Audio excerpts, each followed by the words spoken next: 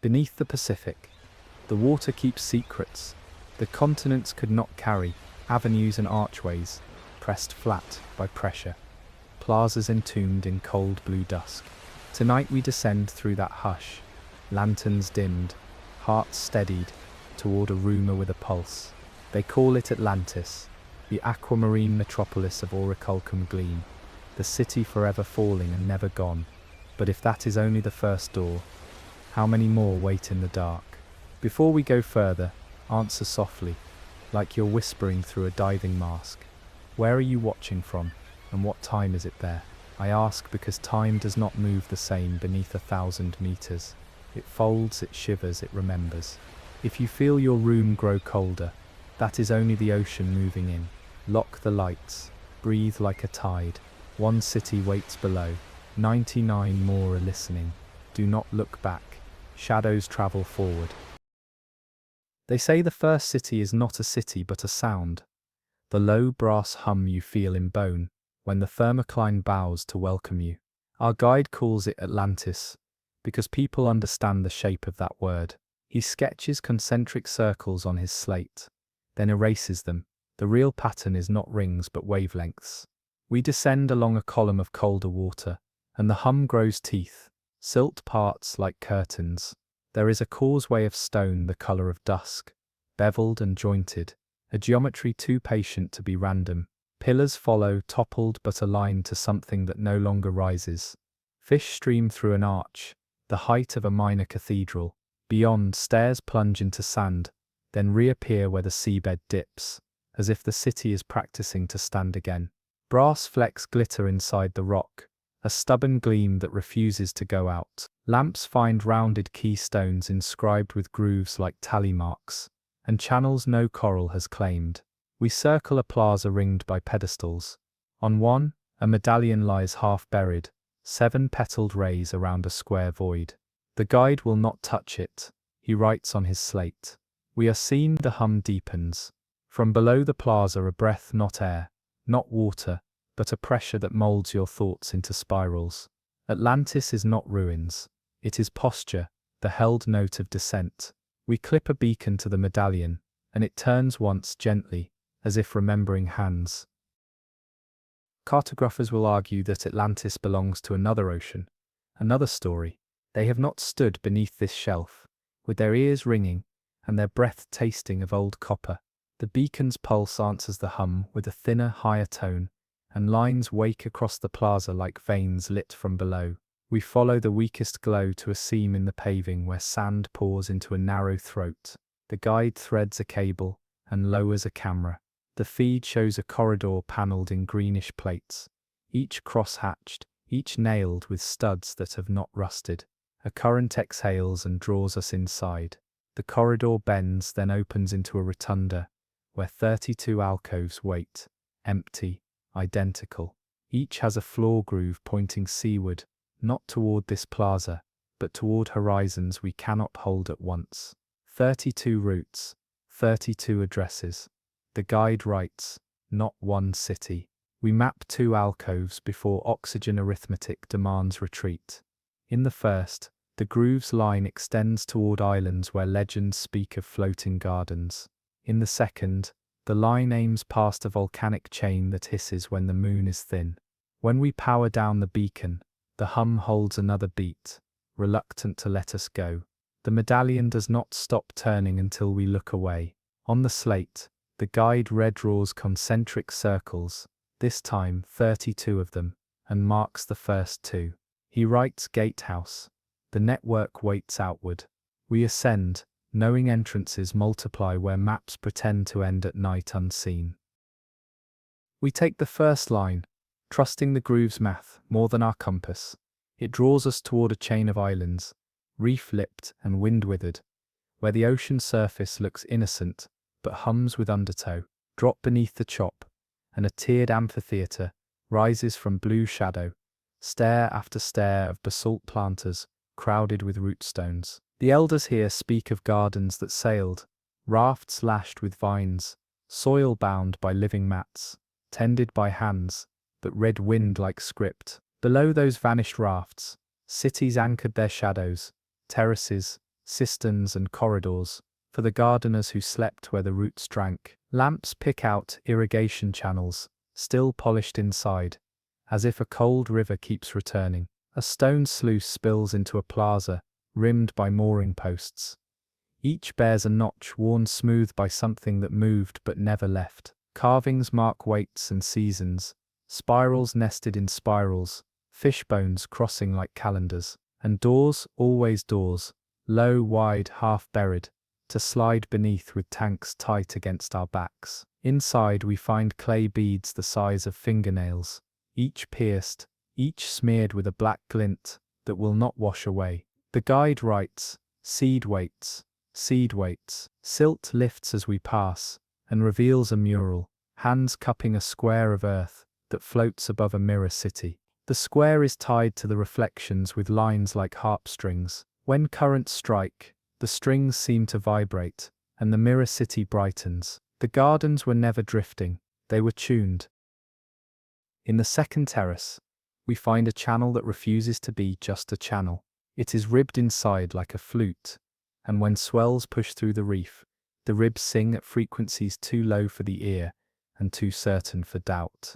The sound maps itself against our chests and becomes architecture, an arrow to an undercut seam along the amphitheatre's base.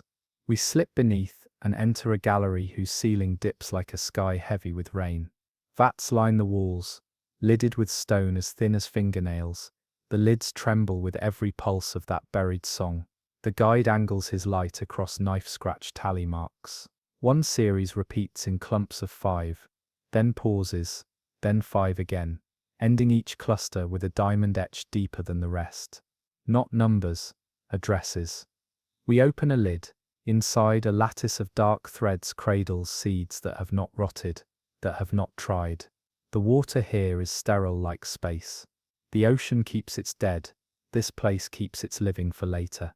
On the far wall a relief shows the garden rafts rising in storm, their root mats leashed by cords that dip into this gallery and vanish into a vent deeper still. The cord ends are not carved, they are real, black cables fused into stone, warm to the touch through glove and glove again. 32 alcoves, 32 roots. Here, 5. We surface between stair tiers to watch the reef breathe, and the breath returns from below, counting softly. We choose the second address, the line that threads past a volcanic chain, where the seafloor steams in cords. Night makes the water darker, but the heat gives it structure. Currents move like muscles flexing, and the bottom gleams like skin beneath frost. The first towers we meet are not towers but chimneys, black smokers braided with white, mineral plumes writing columns into cold. The city is underneath them, wearing the chimneys as stilts. Down through a ventilation shaft scabbed with metal flake, the temperature climbs until our instruments complain. Then the shaft widens into chambers of honeycomb stone, each cell carven with grooves that guide brine through spirals and crosses. Door frames glow with a faint sheen where salt crystallized, and then thought better of it. A central hall opens ahead, and in its floor, a network of round pits sucks water down and spits it sideways through conduits as smooth as glass. The guide drops a pinch of powdered dye, and the city inhales streams split, rejoin and thread back into pits in repeating patterns like a breathing labyrinth. Along one wall, iron cages hold stones too light for their size, pumice pitted like lungs. Each cage carries a stamp, 3 concentric semicircles nested like a fan. Not decoration, an index of pressure. A plinth bears a bowl with a rim stained black, and the stain is warm. The city burns the deep to temper itself, and the chimneys above it are only its smoke. We are inside a furnace dreaming. The rotunda of alcoves taught us to look for exits that hide as instruments. Here the exits are pressure. At intervals the pits in the hall floor surge in a 3-note pattern, and the chimneys answer with matching tremors. We strap geophones to the walls. The readout paints a phrase in pulses.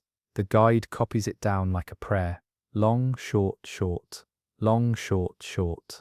A pause, then a new measure. Somewhere along the chain, another hall is listening. On a ledge above the pits, A frieze of fish spirals inward to a single eye. If you stand in the exact center, the surges arrive a fraction earlier, as if time was shaved thin there. The city uses heat to carve moments and send them outward as messages too heavy for water to blur. We find bronze plates seated in the conduits like reeds. When the tide reverses, they thrill, and the sound threads the bedrock, a bell everyone forgot to hear. In a side cell, a rack of rods hums faintly, their ends capped in black glass. The note bends when we touch them with a gloved finger. The hum swings to match our pulse. The guide writes, "Keyed to carriers." On the way out, we pass a mural of chimneys growing taller, while the city sinks deeper, the two held together with cords like umbilicals. Cities do not die here. They molt, they harden, they descend, still speaking to each other in heated breath down the slope. The third line drags us toward continental shelf, where storms rehearse their violence and forget nothing. Off a river mouth, sandbars comb the current into marching stripes. Beneath them, avenues appear too straight for chance, too scarred to be young. Each block is a plate, laid upon a plate, the seams packed with gravel that crunches when we touch it. Typhoons rake this corridor every season, but the city is built to be scoured. At intervals, the avenue bows into a roundabout ringed with low pylons. Inside each pylon, a cavity yawns like a blown bottle. You can feel the sea breathe through it, grinding silt fine as dust. We follow the ring's tangent into a side street where the floor pitches downward beneath a crust of shell and bone. Doors along this descent wear teeth marks of pebbles, an erosion that repeats a curve we will see again and again, the curl of a wave frozen in stone. Dim, a hall opens to an anteroom with a mosaic that once was obsidian bright. Even dim, it holds an image, a hand spreading net weights in a spiral over a city's plan, then drawing the spiral inward until streets overlap and become a circle. A caption cut into a slab reads in strokes so fine we miss them. To be remembered by the water, we must be the water. Our lights flare on a pillar of shell stuck fast in a socket meant for spears. The city fights storms with shape. We test the pylons and find their throats lined with grit that arranges itself into new patterns after each swell. The city invites abrasion the way a monk invites silence, letting repetition polish it into instruction. We place a slate inside one cavity and return after a single tide. The slate's surface, once smooth, wears whorls that overlay our fingerprints, not erosion. A script that demands motion to write.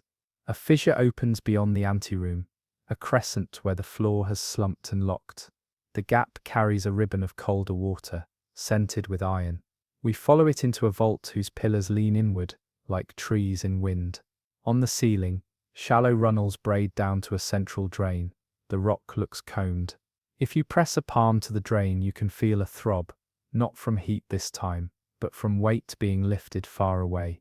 One storm removes, another deposits, and the city rides those exchanges the way lungs ride air. In a niche, a set of tiles shows 4 coastal profiles. In each, streets have shifted, doorways migrated, courtyards collapsed, and then reappeared nearer the channel. The last tile is blank, except for a ring of cups along the edge. We tilt it, and the cups capture bubbles that refuse to rise, trapped by some quirk of cut. The guide writes, "Memory catches breath." We set the blank tile back, and the bubbles do not move. The avenue outside has shifted one plate closer to sea. The fourth address tugs us across open blue to a maze of islets, whose walls rise from tidal channels, like organ pipes. Above, the famous ruins lift basalt prisms into the salt air. Below, a second grid waits, colder and older, each prism socketed into bedrock slots that refuse to erode. We fin along alleys, just wide enough for 2 divers and a roomer. Between the walls, sand lies flat, as if pressed by centuries of feet. At one corner, a stair drops to a gate, braced with cross timbers of stone, impossible carpentry that fits like bone to bone. The hinges are gone, but the hinge scar shows wear on only one side. The gate opened inward toward deeper water. Inside, a courtyard rings a sunken court, whose floor is a single plate of basalt. plain smooth and veined with mineral threads that catch and hold our light. In its center, a square well yawns. We shine lamps, and the beam hits something reflective, not metal, not glass, but a surface like oil gone rigid. When bubbles touch it, they flatten, crawl sideways, then vanish. A tablet leans against the well, etched with columns of marks grouped in 8s and 4s. The guide taps 2 columns and points across the channel toward a chain of islets that never stays the same shape from tide to tide. Some cities rise and fall with the weather. This one seems to split itself, half above, half below, both halves listening to a square of black. We lower a weighted cord into the square, and the cord goes slack, at a depth that should still be well within the well. It is not water, as we know it. It is a field, a sheet of compliance, that accepts what the city offers, and refuses what it does not. When the swell outside pushes through the channels, the field ripples, and every prism in the courtyard answers with a faint bell-glass ring you feel behind your teeth. The tablet's 8s and 4s begin to make sense. Gate open on 4, closed on 8. Shift keys on the between beats. The black square is not a well, it is a throat. In the outer alleys, we find lozenges of stone seated in the sand like teeth. Each bears a notch. When we set 3 in a row, the notches line perfectly toward a cut in the seawall, where a narrow channel runs under and through. The guide rearranges the lozenges, and the black square brightens, dims. The city is keyed to small rearrangements, to citizens who knew how to listen and tilt a single stone. Before we leave, we set the lozenges back as we found them. Ringing fades, the square dulls, and the water in the well becomes water again, clear to the bottom, ordinary as air. Alley behind us seems narrower than before, as if the city adjusted its ribs to turn aside a stranger's shoulder. From the grid of prisms, a third route bows into blue and slants down a shelf, where the world drops away like a sentence cut mid-breath.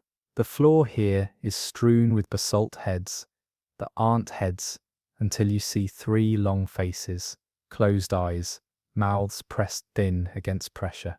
They lie on their sides, half sunk, aligned to a horizon that no longer exists. Neck pedestals protrude, snapped clean, as if the bodies walked off into the trench and pulled free. We hover above a row and count 13 before the sand drowns the next. Sockets gape, waiting for heads now miles seaward. A ramp carved into the shelf leads down to a court lined with knee-high posts, each topped by a flat pad. On one pad sits a cube of red stone too smooth for pitting, too heavy for its size when we try to lift it. The guide scrawls one word: counterweight. A city built to balance itself against a vanished world. In a gallery cut into the wall, we find racks of cylindrical stones grooved around the waist. When we set one into a slot in the floor, it hums and turns a fraction before locking. Outside, a head farther down slope rolls an inch and returns, as if tested. The trench accepts the experiment with a sigh we feel in our bones. The heads are not toppled gods. They are anchors on pause, waiting for a sea that will change its mind. The trench remembers weight precisely. We follow the ramp farther, and the court broadens into a theatre, with its seats blown out toward open water. On the back wall, shallow niches carry diagrams, heads at different angles, arrows pointing along shelf lines, counters marked with red cubes. Each diagram pairs with a scratch map of currents, threads like hair showing where the sea pulls hardest and where it slackens. The heads were tuned not to the sky, but to the drag of passing water. Near the lowest bench, a chute angles downslope, faced with smooth stone worn like riverbed. We roll a grooved cylinder in, and it sings against the walls as it goes. When it settles, a rumble travels under our knees and up the ramp. Several heads shift, then settle, their lips tipped minutely toward the same dark. The guide writes, calibration. Another panel shows the theatre from above. The court a compass, the ramp a needle. A line from its tip points toward a symbol we have seen twice now. 7 petals around a square void. The medallion's mark returns without needing to be found. On the shelf's edge, A cul-de-sac of sand holds footprints that are not footprints, but dimples in a pattern like speech. The longer we stare, the more they read as words. A gust spins silt and erases half a sentence. We do not film the rest. Some scripts are meant to be carried, not recorded. Above us, the trench falls away, and the sea resumes its rehearsal. The shelf's calibration lines urge us farther west, toward a rise that once may have been a mountain. Now it is a spiral, stone terraces, coiling downward into cobalt dark, each ring narrower, each wall studded with sockets, like organ stops. From above, the city looks like a fingerprint pressed into the seabed. We descend along its outer ring, lamps grazing sockets filled with cylindrical rods of coralized stone. Some have shattered, others remain pristine, humming faintly, with a vibration you feel only when the current touches them in sequence. At the spiral's base, a plaza yawns, its floor cut into nested whorls, each leading to a smaller circle within. In the innermost circle, a pedestal holds a block of obsidian, carved with parallel grooves that refuse reflection. The grooves pull light inward, until even the lamps dim. When the current passes, the rods in the walls sing together, and the grooves answer in deeper harmonics, as if the city were a single instrument. We try to count the notes, but they overlap, chasing each other in runs too quick for water to muffle. The guide scribbles, key code. We follow one run, and a door seam brightens, unlocking itself with bubbles. Behind it, a stair descends, cut narrower and narrower until tanks scrape stone. It ends in a niche, with nothing but dust, and a single carving, a spiral breaking open into rays. The key is not meant for us. It waits for someone fluent in vibration. Inside the niche, a scatter of beads litters the dust. They are crystal, each pierced, each carved with microgrooves finer than any fishbone, as if sound itself etched them. We touch one with a gloved finger, and it trembles like a tuning fork, vibrating the entire stair with a note lower than hearing. Outside, the spiral city answers, its rods shifting pitch, aligning to a new chord. The plaza brightens, and faint lines trace between whorls like veins lighting beneath skin. The guide lowers a microphone into the plaza center. The recording shows impossible steadiness, a scale repeated, then inverted, then mirrored again. The city is teaching itself. We realize the rods are not random placements. They are keys, interchangeable parts that change the spiral's song. Entire generations must have moved rods like organists, shifting chords to align with currents. Earthquakes, eclipses, a city that rewrites its own harmony. On the plaza wall, a mural of hands stretches outward, each holding a rod, each rod pointed at different horizons. Above them, a single eye stares not from the sky, but from beneath waves. We power off our lamps. The rods keep glowing faintly, singing in silence, their harmonics rolling against our ribs. The obsidian grooves pulse, accepting the code, and just before we leave, the spiral city exhales a gust of bubbles shaped too perfectly like syllables to be coincidence. The guide does not write this one down. Some notes refuse capture. They dissolve back into water, waiting. Our next descent follows another address, this time into a ravine, where cliffs shoulder inward, like closed palms.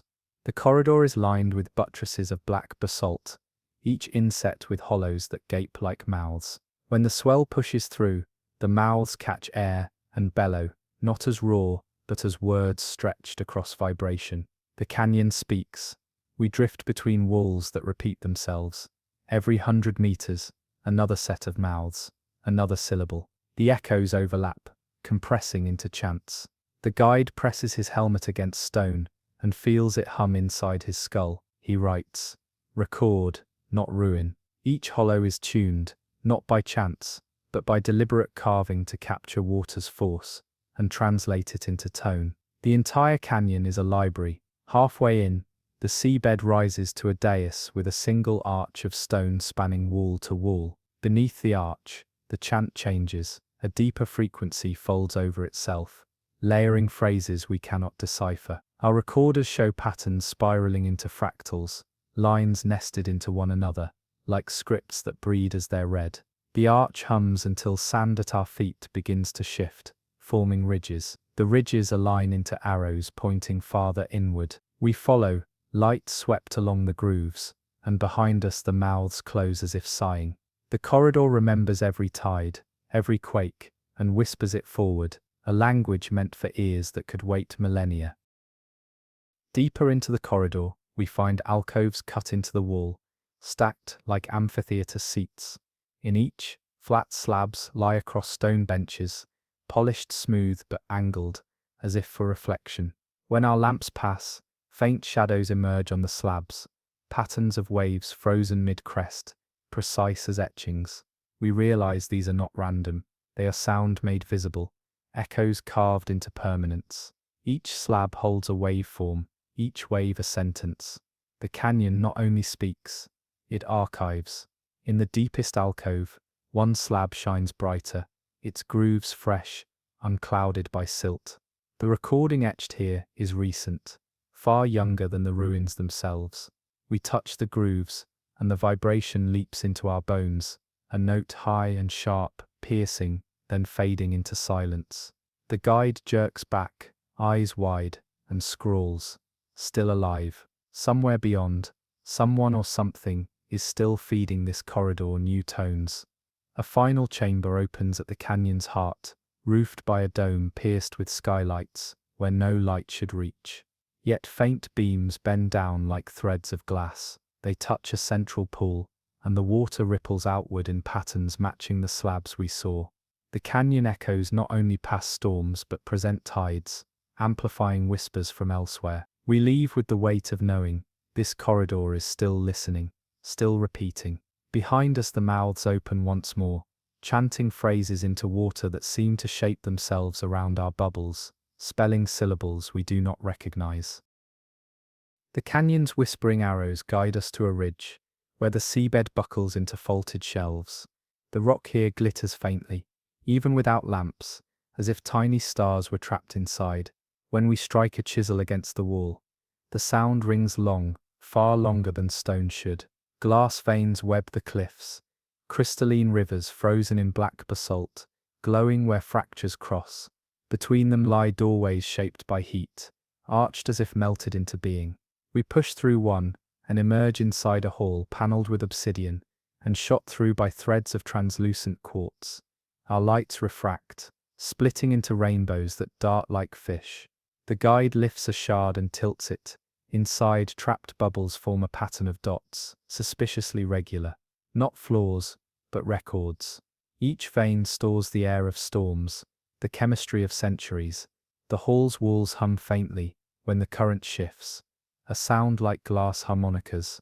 We pass alcoves where veins cluster into crystals, large as coffins. Inside them shadows shift as if preserving outlines of tools or figures. We cannot be sure. The quartz blurs certainty. Yet the sensation is undeniable. We are being observed by memories the earth itself refused to bury. In the center a pillar swells upward, hollow inside, filled with fractured crystal shards suspended like bones in amber. The hum deepens as we near. The pillar breathes with the ocean, storing its pulse as a clock older than any temple. To enter here is to trespass inside the memory of rock. The deeper we move into the chamber, the stronger the hum grows, until our bones buzz in resonance. We discover that each glass vein is not just passive storage, but an instrument. When touched, the quartz emits tones like voices held too long. The guide strikes one lightly with his blade. The note lingers, then is caught by other veins, cascading across the hall in shimmering sequence.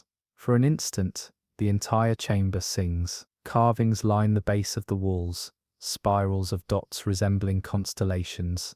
But the stars they map do not match the present sky. Perhaps they belong to an older firmament, recorded in stone long before oceans claimed this place. Above the carvings, etched figures bend toward the crystal pillar, hands raised as if in worship. One figure bears a square at its chest, with 7 petals radiating outward, the symbol that has followed us across cities. We find a smaller passage, leading downward, its floor paved with translucent tiles, that glow faintly when stepped upon. The air grows heavier, pressure climbs. At the end lies a sealed door of obsidian, its surface etched with grooves, shaped like rippling water. We press our palms, and faint warmth seeps through our gloves. Impossible at this depth, yet undeniable. The guide writes, locked by tide. We retreat before our tanks protest, leaving the chamber's heartbeat behind. As we ascend, light refracts in the quartz veins one last time, forming fleeting silhouettes of towers, streets, faces, memories of cities, etched forever in glass. Our path continues into a trench, where currents coil unpredictably, tugging us sideways with unseen hands. At first we believe it natural turbulence, but then walls appear, slanting corridors carved into ridged stone, angled deliberately to redirect flow. The city here is a maze engineered, not for people but for water. We swim into its corridors, guided by arrows chiseled into the walls, spirals, triangles, patterns resembling maelstroms. The current channels through vents above us, and when it strikes the carvings, the stone hums faintly, as if speaking to the tide. Each corner contains a basin where silt swirls but never settles. We drop die into one, and the swirl arranges itself into a spiral too perfect for chance, then vanishes into a hidden grate. The maze is alive with circulation, moving tides like blood through veins. Deeper in, the maze widens into a cavern with towering pylons aligned in rows. Between them, currents braid into ropes, invisible but strong enough to drag a diver if careless. The guide threads a weight into one stream. It vanishes, carried toward a shadowed vent that swallows objects without sound. Perhaps this was the city's lifeline, a system to feed water to chambers beyond. Or perhaps it was a trap, a labyrinth to shred intruders by current alone. The silence makes no distinction. A final passage slopes downward, its walls lined with grooves worn smooth by centuries of rushing water. At its end, a round chamber waits, water spinning endlessly in its center like a captive cyclone. The cyclone whirls inside the chamber without dispersing, a column of water tethered by architecture alone. Its base is a perfectly carved bowl, polished black, sloping inward, until it narrows to a hole the size of a fist. The water funnels through, and rises again, completing a loop that defies all instinct. This is no accident. It is control of chaos. Around the chamber's rim, statues kneel with hands extended toward the spinning column. Their faces are eroded, but their postures are uniform, reverence. In their palms, shallow depressions hold remnants of crushed minerals, sulfur, copper, obsidian dust, offerings to the whirlpool. The guide brushes one depression, and the cyclone shifts slightly, widening. A deep groan rolls through the floor, echoing along the maze we passed. The city responds still. On the chamber walls, carvings depict figures walking into the cyclone, their outlines dissolving into spirals. Were these sacrifices, initiations, or journeys through a force-controlled gate? The grooves suggest faith in a passage we cannot follow. Our lamps reveal faint scratches on the floor, leading straight into the whirlpool, as if something heavy was dragged unwillingly toward it. We approach closer, and the cyclone leans toward us, its funnel twitching like a living limb. The guide scribbles. It notices. That is enough. We retreat, leaving the chamber's heart still pulsing, still waiting. Behind us the maze resumes its murmurs, its currents folding into themselves like secretive breaths. Some cities were built to be lived in. This one feels built to be guarded, by the ocean itself, endlessly moving. Past the labyrinth of currents, we surface briefly near a reef, to recalibrate before dropping again. The seabed here seems barren at first, flat dunes of rippling sand, shifting with each tide, but the sonar betrays something hard beneath, too symmetrical to be geological. We dig with fins, scooping away layers, until edges of basalt appear.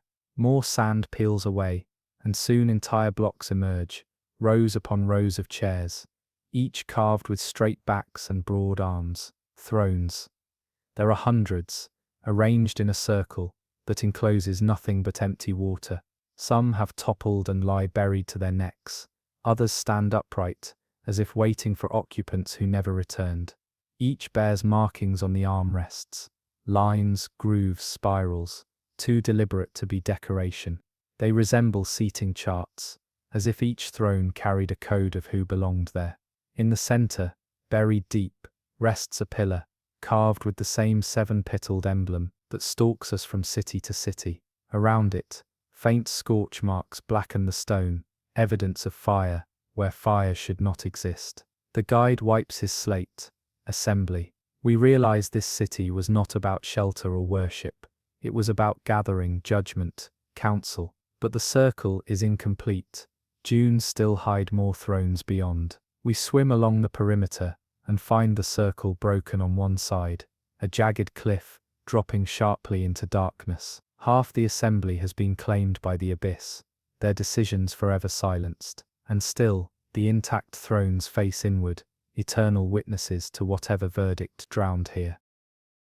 We examine the carvings more closely and find that each throne is unique. Some grooves spiral inward, others outward.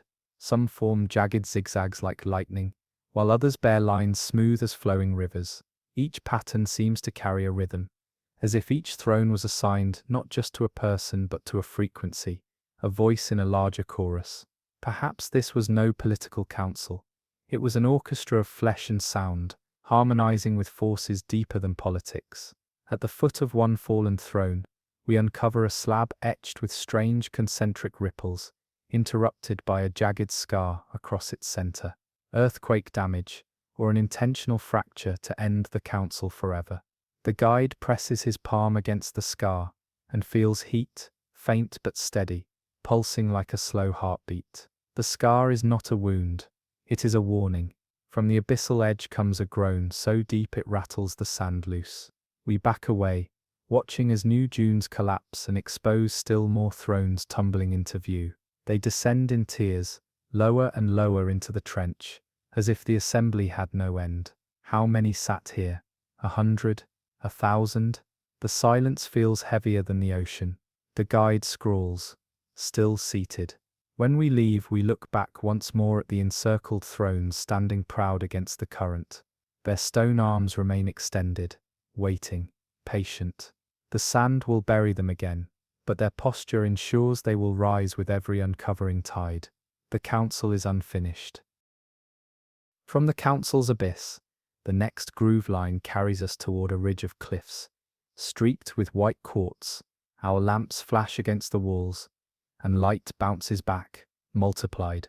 The cliffs are carved into facades, each polished until they shine like mirrors, reflecting distorted images of us as we drift by. Faces appear where no diver floats. Some are elongated, others fractured, like the city is offering glimpses of those who once stood here. We descend through an arch and enter a hall roofed with smooth plates of mica, stacked in angled sheets. The reflections scatter endlessly until we no longer know where we are. The floor is tiled with obsidian squares, each capable of holding light like shallow pools. When our beams strike, the tiles bloom with images, shadows of towers, figures in procession, stairways twisting upward. None of them exist anymore, but the reflections persist, like memories the earth insists on showing. In the deepest chamber, mirrors line the walls in tall vertical panels. When we swim past, our reflections lag behind, moving fractions of a second slower. They eventually catch up, but their delay chills us. These are not reflections but echoes of time, recording motion and replaying it for unseen watchers. The guide writes, surveillance, dissurveillance. We shine lights upward and see the ceiling carved into inverted steps, forming a pyramid pointing down at us. Each mirrored panel aligns with a step, funneling reflection toward the pyramid's tip. We hover there, and the reflections gather in its point, merging our images into a figure that is not us. It has more arms, more eyes, and it watches. We retreat carefully, but the mirrored hall refuses to release us. Each turn reflects another path, each reflection hides a doorway. The city is built as a trap of perception. Finally, we follow a corridor of panels that pulse faintly, guiding us with strobing light. It leads to a chamber half collapsed, its mirrors fractured into shards. On the floor lie fragments etched with thin scratches. They are not random. When pieced together, they form a star map with lines connecting constellations. But the stars depicted are wrong, shifted, as if charted from a different sky, or perhaps from a time before the heavens changed. The fragments glow faintly, enough to make us believe the city once recorded more than reflections. It captured skies, days, entire calendars, locking them into mirrored stone. We carry one shard upward for closer inspection. The shard reflects nothing of us. Instead, it shows a plaza we did not see below, rows of statues arranged in a spiral, each holding mirrors of their own. We realize the shard is not reflecting. It is showing us what remains hidden deeper still. The guide erases his slate with trembling hands, then writes, "Before leaving, we glance back once more into the hall. Our reflections are gone. Only the empty panels remain, shining faintly, recording nothing. Yet as we ascend, bubbles trail upward, and we see them multiply, not as air, but as hundreds of silver globes caught in mirrors we no longer carry. They chase us like eyes, never bursting." Past the mirrored cliffs, sonar reveals strange protrusions on the seafloor. Rounded domes half buried in silt, aligned in a perfect grid. We uncover the nearest and find it sculpted into a human face, eyes closed, mouth sealed tight, as if frozen mid-dream. The dome is enormous, wider than 3 divers' reach, its features smoothed by water, but unmistakable. Another face lies beside it, and another, stretching into rows that vanish into the gloom. A temple built not of walls but of heads. We drift between them, unsettled by the uniform serenity. Each face is different in detail, some with beards, some with scars etched across the cheeks, but all share closed eyes, the refusal to see. The silence deepens. The guide presses a camera close to one mouth, and inside the lips lie etched spirals, grooves leading inward to a hollow chamber. He writes, "Not statues, vaults." We pry open a crack in one cheek, and water rushes inside. A hollow chamber reveals itself, lined with niches filled by small stone figures curled in fetal positions. They resemble unborn children, dozens cradled in the head's cavity. Their faces are blank, as if awaiting imprint. The current brushes them, and faint tones hum, vibrations echoing in the chamber's walls. The giant faces are wombs, preserving stone offspring, never born, never dead. Above us, faint beams of light pierce through cracks in other domes. For a moment it looks as if the heads are breathing, exhaling silver bubbles in rhythm. The grid is endless. We hover, realizing the city sleeps still, dreaming of faces it has yet to wake. The farther we swim among the faces, the more unsettling their variations become. Some are serene, others twisted in half-smiles, some frowning, as if dreaming nightmares. One bears no mouth at all, only a smooth expanse of stone where lips should be. Its closed eyes bulge unnaturally, and the grooves inside its lids hint at having been opened once. We shine a lamp into the cracks and recoil. The lid grooves are lined with scratches, as if something inside had tried to claw its way out. We move quickly, only to find another dome with its face shattered, the top burst open. Inside, the fetal figures are scattered across the sand. Most are broken, but a few remain whole, their blank faces glowing faintly, as if just imprinted.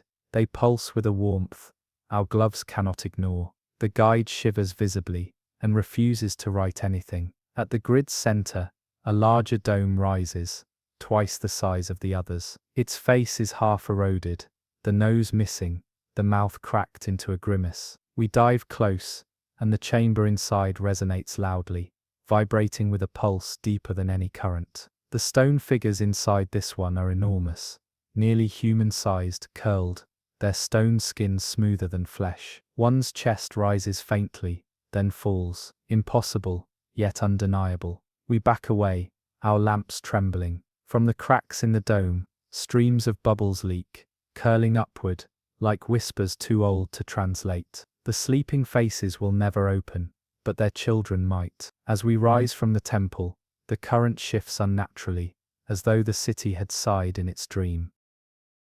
We descend next, upon a plateau, scarred with thousands of doorways. Each is the same size, tall, narrow, framed by lintels of basalt.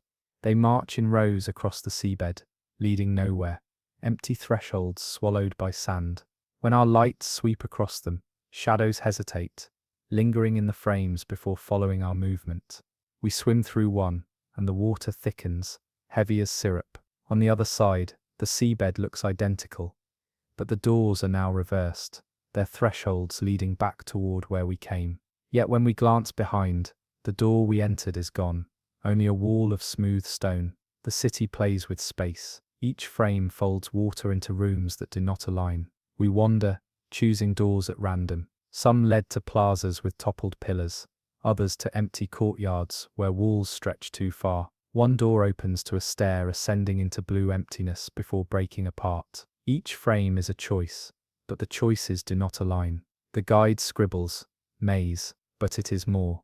This city is an infinity of thresholds, a library of choices repeated until memory collapses. Every threshold hums faintly, as though alive, as though choosing us while we choose it. We mark one doorway with a beacon and swim through another. Hours later, we return, only to find the beacon waiting, but attached to a door we do not recognize. The city erases our progress. There is no forward, no back, only doors.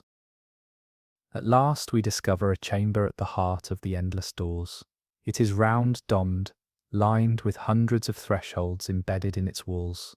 They are stacked atop one another, doors leading into doors.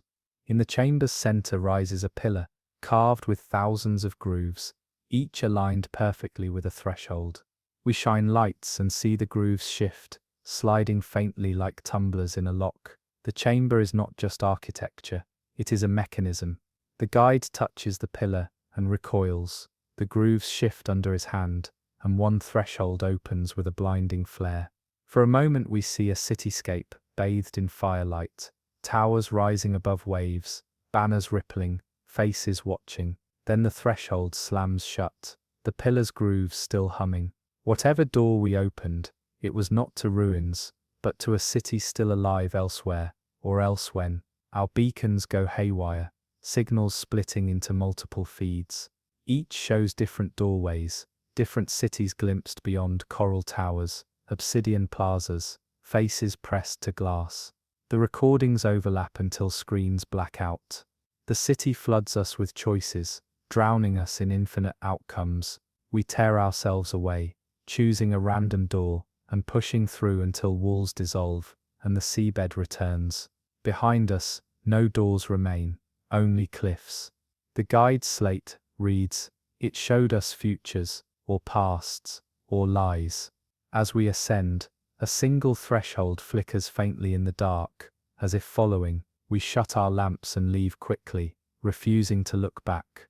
The doors will always be waiting. The next descent leads to an undersea plateau, jagged with ruins, resembling fortifications. Walls rise here, crumbled but vast, surrounding courtyards paved with broken tiles. The place feels heavier, more militaristic, its architecture angled and severe. At the plateau's center lies a citadel, a pyramid-shaped mass of basalt blocks, fused together by pressure and fire. Along its base, scattered across the sand, lie crowns, stone circlets carved with jagged points like thorns. Each is shattered. We collect fragments, studying their edges. Some are smooth, others twisted, as if broken not by time but by deliberate force. Inscriptions run along the inner bands, repeating the same seven-petaled symbol, alongside zigzag strokes like lightning bolts. These were not ornaments. They were instruments, possibly resonant headpieces meant to channel voices or tones. To shatter them would be to silence their bearers forever. Inside the citadel, we find a hall whose walls bear scars of impact. Blackened streaks smear across the stones. The air tastes of iron, though none should be here. At the far end rests a throne, carved directly into the wall, its back etched with hundreds of tally marks. No other furniture, no offerings, only marks carved one by one until the throne itself seems caged. The guide writes, "Rulership ended here. The shattered crowns outside are its proof." Yet the tally marks tell of counting, days, people, or victories, that stopped abruptly. The throne leaned slightly, as if cracked by some immense weight. This city was not drowned by time. It was destroyed from within, its crown shattered, its citadel silenced, and yet the throne remains, waiting, with tally marks unfinished. We wander deeper into the citadel, and find narrow chambers lined with shelves carved from the walls. Upon them rest stone tablets, shaped like diadems, each etched with names or glyphs, too eroded to decipher. They resemble archives of rulers or dynasties, but many have been smashed, shards littering the floor. We realize the crowns outside were once stored here. This was a treasury of power, systematically desecrated. At the chamber's core we uncover a pit ringed with jagged stones, their tips scorched black. Inside the pit, fragments of obsidian and molten glass glint faintly, remnants of fire rituals conducted underwater, a paradox that unsettles us. The guide drops a probe, and the pit still radiates faint warmth, as if the fire never died. Above the pit, an inscription survives in cleaner lines, a hand holding a crown, split in two by a bolt of lightning. Perhaps the city overthrew its rulers in revolt, breaking crowns to end tyranny. Or perhaps a greater catastrophe shattered them, leaving only ruins. On the citadel's roof we find statues of headless figures seated in rows, their torsos eroded, their hands extended forward, as if still presenting offerings. Headless guardians of shattered crowns. We shine lamps across their empty necks, and one faintly pulses as though light had struck a vein of crystal. The guide scribbles, "Not all destroyed." The citadel stands as monument and warning, a place where rulers were unmade.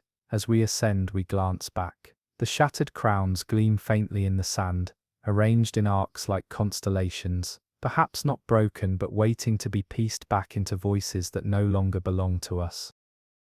From the citadel of shattered crowns, the grooves guide us along a ledge, where strange arches stretch across ravines. At first we mistake them for natural ridges, but closer inspection reveals deliberate masonry, blocks fitted tightly, spans calculated to carry weight across chasms, long since emptied of inhabitants. We cross beneath one, our lights tracing its underside.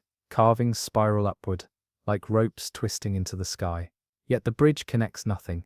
Both ends vanish into collapsed cliffs, as if their destinations were torn away. We follow another arch and find its surface paved with wide slabs, each bearing worn footprints fossilized by pressure.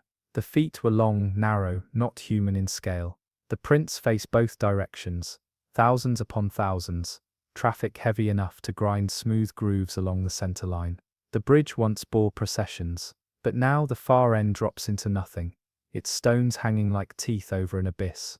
On the seabed below, fragments of statues lie shattered, torsos, wings, fragments of wheels. We gather one shard, a hand holding a rod, etched with the seven-petaled emblem. Always it returns, each city whispering through the same symbol. The guide writes, "Bridges to silence." He traces a map of spans we've crossed. Each one ends abruptly, torn from its destination. This city built highways across water, only to have the shores removed. Above us, arches rise one after another, great skeletons of ambition, straining toward land that no longer exists. They are the ribs of a dream, pointing to a vanished body.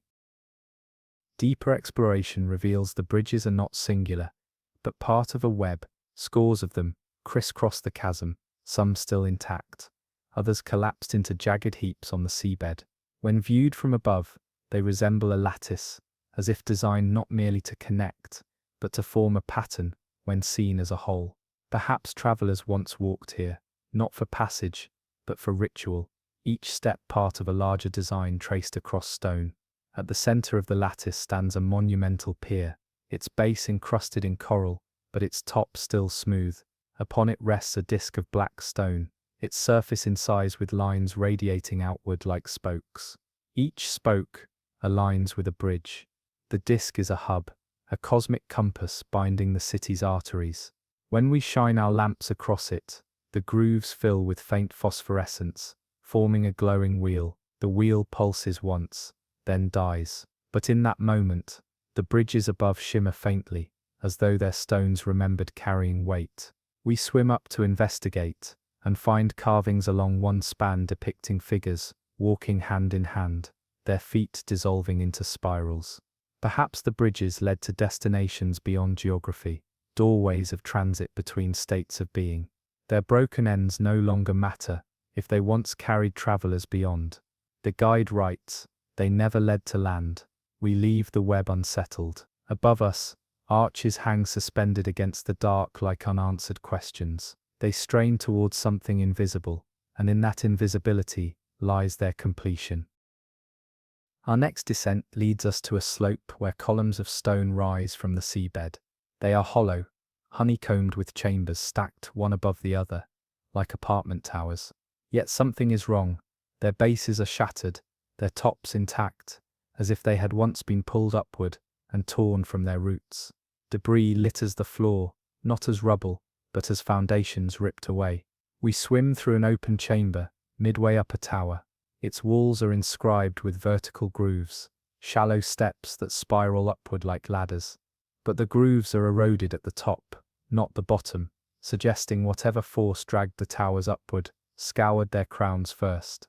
Inside, broken furniture remains, stone benches, carved platforms, fragments of vessels still wedged in alcoves.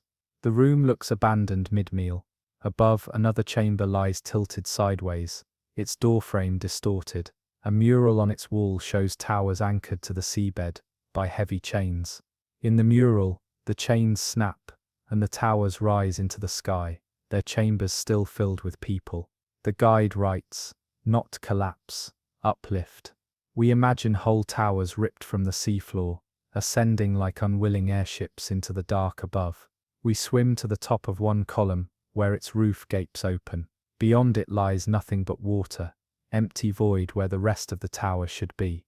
Did they rise into storm, or into another sea entirely? Whatever force severed them, left only roots and fractured shells. The towers did not fall. They were pulled away, leaving emptiness like a wound. Beneath the towers, we find vast sockets carved into the bedrock, deep holes lined with grooves, matching the tower's foundations. These sockets are too clean to be accidents. They are launch pads, mechanisms of release. Inside one, fragments of iron still cling, fused to stone, as though melted by sudden heat. The seabed itself bears scorch marks in concentric circles, as if a colossal engine once ignited here. The towers were never anchored to stay. They were prepared to leave. Scattered among the sockets lie chains, massive links of stone and metal entwined, some still taut, others broken. Each chain terminates in an anchor, carved into the seabed, engraved with sigils we have now seen countless times, spirals, petals, the square void. The city chained its towers to earth, then severed them. Whether by will or by disaster, the result is the same, hollow scars in the ocean floor. We descend into one socket, and discover a stair spiraling along its inner wall. Halfway down, a slab juts outward, etched with figures holding chains overhead, as if in triumph. Beneath them, other figures fall away, arms outstretched, abandoned.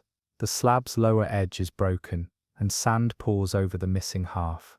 We imagine those who climbed here, to witness the tower's ascension, celebrating or mourning as stone vessels left them behind.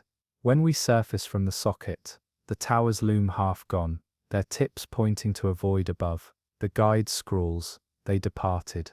We shiver at the thought, cities engineered not to endure drowning, but to abandon the sea entirely.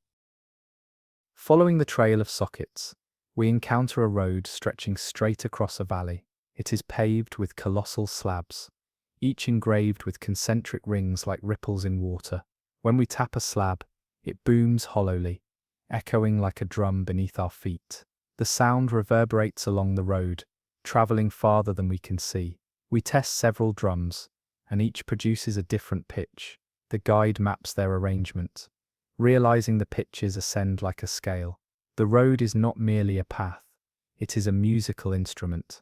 Entire processions once marched here, their steps producing resonant thunder that rolled across the valley like a hymn.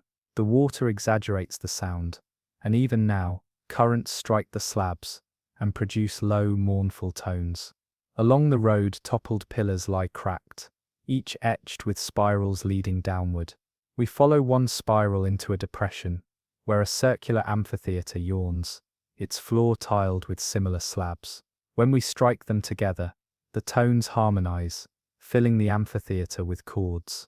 This was a concert hall beneath the sea, designed for voices larger than human lungs. On the central dais rests a drum larger than all others, carved from a single block of stone. We tap it lightly, and the vibration surges so violently that sand clouds burst upward from every corner. For a moment we hear whispers in the vibration, tones bending into syllables too old to translate. The amphitheatre itself speaks, repeating a hymn carved into its bones. We realize this road once sang, a litany thundered by feet and storms alike. As we retreat from the amphitheatre, the vibrations continue faintly, though we no longer strike the slabs. The current itself carries the tones, as if the road has learned to play without us. We hurry down the path, passing more drums, each answering the last. The tones form patterns now, rising, falling, weaving together in waves that pulse across the valley. We pass statues along the road's edges, robed figures bent forward, ears pressed to the slabs. Their faces are eroded, but their posture suggests listening, not speaking. Perhaps the road was not meant for travelers, but for hearers, disciples waiting for messages embedded in the thunder of steps. Farther on, we find a cavern opening beneath the road. Inside, rows of hollow chambers stretch endlessly, each resonating with the road above. They form a vast echo chamber, capturing sound and amplifying it until it becomes indistinguishable from thought. The guide drops a recorder. The playback reveals layered voices murmuring in chorus, though no words exist. At the cavern's far end, a mural shows a procession entering the amphitheatre. Their feet strike the drums in unison, producing waves that ripple outward. Beyond the mural, a final image. The waves transform into figures rising skyward, their bodies dissolving into spirals of sound. When we leave the cavern, the road still hums faintly, though no one treads its slabs. The ocean itself has become the procession, tides striking in rhythm. The drums will never fall silent. They now carry the song of the sea itself, endless and unbroken. The next line leads to a ridge where jagged walls rise, their surfaces pale and porous. At first we think them coral, but closer inspection reveals a darker truth. These walls are constructed from bones. Massive vertebrae form the arches. Rib cages interlocked to create vaulted ceilings. Entire skeletons are fused into walls, their skulls staring outward like gargoyles. This is a fortress built from remains, a citadel of the dead. We drift cautiously inside. The halls are lined with femurs stacked like bricks, humeri forming lintels. The architecture is deliberate, macabre yet precise, as though the city prized death as building material. Lamps reveal carvings etched into skulls, spirals, petals, jagged grooves. The same emblems appear again, but here, they are engraved upon bone. In the central courtyard we find a pyramid of skulls rising toward a shattered spire. At its summit rests a throne fashioned from spines, its arms ending in grasping claws. The guide writes, "Fortress of Remembrance." Perhaps this place was meant to preserve ancestors not as memory, but as walls, guardians against tides and enemies alike. We search the base and uncover chambers where sarcophagi lie, not of stone but of bone plates sealed with resin. Inside, skeletons curl in fetal positions, each wearing masks carved from jawbones. When disturbed, the chambers hum faintly, vibrations traveling through the fortress itself. The dead are still connected, still resonating together. The fortress feels alive, not because of spirits, but because its architecture is flesh remembered in stone. Each step echoes through bones that once walked, their silence heavier than words. The deeper we explore, the more deliberate the construction becomes. Hallways narrow into tunnels, ribbed with vertebrae, their spinal grooves fitted to channel water. Currents rush through these grooves, producing tones that echo like moans. The fortress breathes with the ocean, a body still alive, though its bones are long dead. In one chamber, We discover ossuaries, arranged in circles, skulls set upon shelves, their jaws pried open. Inside each mouth lies a shard of crystal, glowing faintly with trapped light. We realize the fortress is more than remembrance. It is an archive. Each shard resonates when touched, emitting tones that layer into chords. The skulls sing with borrowed voices, forming a chorus of the dead. On the far wall, a mural depicts warriors carrying bones into battle, their shields made from ribs, their weapons tipped with femurs. Above them, a great hand holds the seven-petaled emblem over the fortress. Victory or ritual, it does not matter. Bones became monuments, warriors became walls. At the fortress's heart, beneath the throne of spines, lies a pit lined with skulls staring upward. We lower a light. The pit descends farther than our beams can reach. The skulls shimmer faintly, their crystals glowing as if sensing our presence. For a moment the chorus swells louder, echoing into our chests. The guide trembles and writes, "They still guard." We retreat quickly, unease thick in our lungs. The fortress will never crumble. Bones interlocked this way will endure long after stone dissolves. As we ascend, we look back once. The skulls in the walls seem to smile wider, as if the fortress had recognized us. Beyond the fortress, we encounter a stair carved directly into the cliff face. It spirals downward in perfect symmetry, each step wide enough for a procession, each worn smooth by centuries of use. We descend carefully, counting steps. But the spiral continues, endless. It feels as if the stair has no bottom, only descent itself. Along the walls, carvings depict travelers carrying lanterns, their flames drawn as spirals. At intervals, alcoves hold statues of figures bent forward, pointing downward, urging continuation. The stair is not simply functional, it is doctrine, teaching through repetition. Down is salvation, down is truth. After hundreds of steps, we reach a landing, but the stair continues past it. The landing holds a pool filled with perfectly still water, undisturbed by current. We shine lamps across it, and the pool reflects not us, but stairways branching into infinity, each spiral breaking into more spirals. The reflection is impossible geometry. The guide writes, "They walked forever." We test the pool and find no bottom. Objects dropped vanish into silence. The stair itself echoes faintly, humming in rhythm with our breath. Each step feels heavier, as if the descent wants to continue through us. We turn back reluctantly, counting steps upward, but when we surface, the count is wrong.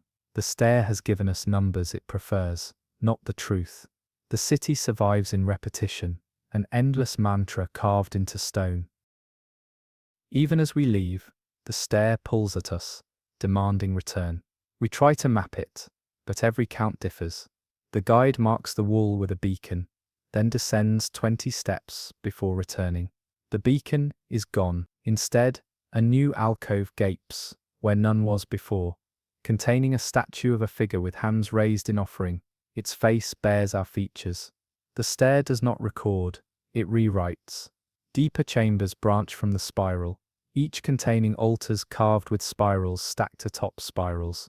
Offerings remain, stone bowls filled with hardened resin, fragments of crystal, shards of bones.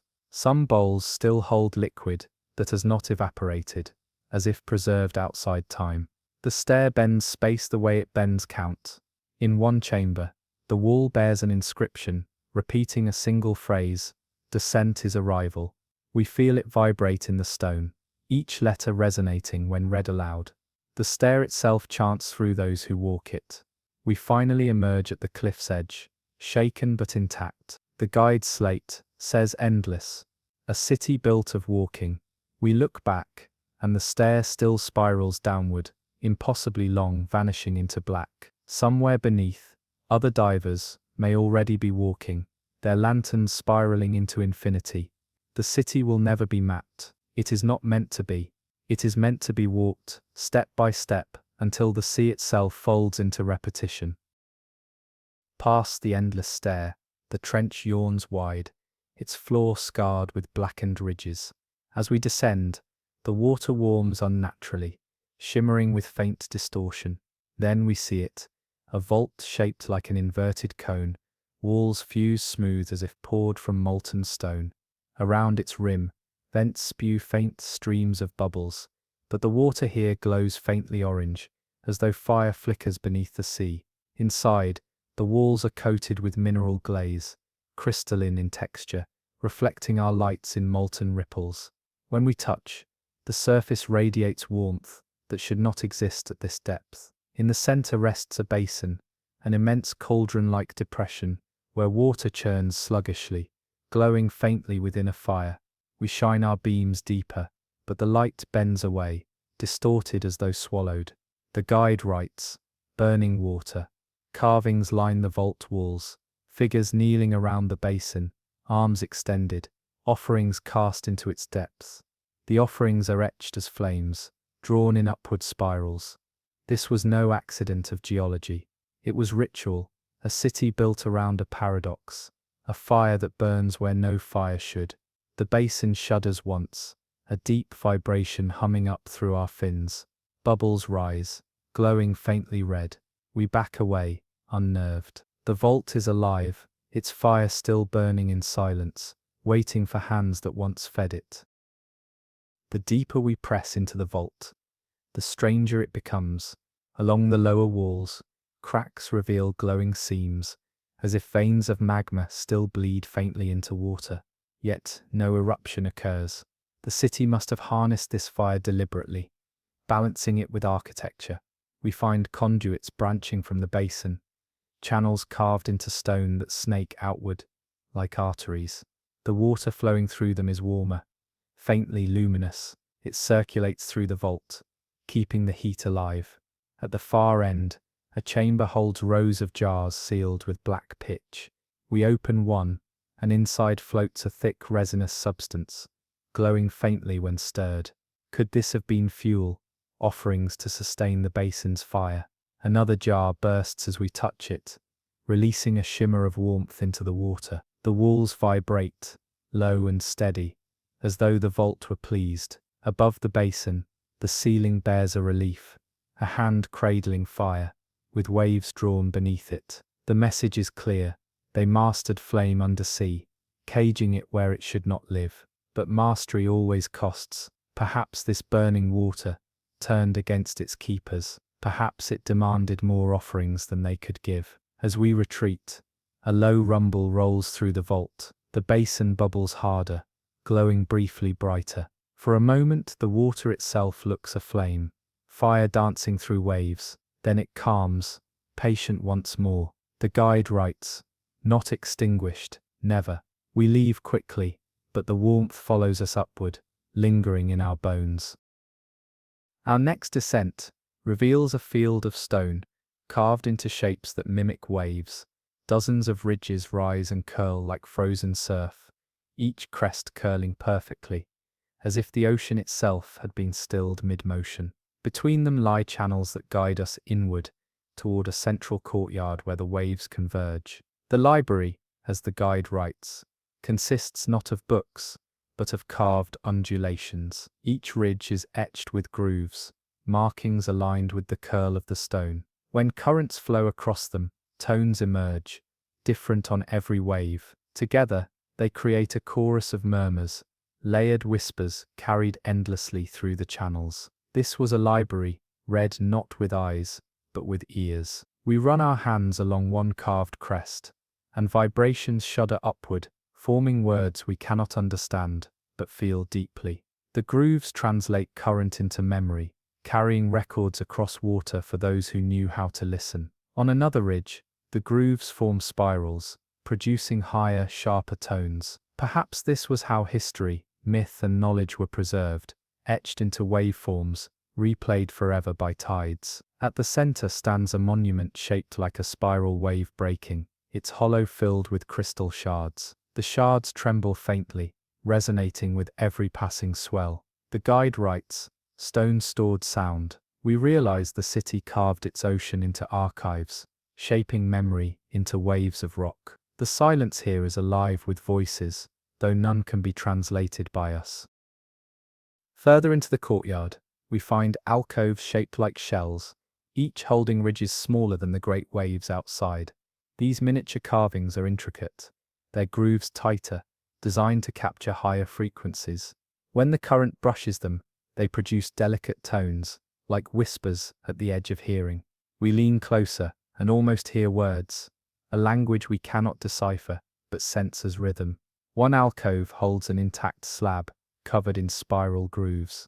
The guide plays a recording device nearby, and the playback reveals strange harmonic pulses, structured as sentences. The slab has preserved voices, replayed endlessly by water. We shiver, realizing these are not imagined. This city spoke across time through carved waves. On the far wall, murals depict scribes etching ridges into stone waves, their tools resembling forks that vibrated with each stroke. Above them, a hand holds a spiral shell, from which waves radiate outward. Knowledge was sound, and sound was eternity. Before leaving, we test one final ridge, brushing its grooves. The tone produced is deeper than all others, a vibration that rattles our chest. The current carries it across the courtyard, and all the other ridges answer, producing chords in unison. The entire library sings once, then falls silent again, as though it has been read. We retreat in awe. Unlike the burning vault, this city did not worship fire or stone, but memory itself, waves frozen in time. And the sea, faithful archivist, continues to read them for anyone who dares to listen. Not all cities are stone and fire. The next lies hidden in a valley where coral and ruins blur together. At first we believe it is natural reef, until we see the rows, perfect rows, aligned like orchards, each holding stone pits once filled with soil. Now coral overgrows them, but their shape is unmistakable. This was farmland beneath the waves, an orchard tended where no sun could reach. The pits are lined with black glassy stone, resistant to erosion, each bearing holes drilled at intervals. We peer inside and find remnants of roots fossilized in place. Whatever they grew here thrived without light. Perhaps bioluminescent plants, or crops nourished by minerals instead of sun. The guide writes, farming darkness. Statues line the orchard rows, figures carrying baskets filled with spirals and fruit-shaped carvings. On one, the basket is empty, its arms broken. Another holds offerings to the seven-petaled emblem, etched above its head. They worshipped their harvest as sacred, feeding gods with fruit no longer known. At the valley's heart lies a plaza, with a raised platform. The platform holds a single enormous seed-shaped stone, carved smooth and etched with spirals. Around it pits radiate outward like branches of a tree. The seed is cracked open, hollow inside. We swim closer and see its walls lined with carvings of trees bearing fruit underwater. This was no simple orchard, it was a temple of growth, a garden to conjure life in darkness. Exploring further, we find channels cut into the ground between the orchard rows. They once carried currents, directing mineral-rich water into the pits. The system resembles irrigation, but reversed. The sea itself was harvested. Barnacles cling to grooves, yet the design remains functional. We pour dye into a channel, and the water flows precisely, filling pits in order. The orchard still works, awaiting crops that no longer exist. In an adjacent chamber, rows of jars sit preserved, sealed with pitch. Inside some, we find seeds, fossilized, blackened, but intact. Others contain strange mineral powders. Perhaps these were nutrients, food for plants alien to the surface. The guide opens one jar and recoils. The powder glows faintly, releasing bubbles when touched. It is not soil, but a catalyst. On the walls, carvings depict harvest rituals. Figures kneel before trees, bearing glowing fruits. The fruits are cut open, revealing light pouring out. Others show offerings carried to figures with spiral crowns. The fruit consumed as sacrament. This was sustenance and faith entwined. The orchard a temple of nourishment. As we prepare to leave, we notice a current shift. Faint light flickers in one pit, glowing like embers. For a moment we believe the orchard has reawakened, but it fades, leaving only darkness. The guide writes, not dead, waiting. The orchard city remains intact, its pits lined, its channels ready. its seeds preserved. Perhaps one day the ocean itself will plant again, and glowing fruit will return to feed a people we will never know. The orchard leads us toward a ridge, where an immense pyramid rises, larger than any we have seen beneath the sea. Its steps ascend into gloom, edges jagged, but unmistakably artificial. Each block bears carvings of stars, yet every star is fractured by deep cracks. The pyramid is a monument to broken constellations. We ascend its steps, examining the cracks. They are deliberate, chiseled into the stone. Each star once formed a pattern, then was destroyed. Why carve constellations, only to break them? At the pyramid's base, a mural offers an answer, figures reaching towards stars in the sky, then carving them into stone. Above, a second panel shows the stars falling, shattering, their fragments etched into the pyramid's sides. At the summit lies a flat platform, its center gouged by a massive crater. Inside the crater rests a single stone sphere, cracked open, hollow. The inside glitters faintly with crystal dust, like starlight fossilized. This was no pyramid of worship, it was a tomb for stars themselves, a place to bury celestial fragments. The guide writes, "They collected night, we scatter light across the crystals, and for a moment, constellations reform faintly across the platform. Yet the cracks remain, scars across the heavens. This city built monuments to skies that died." Descending into the pyramid, we find chambers lined with tablets depicting stars and planets. Some bear spirals that align with known constellations, but many show arrangements that do not exist in our heavens. The cracks carved across them mirror the damage above. Perhaps this city recorded celestial catastrophes, stars vanishing, skies changing. They memorialized the breaking of heaven itself. Deeper chambers hold urns filled with crystal dust, glowing faintly. Each urn bears inscriptions, spirals, petals, jagged lightning marks. We test one, and the dust floats upward in water, forming shapes of stars before dissolving. The urns are libraries of constellations, dissolved into eternity. At the pyramid's lowest chamber rests a mural spanning the walls. It shows figures pointing skyward as stars shatter and fall, but in the final panel they kneel before the pyramid itself, placing fragments inside. The mural's last figure holds the seven-petaled emblem, framing the heavens as broken, yet remembered. We leave unsettled. The pyramid is not ruin but memory of disaster, built to keep watch over vanished stars. Its cracks are not scars, but scripture. As we ascend, the pyramid looms below us, its broken constellations still glimmering faintly. The guide writes, "The sky drowned too." Our next descent leads us into a canyon, where pillars rise like teeth. At its heart lies a chamber open to currents, its walls curved inward, like an ear.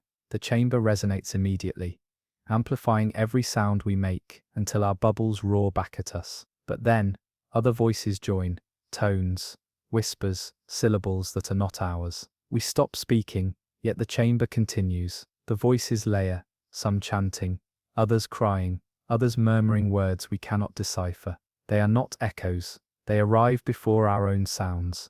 Speaking first, the guide scribbles quickly, voices ahead of us. Along the chamber walls, carvings depict mouths open in chorus, their tongues shaped into spirals. Between them stand tall figures, with elongated skulls, each holding rods etched with grooves. Perhaps these were conductors of sound, summoning voices from elsewhere. The chamber hums again, louder, forming a phrase of tones that vibrates through our chests. We record it, but playback reveals nothing but static. The voices do not wish to be captured. We retreat toward the chamber's exit, but the voices grow louder, crowding the water with syllables that twist into almost familiar words. For a moment, one voice breaks clear. It whispers the guide's name. We freeze. No one alive could know it here. The walls shimmer, faintly, grooves glowing where carvings of mouths stretch. The chamber speaks not from memory, but from beyond. At its center lies a dais, with shallow depressions shaped like feet. We place nothing there, yet the voices surge, as if expecting someone to stand. Perhaps this was an altar, where chosen individuals, became conduits for other voices.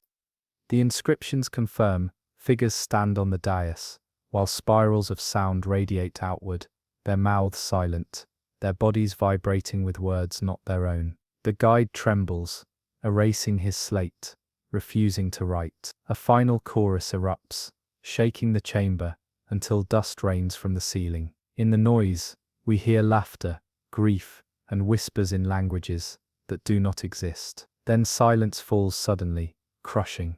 We leave swiftly, hearts hammering, refusing to look back. Outside, the water is still, but faint murmurs echo in our helmets, whispers that cannot be recorded or erased. The guide finally writes, "They spoke through us. The city does not echo, it possesses." The whispers linger as we swim on, and soon the seafloor lifts into a lattice of ridges. Unlike any reef we've known, these bridges are skeletal, arches of bone fused with coral, spanning gullies where currents roar like wind through canyons. Each span is ribbed with vertebrae, calcified into permanence, yet shaped deliberately into graceful arcs. They are not natural growths. They were raised as thoroughfares by hands that wove living and dead together. We cross beneath one and see carvings etched into its underside, faces twisted in eternal grimace, half human, half fish, their mouths locked open in silent screams. Perhaps sacrifices were bound into the bridges, woven as foundations for strength. The coral feeds on what remains, thriving where no reef should. The guide writes, "Living architecture." Midway across a span, we discover altars grown from coral spines. Upon them lie offerings, skulls crusted with barnacles, shards of pottery sealed in stone. The current funnels through these altars, producing low wails that sound eerily like voices. The bridge moans in the water, alive with resonance. On the far side, a stair leads upward into a cathedral of bone coral, its vault supported by massive ribs. Light filters through pores in the structure, forming patterns that shift as currents move. Faces emerge in the shadows, then dissolve again. The entire structure is alive, half city, half organism, built not for permanence, but for eternal feeding. The ocean itself sustains its memory, keeping voices locked in its coral breath. Inside the cathedral, the walls writhe with coral growth. Yet every formation seems intentional. Spires rise in symmetry, branching into arches like petrified trees. At the center lies a pulpit carved from a whale's skull, its jawbones splayed open, as though preaching eternally. Upon it rests a tablet of bone, etched with grooves that spiral inward. We touch the grooves, and the coral hums faintly in answer, as if memory is encoded in both bone and growth. Statues flank the nave, figures with elongated limbs, their torsos pierced by coral spines. Some seem mid-scream, others kneeling in surrender. The coral feeds on them endlessly, knitting them into new forms, preserving them as warnings or saints. The guide notes no separation between dead and city. Deeper inside, we find chambers with bone benches carved into crescents, as though congregations once sat here to witness rituals. The acoustics remain intact. When a current passes, the benches resonate, carrying tones through the cathedral. We strike one lightly, and the sound amplifies until the whole chamber trembles with a harmony that is not ours. Before we leave, the cathedral answers one last time, an echoing groan that stretches into syllables. Though we cannot decipher the words, the intent is clear. This place still speaks through its structure, through the dead that became bridges, altars, and walls. As we rise, the coral arches shimmer faintly, their ribs glowing with trapped phosphorescence. They will keep feeding, keep speaking, until the ocean itself ceases to breathe. Past the cathedral, sonar reveals a circular depression in the seabed, ringed with towering walls of basalt. It resembles a colosseum, but this arena was never built for human games. Its tiers are carved with channels that guide water, directing tides inward. When we descend into the center, the walls funnel currents into crashing spirals, colliding violently to form whirlpools that roar like applause. The arena breathes the sea as spectacle. At the arena's floor, a dais rises with deep grooves etched into its surface. These grooves spiral outward, connecting to the channels above, directing torrents into rhythmic surges. We imagine processions or rituals, where the tides themselves were the audience, summoned to witness or judge. On the lower tiers, statues lean forward, hands outstretched. Some are eroded beyond recognition, but their postures suggest supplication, or perhaps restraint. One holds chains etched with spirals, another grips a trident carved from stone. They are frozen in eternal participation, witnesses or actors of a ritual that never ended. The guide writes, "Performance of water. We test by striking the grooves on the dais, and the arena responds instantly. Currents rush inward, colliding above us, forming a vortex that howls like a chorus. For a moment the statues seem to tremble. The arena is not ruin, but still functioning, a machine of water built for unseen eyes." We ascend into the tiers to study their details. Each seat bears carvings of faces, rows upon rows of watchers, mouths open, eyes hollow. They are not decorative, they are echoes, amplifiers carved to multiply the roar of the tides. When currents strike, the faces howl, producing eerie voices that seem to cheer or jeer. The arena itself is alive, filled with endless spectators made of stone. Behind the tiers, narrow corridors wind like veins.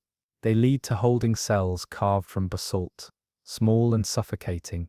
Inside some, we find skeletal remains, bones bound with iron rings, sacrifices perhaps, or gladiators, awaiting release into the tide's fury. On one wall, scratched lines form tallies, counting days until silence consumed them. At the highest tier, a balcony juts outward, carved with spirals, and the seven-petaled emblem. From here rulers or priests must have presided, directing the ocean's performance. Their voices, amplified by stone faces, would merge with the roar of the tide, creating a sound both divine and terrible. As we leave, the tide shifts, and the arena awakens once more. The whirlpool deepens, faces scream louder, and the statues lean as though alive. We rush outward, currents chasing us like jeering crowds. Even now, the arena plays its eternal game, waves colliding in endless spectacle, audiences carved forever into silence. Our descent brings us to a plateau, where a spire rises, jagged and twisted, as though struck by storms. It towers above the seabed, its surface charred black, yet veined with white quartz that glitters faintly. From afar, it looks like a bolt of lightning frozen mid-strike, its branches stretching upward into the dark. We circle the spire and discover it is hollow.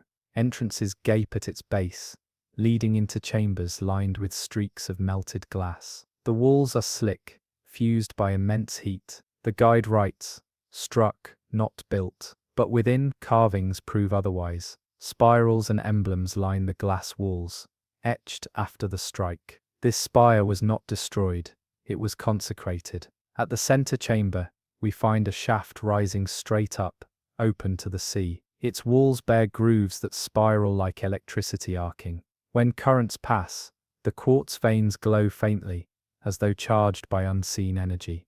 The spire is a battery, storing storms. In alcoves, we discover rods of black stone capped with crystal. Some remain intact, others shattered. They hum faintly when touched, vibrating with remnants of power. Perhaps they were tools to channel the spire's charge, directing lightning summoned from storms above. Climbing higher through the spire, we find galleries filled with murals. They depict figures raising rods toward the sky, lightning descending, captured, and split into streams that spiral into the ocean. Beneath them, others kneel in worship, arms extended toward the charged spire. This was not simply an accident of nature, it was a temple that tamed storms. At the spire's peak, the quartz veins converge into a crown-like structure. It still glows faintly, pulsating with a rhythm not unlike a heartbeat. When we hover close, our instruments flicker, disrupted by residual charge. For a moment, our lights fail entirely, and in the dark, the crown glimmers like a star. The guide records only one word: alive. We back away, unsettled. The spire still holds energy, perhaps waiting for another storm to recharge it fully. Before leaving, We test a rod by placing it near the quartz. Instantly a low hum surges, and the water vibrates violently around us. The spire responds, glowing brighter, its crown pulsing like awakening fire. We flee before it can rise further, knowing we have disturbed something slumbering. As we look back, the spire looms like a bolt frozen in time, patient, eternal. Lightning struck once, and the city learned to keep it. Beyond the spire, we dive into a cavern yawning wide beneath jagged cliffs. Its entrance is lined with statues carved directly into the rock, their faces eerily smooth. Each figure lacks eyes, sockets sealed flat, expressions blank. They stand in rows, forming a gauntlet into darkness. The guide writes, "Blind witnesses." Inside, the cavern walls shimmer faintly with mica, reflecting light in fragmented patterns. Between reflections, more statues appear, each with sealed eyes, each in different poses, kneeling, reaching, clasping hands. Some are fused into the walls, half absorbed by stone. The air feels thick, heavy, though we are underwater. Deeper within, a plaza opens, ringed by statues arranged in concentric circles. At the center stands a monolith carved into a faceless figure, its head tilted upward. Around its base lie bowls filled with mineral dust. We disturb one, and the dust floats upward, glowing faintly. The cavern fills with shimmering haze, and for a moment the blind statues seem to turn their faces toward us. The guide scribbles quickly, eyes closed to see. Perhaps this city worshipped blindness, sealing their vision to perceive something beyond sight. The cavern's silence suggests a ritual of surrender, a city that believed darkness revealed more than light.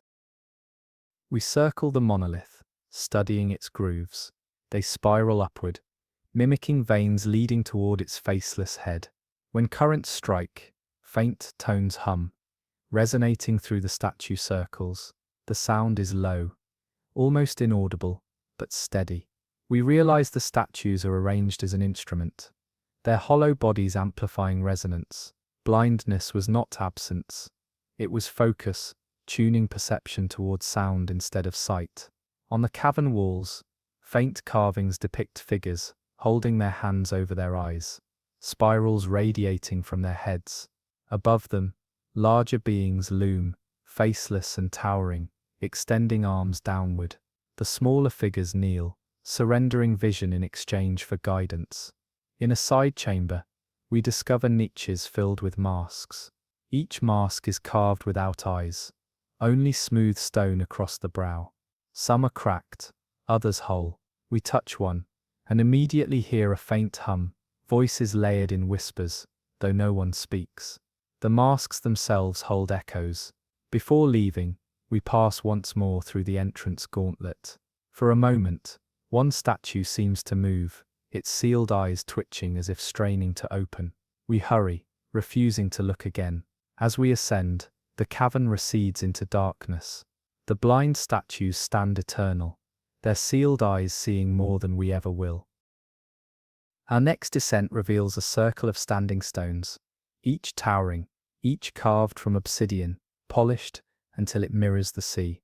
They form a ring around a central altar, their black surfaces reflecting faint light in eerie clarity. From a distance, they resemble watchmen, their mirrored skins showing not us, but distorted shadows moving differently from our motions. We approach cautiously. Each stone bears spirals etched faintly into its polished surface. When we shine lamps, the spirals glow red, faint but insistent, as if heat lingers. The central altar is a single slab, cracked but intact, with grooves leading outward toward each stone. This was a place of gathering, of focus, perhaps sacrifice. The guide writes, "Circle of control." He points to the grooves.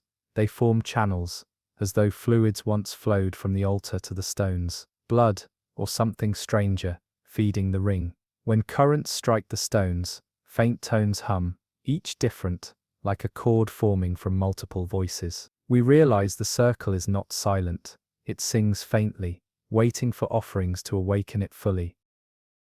We explore the altar more closely. Inside its crack lies crystal dust, glittering faintly. We stir it, and the stones respond instantly, glowing brighter. Their hum deepens into a resonant drone that shakes the water. For a moment, the ring feels alive, as though awakening from slumber. The reflections in the obsidian shift unnaturally. Shadows appear that are not ours. Processions of figures walking in circles, carrying torches, their movements faint echoes of long-forgotten rituals. We hold still, and the shadows continue without us, endlessly repeating the same procession. On one stone, we notice carvings of hands pressed outward, palms flat against the obsidian. We mimic the gesture, pressing our palms to the stone. A shock of cold runs through our arms, and for a moment we see the altar as it once was, lit by fire, surrounded by worshippers. Then it fades, leaving only water. We retreat quickly, but the circle continues to hum, louder now, resonating with our bones. The guide writes shakily, "It wants us inside." We refuse. We leave the circle, watching as its black towers vanish into the abyss, still singing faintly, still echoing with shadows of forgotten processions. Beyond the obsidian circle, the seabed slopes into a canyon, where pillars rise like organ pipes. At their tops hang shapes that resemble bells, stone domes carved hollow, suspended by thick ridges of rock. They do not move with the current, and yet the water around them thrums faintly, as though a tone waits, endlessly muted. We swim closer, and one bell shudders, producing not sound, but vibration that rolls through our ribs. The guide writes, "Bells that do not ring." Inside the canyon, dozens hang in rows, some cracked, others perfect. Each is etched with spirals and grooves, resembling waves. When struck lightly with a probe, a bell glows faintly, releasing not a sound but a pulse of light, rippling outward, like heat in water. These were not bells to be heard, they were bells to be seen. On the canyon walls, carvings depict figures standing beneath glowing domes, arms raised, light cascades down over them, spiraling like halos. Perhaps these were ceremonies where sound was forbidden, replaced with silent brilliance. The bells preserve memory not in echo, but in light, replaying storms of radiance, lost to the deep. We explore further, and find a chamber carved into the canyon wall. Inside hang smaller bells, aligned in rows like instruments. Each glows faintly when current brushes through, pulsing light in rhythmic patterns. Together, they form sequences, as though playing a score written in silence. We watch, mesmerized, as the lights ripple across the rows, echoing through the chamber like a hymn seen, not heard. On the chamber floor lies a mural of hands cupping circles of light. Beneath it, a tablet etched with spirals and petals reveals instructions. Figures press their palms to bells, releasing cascades of brilliance. Ritual by illumination, not sound. The silence feels holy. One cracked bell hums louder, trembling until its glow floods the chamber in red light. Our instruments flicker, recording nothing but static. When it fades, dust drifts down, as though time itself cracked open. The guide writes quickly, warning, we retreat, leaving the bells quivering. Behind us faint pulses ripple outward, flashing through water like a beacon. For whom, we cannot say. From the canyon of bells, a narrow trench leads us to another spiral stair. This one climbs upward, not down, winding along a cliff wall. The steps are carved with faces, hollow, elongated, their mouths open in silent screams. We ascend slowly, lights grazing their empty eyes. Each step is a face, and we walk across their foreheads. The stair seems endless, but eventually reaches a landing. Here alcoves hold statues of faceless figures, their bodies twisted, as if in agony. Their torsos are carved hollow, rib cages gaping, as though life had been scooped away.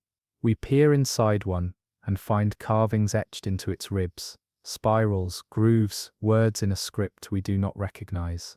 The statues are vessels, filled with records hidden inside bone. The guide writes, sacrifice built upward. Perhaps this stair was less about climbing, and more about ascending into ritual pain. At the stair's summit, we find a chamber with a domed roof, its ceiling etched with concentric spirals. In the center stands a pillar of stone, carved into a column of faces stacked upon one another, mouths open wide. From their mouths pour grooves that spiral outward across the floor. We test one with our lamps, and the grooves shimmer faintly, forming patterns of light that race along the chamber walls. The faces seem to whisper, though the sound is too faint to capture. Perhaps these were the voices of those whose bodies became steps and statues, preserved forever in stone. The pillar vibrates faintly, echoing with sorrow. In the corner lies a cracked mask. Unlike the others, this one has eyes, wide and staring.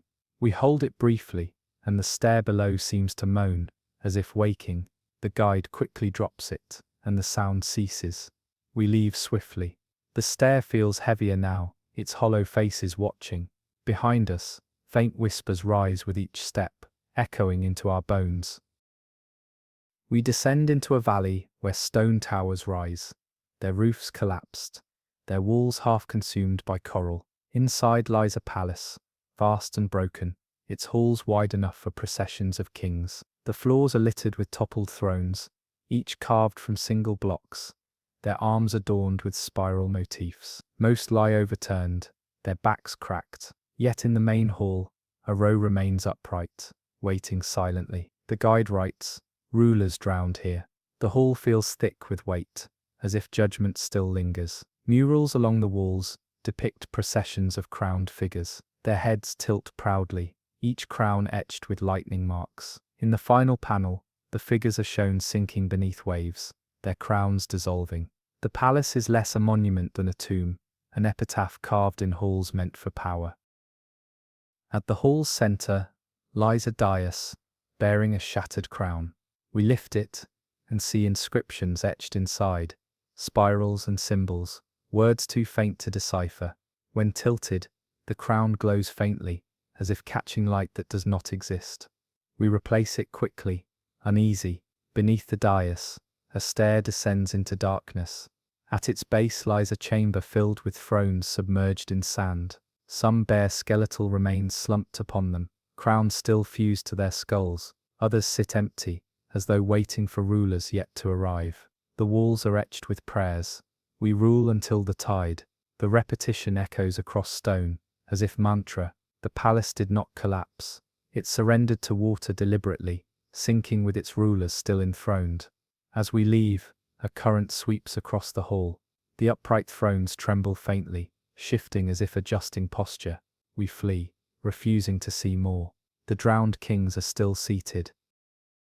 Near the palace lies a gallery carved into the cliffside. Statues line its length, hundreds of them, each depicting figures in cloaks with hoods pulled low. At first their faces appear hidden, but when we shine lights, the hoods dissolve into rows of carved eyes, layered upon layer, staring outward. The gallery is alive with watching. We move slowly, each step magnified by silence. The eyes reflect our lamps, following as we drift. Some are cracked, others whole, but all remain fixed. The guide scribbles, "Surveillance." This was a place built to watch eternally. At the gallery's far end, a mural depicts a vast eye, etched across the sky, its gaze descending into the sea. Beneath it, figures kneel in submission, their faces hidden, their hoods turned into eyes. This city worshipped not gods, but watchers, transforming themselves into endless sight. In alcoves, we discover masks carved entirely from eyes, with no mouth, no nose.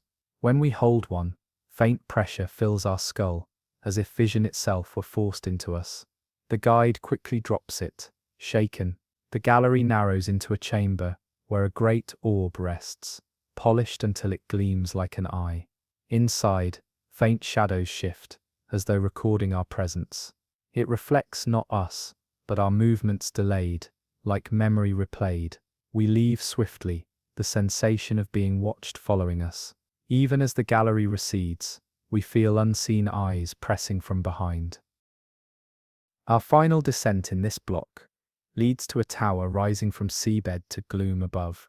Hollow within, its walls are smooth, spiraling upward, like a shell. Inside, every sound multiplies, echoing until unbearable. We speak once, and our words return 100-fold, distorted, stretched. The tower devours silence, feeding on noise. Carvings along the walls depict mouths open wide, tongues extended, spirals pouring outward. The city built this tower, not as fortress, but as amplifier, trapping voices into eternity. The guide writes, "Echo-made monument." We climb within, and each step echoes endlessly, turning into roars that crash back down. In alcoves, we find drums, pipes, and stone flutes, all cracked yet resonant. We test one lightly, and the tower erupts with sound, a cacophony that shakes the structure. The walls shimmer faintly, glowing with stored echoes. At the summit rests a dais with inscriptions. We speak to outlast waves. Perhaps they believed echoes would carry them beyond death, voices surviving long after bodies drowned. But as we leave, the tower speaks back, not our voices, but others. A chorus rises, calling, chanting, voices from ages past, still trapped, still repeating. The guide refuses to write. We swim quickly away, leaving the tower screaming into the ocean. We descend into a plain, littered with fragments of statues, winged figures, shattered into pieces, their torsos cracked, their wings broken and strewn across the sand. At first it looks like debris from collapse, but the wings lie too evenly, fanned outward in concentric circles.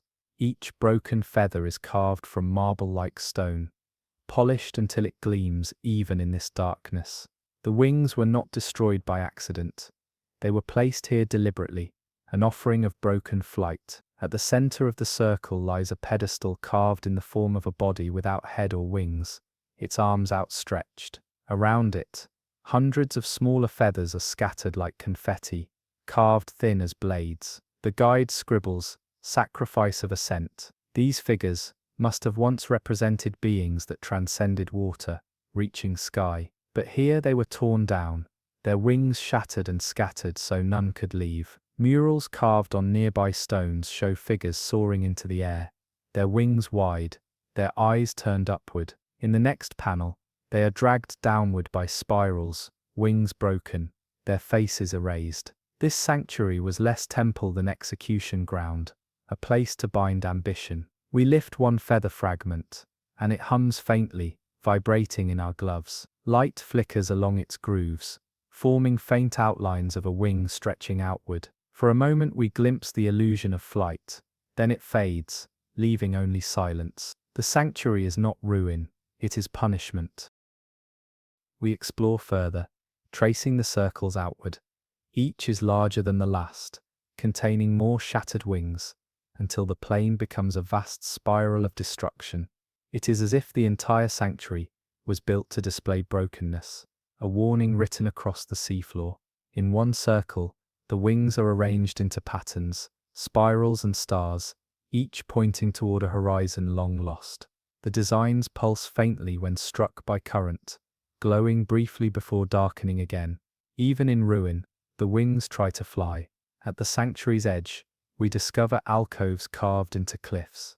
Inside rest complete statues of winged beings, but their faces are veiled in stone, hidden beneath hoods.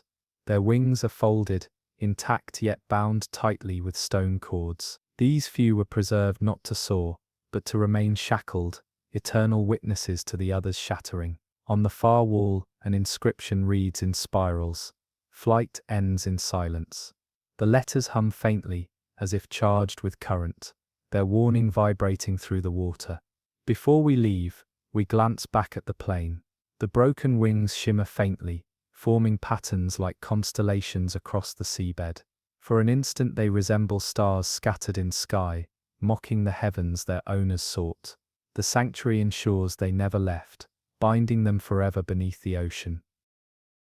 Deeper into the trench, we find a hall whose walls are coated with black glaze, stone melted smooth, as if by immense fire. Embedded in the glaze are faces, hundreds of them, stretched and warped, their features distorted mid-scream. Some are elongated, others fused together, mouths open wide as if calling. The guide trembles, writing, "Not carved, burned." These faces were once flesh or statues melted into permanence by unbearable heat. The hall stretches long and narrow, its ceiling vaulted with ripples like frozen waves. As we drift, our lights scatter across the glossy walls, and the faces seem to move, mouths opening wider, eyes rolling slowly. We know they are still, yet the illusion is perfect. Each angle reveals new horrors, as though the hall rearranges its gallery to confront us. At the center stands an altar fused to the floor, its surface a pool of hardened glass. Within it lie dozens of impressions of hands, melted into the surface as if reaching upward, before being consumed. The guide scribbles, "They burned alive here." We realize this hall was no accident of geology. It was deliberate, a ritual of annihilation that turned worshippers into walls. Farther in, alcoves contained statues half melted, torsos intact, but heads warped into grotesque forms. Some wear crowns twisted, like molten metal, dripping into stone. Perhaps rulers were brought here to be unmade, their power dissolved into glass. One mural remains partially intact, figures kneeling before a column of fire rising from a basin, their faces already melting as they pray. At the hall's end, a cracked dome rises, its surface covered in bubbled glaze. In its center stands a single colossal face, more intact than the others. Its mouth is wide open, and within lies a cavernous tunnel descending into blackness. The mouth is an entrance, swallowing those who dare enter. We shine lights and see only darkness, yet hear faint vibrations rising upward, tones like 1,000 voices whispering. The guide shakes his head, refusing to enter. He writes, "Not passage, consumption." We retreat, uneasy, leaving the faces staring silently from the walls. As we exit, the melted surface reflects our images, distorting them into grotesque shapes. For a moment our faces join theirs, melted and screaming back at us. Past the melted hall, sonar reveals massive shapes, lying half buried beneath silt. At first we mistake them for hills, but as we clear sand, immense limbs emerge, arms longer than trees, torsos carved in stone, yet eerily lifelike. These are statues of giants, dozens of them, arranged in rows as though sleeping. Each lies on its back, hands folded across its chest, eyes closed. The crypt is endless, a city buried in slumber.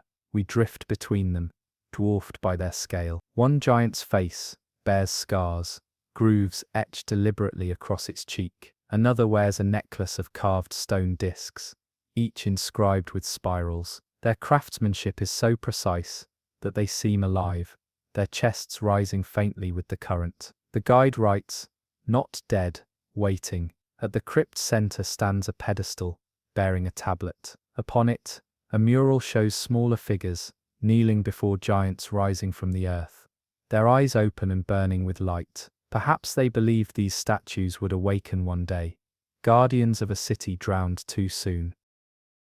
We investigate further, brushing silt from one giant's chest. Beneath layers of sand lies a cavity, hollow, containing smaller chambers carved into the body itself. Inside are niches filled with offerings, jars of resin, fragments of bones, beads strung on cords. These were not statues alone, they were tombs, shrines, vessels holding the memory of countless lives. On another giant's arm, carvings depict battles, figures wielding weapons against monstrous shapes. Perhaps these giants were not only protectors, but warriors immortalized in stone. The carvings are so deep, they still gleam in our lamps. At the crypt's edge, we find one giant partially upright, leaning on an elbow as if trying to rise. Its eyes are open, pupils carved as spirals, staring directly toward us. Though motionless, the gaze is unbearable, as if the stone watches. The guide refuses to approach. Scrawling "one moved," we leave the crypt quickly, though unease lingers. As we rise we glance back, and currents shift across the giants, making it seem as if their chests rise and fall together, breathing in unison. Deeper still, we find a vast semicircle, carved into the seabed, its steps descending into a central stage. Unlike the arena of tides, this amphitheatre is silent, its walls coated in soot-like residue. Yet shadows flicker across its tiers, even without light, moving in procession, bowing, rising again. They are not ours, they belong to the amphitheatre itself. The central stage bears a circle etched with spirals, its grooves darkened as though scorched. Around it stand pillars carved into hooded figures, each raising rods toward the circle. Their faces are blank, erased, leaving only posture. The guide writes, "Performance of absence." As we watch, shadows move across the stage. Figures emerge, spectral, flickering shapes, kneeling in silence. For a moment we hear faint tones like distant chants. The amphitheatre plays performances that no longer exist, shadows echoing rituals long ended. We move among the tiers, and the shadows brush against us. They feel cold, heavier than water. On one step, we find carvings etched into the stone, outlines of figures locked in combat, their shadows stretching unnaturally long. The carvings glow faintly, casting silhouettes that move of their own accord. The amphitheatre remembers its dramas not in sound, but in shadows replayed forever. Beneath the stage lies a passage leading into a chamber. Its walls are covered with figures painted in ash, their forms dancing in spirals. When our lights touch them, the ash ripples, reforming into new positions. The walls are alive with motion, retelling performances we cannot stop. At the chamber's far end lies a pool of black water, still and mirror-like. We peer inside and see shadows swirling beneath, hundreds of them, moving in silence. They do not mimic us, they ignore us, replaying their own rituals endlessly. The guide writes, "Stage never ended." We leave quickly, unnerved. Behind us shadows flicker across the tiers, bowing as if to an unseen audience. The last of these paired sections lies on a ridge carved into spirals resembling cyclones. Towers rise like storm funnels, their walls etched with waves and lightning bolts. The city is a monument to storms, frozen mid-fury, each building shaped like a twisting vortex. The last of these paired sections lies on a ridge carved into spirae. Inside one tower, walls spiral upward like a tornado. Carvings show figures dancing in storms, their arms raised to lightning. Some are consumed by spirals, their bodies dissolving into waves. The guide writes, "They worshipped disaster." This was not a city of peace, but of reverence for chaos. At the city's center lies a plaza, with a massive whirl carved into stone, its grooves filled with phosphorescent algae. When touched, it glows brightly, spiraling outward until the plaza looks alive, spinning like a cyclone. The ground itself becomes a storm, replaying tempests drowned long ago. We explore one final chamber, carved beneath the plaza.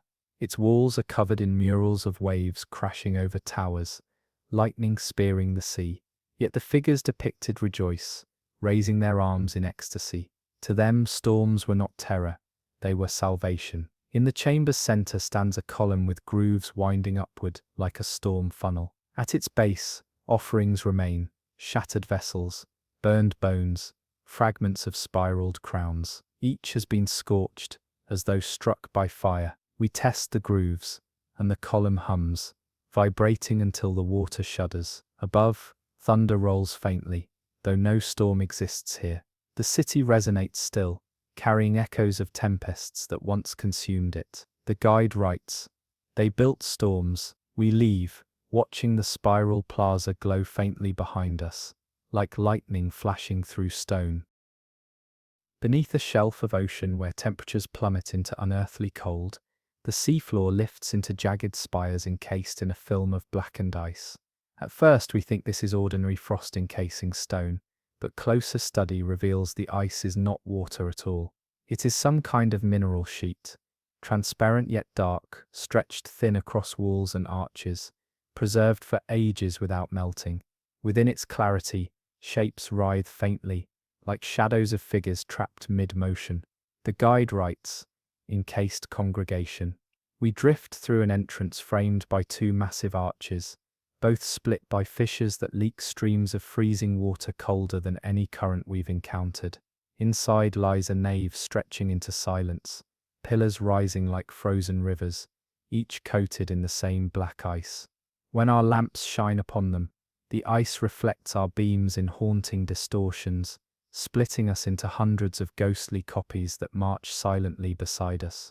Between the reflections, other figures appear, hooded, faceless, standing in processions we cannot match. They move independently, not mimicking us, but following paths long rehearsed. The cathedral remembers its people. The central aisle leads us toward an altar carved from obsidian, its surface split with veins of ice glowing faintly blue. Upon it rests a massive book-like slab, its pages thick sheets of translucent crystal. Symbols swim faintly within the crystal, shifting like fish in water. No carving, no ink, just shapes alive within the stone itself. We cannot read them, they move too quickly, vanishing as soon as our eyes fix. The guide taps his slate, not scripture, still writing.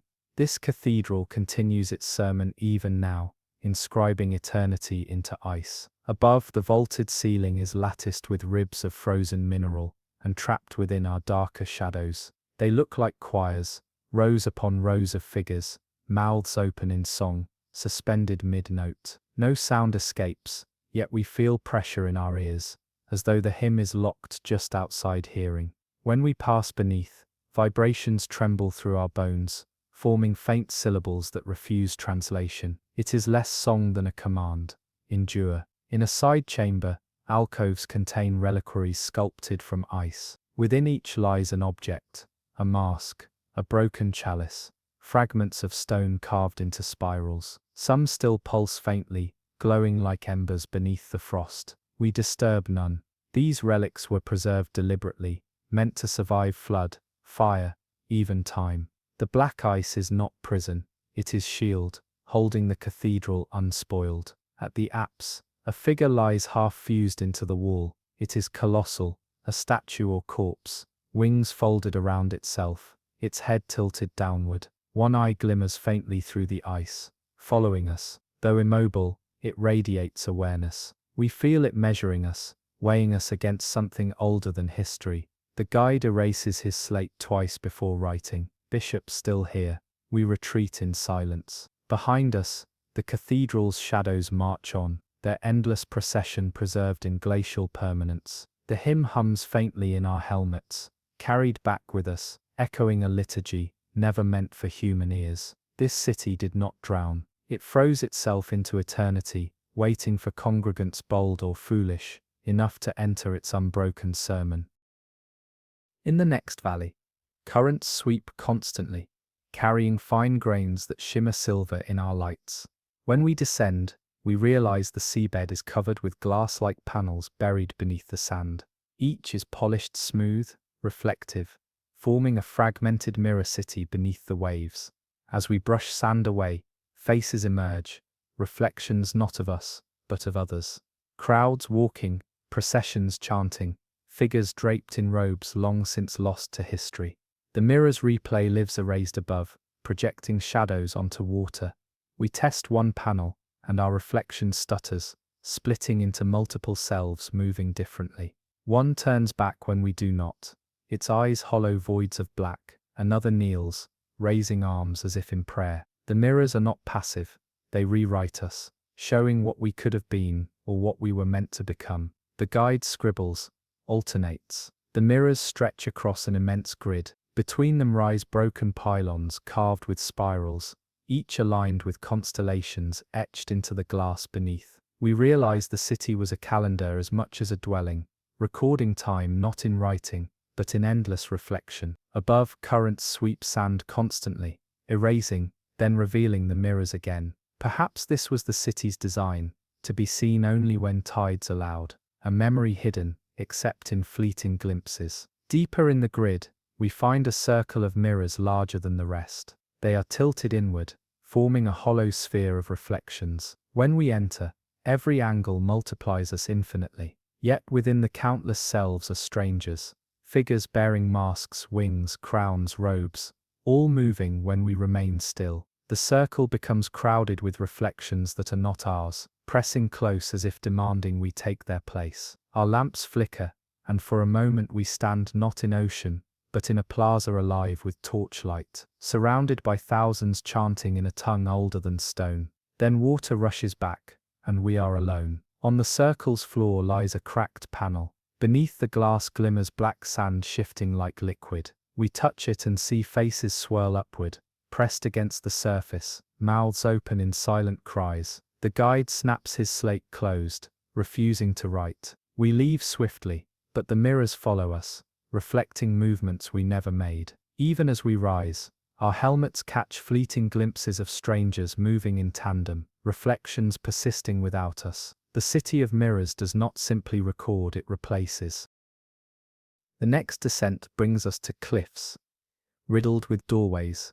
Each opens into twisting passages of obsidian, walls polished until they gleam like black water. We enter, and the labyrinth swallows us. Every corridor looks identical, spiraling endlessly, light bouncing until direction collapses. Our compasses falter, spinning aimlessly. The labyrinth rejects orientation. Within its walls, faint carvings glimmer, spirals, petals, lines converge into maps. But each map contradicts the next. One shows paths leading outward, another inward, another dissolving into blank void. Perhaps they were not maps at all, but warnings. The guide writes, traps disguised as guidance. We follow a passage that narrows until only one diver fits. It bends sharply, then opens into a chamber with walls lined in mirrored obsidian. Our reflections are distorted, twisted into monstrous shapes with too many eyes and limbs. They move even when we remain still, clawing against glass before vanishing into darkness. This is no ordinary maze. It is alive with memory, with predators trapped in stone. Deeper still, alcoves open into shrines. Inside lie relics, shards of bone, masks with hollow mouths, vessels carved with spirals. Some glow faintly, their light pulsing like heartbeats. One vessel cracks as we approach, releasing a bubble of air, impossibly preserved. When it bursts, whispers echo, circling the chamber until fading. At the labyrinth's heart lies a great pit, its walls carved with downward spirals. We hover above, shining lamps into the abyss. Shadows coil upward, reaching, forming outlines of towers, gates, cities we do not know. The pit reflects not below, but elsewhere, doorways into other drowned worlds. Our tanks run low, but the maze refuses to release us. Every corridor leads back to the pit.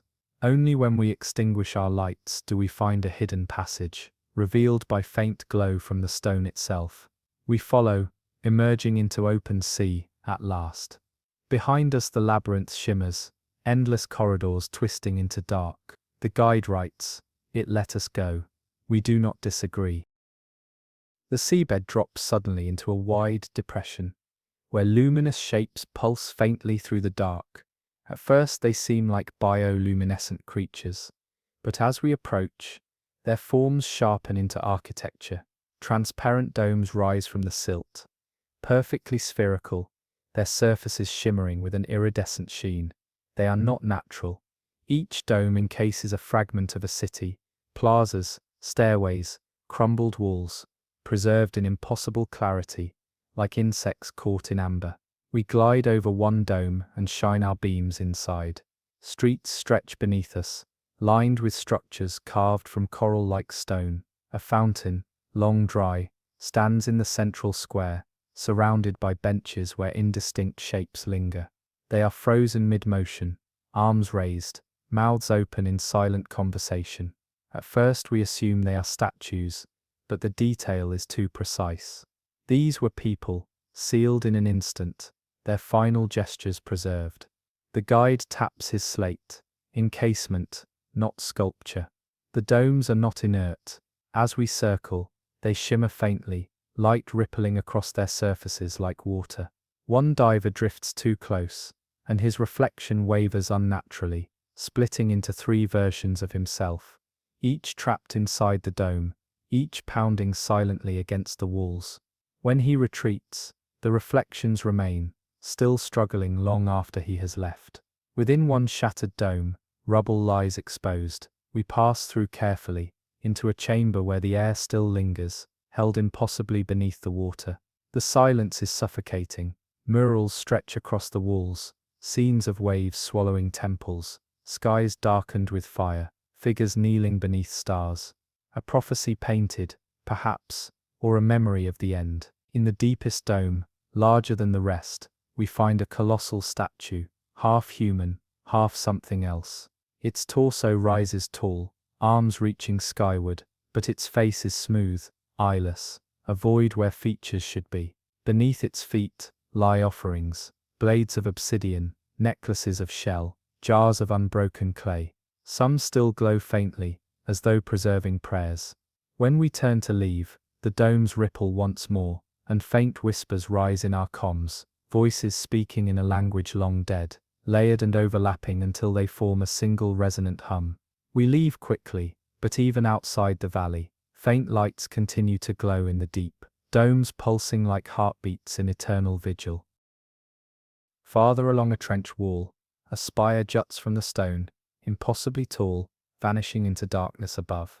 At first it appears natural, a volcanic column, but closer inspection reveals windows carved into its face, rows upon rows of them, stretching endlessly upward. We shine our beams inside, and something stares back. The tower is hollow, its interior spiraling upward, like a corkscrew.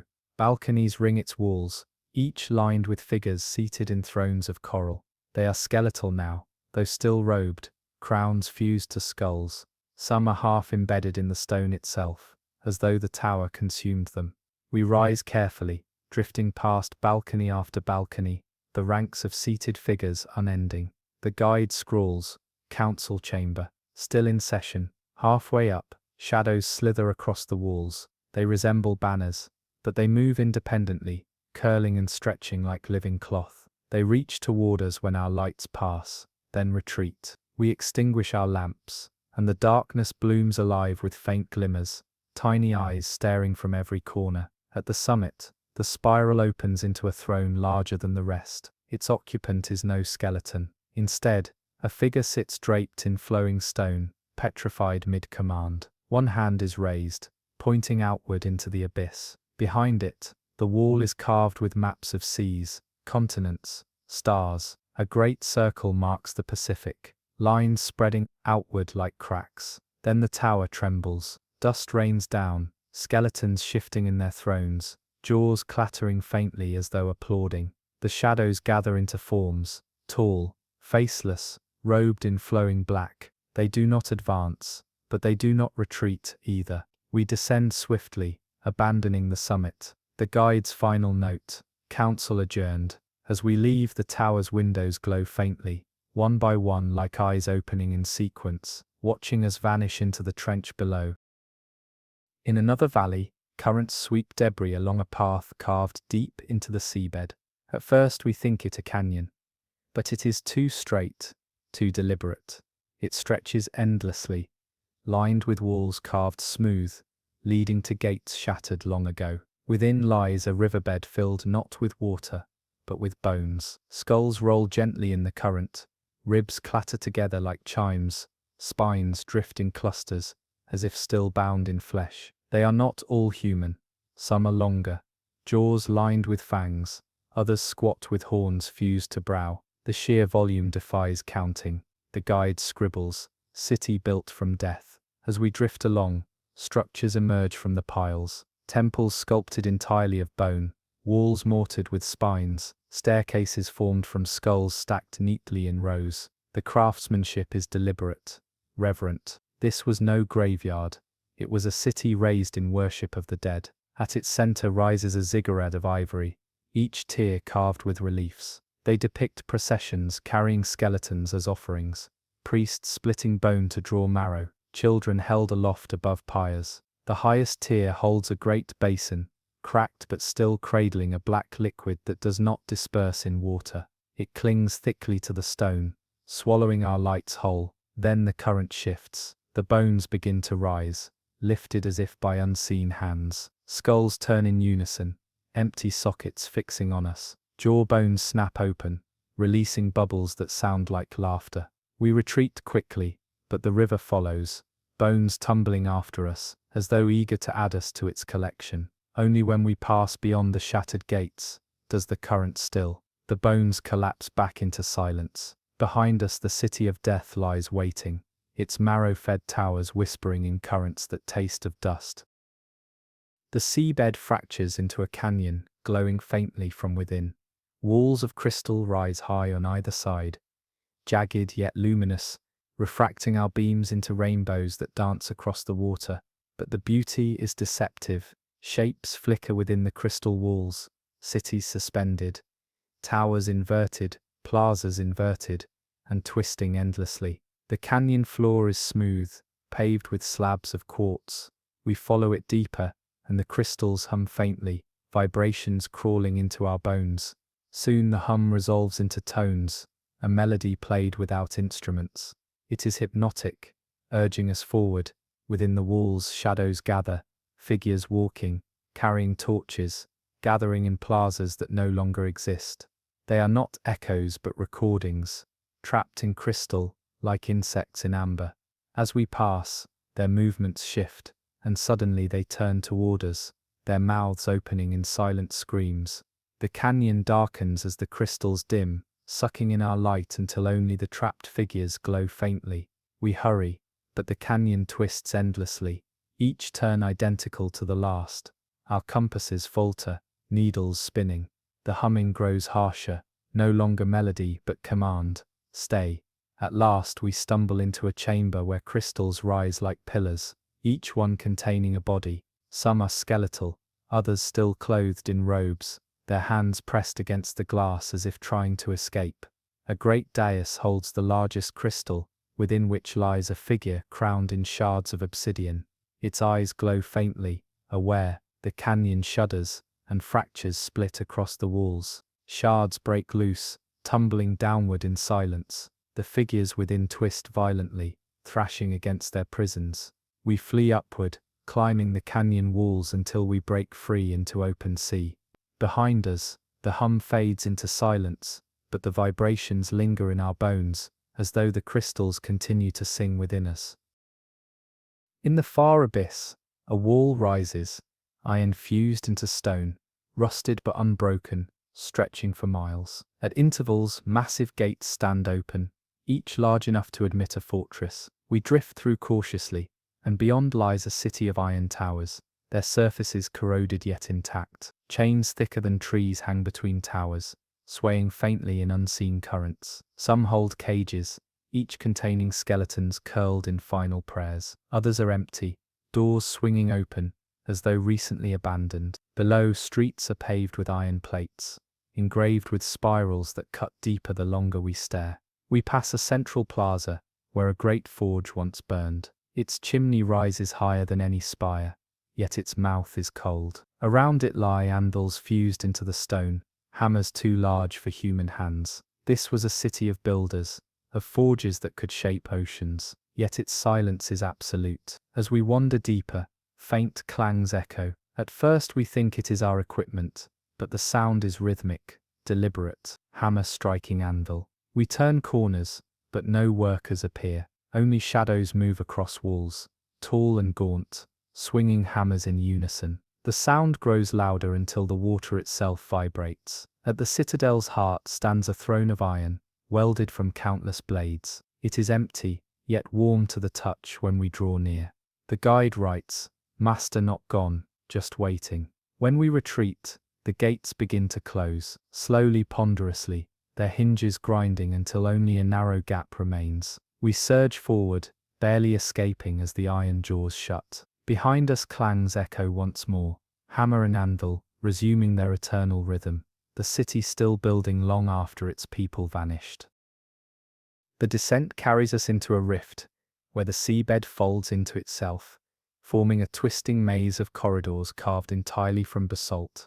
At first, the walls seem natural, jagged volcanic ridges pressing inward, but as our lights sweep across them, we see straight lines, angles too precise, doorways framed by archways, steps leading nowhere. This is not geology, it is architecture, deliberate and enduring. We follow the labyrinth inward, our beams cutting through silt that stirs like ash in still air. The path narrows, then splits into three. Our guide gestures toward the center. We press on, though unease coils around us. The walls are inscribed with grooves, spirals, and sigils that seem to shift when seen from different angles. No two markings remain the same when we circle back to confirm them.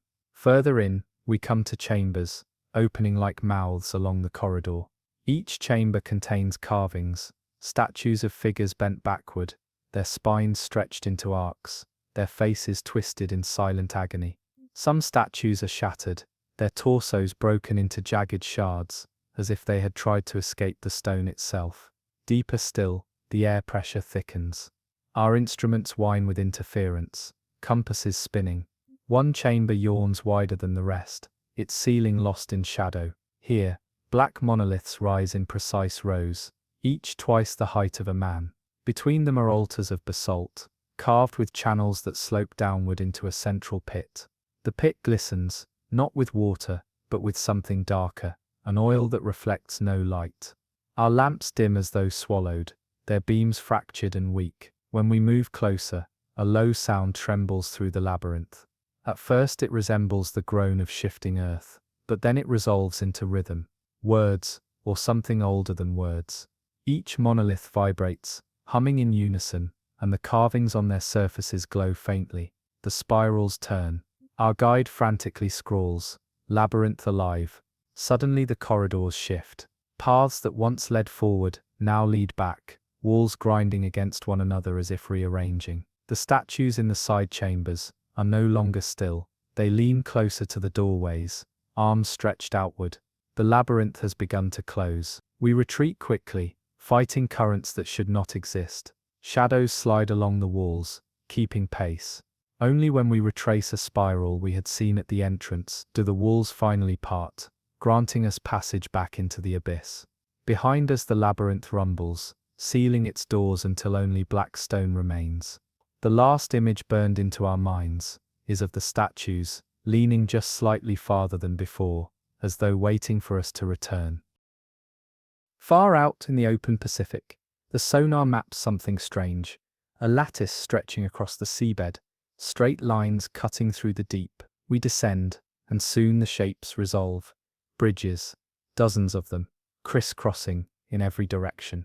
Each is carved of stone slabs, impossibly balanced on thin supports that rise hundreds of feet from the floor. Some are intact, others shattered mid-span, their fragments dangling in currents, like torn fabric. We drift along the first bridge. Its surface is carved with grooves, worn smooth by time, yet still bearing faint geometric designs. Triangles, circles, lines intersecting in repeating patterns that seem to form a map when viewed from above. We shine our lights downward.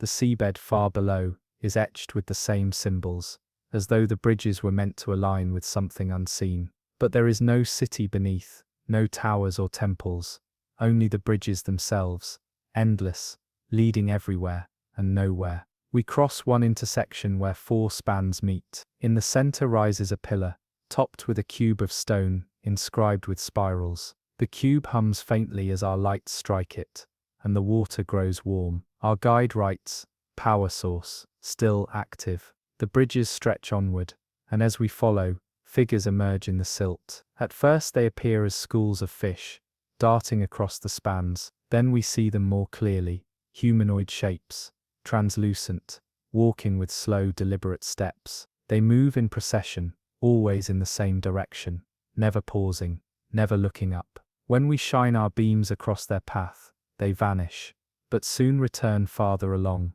We pass a broken bridge that drops into nothing. At its edge, a massive chain dangles, its links the size of boulders, disappearing into the abyss below. The current here is strong, pulling downward, as if something vast still tugs from the deep. Deeper into the lattice, we find shrines built atop the intersections. Each shrine holds offerings, shells, broken pottery, fragments of bone. One holds a skull carved with runes that glow faintly in the dark. Another shrine holds a mirror of polished obsidian, still reflecting though no light touches it. The bridges are not abandoned. They are still being crossed, even if by shadows, and when we turn back, we realize the spans behind us are no longer aligned. Paths that once led outward, now circle inward.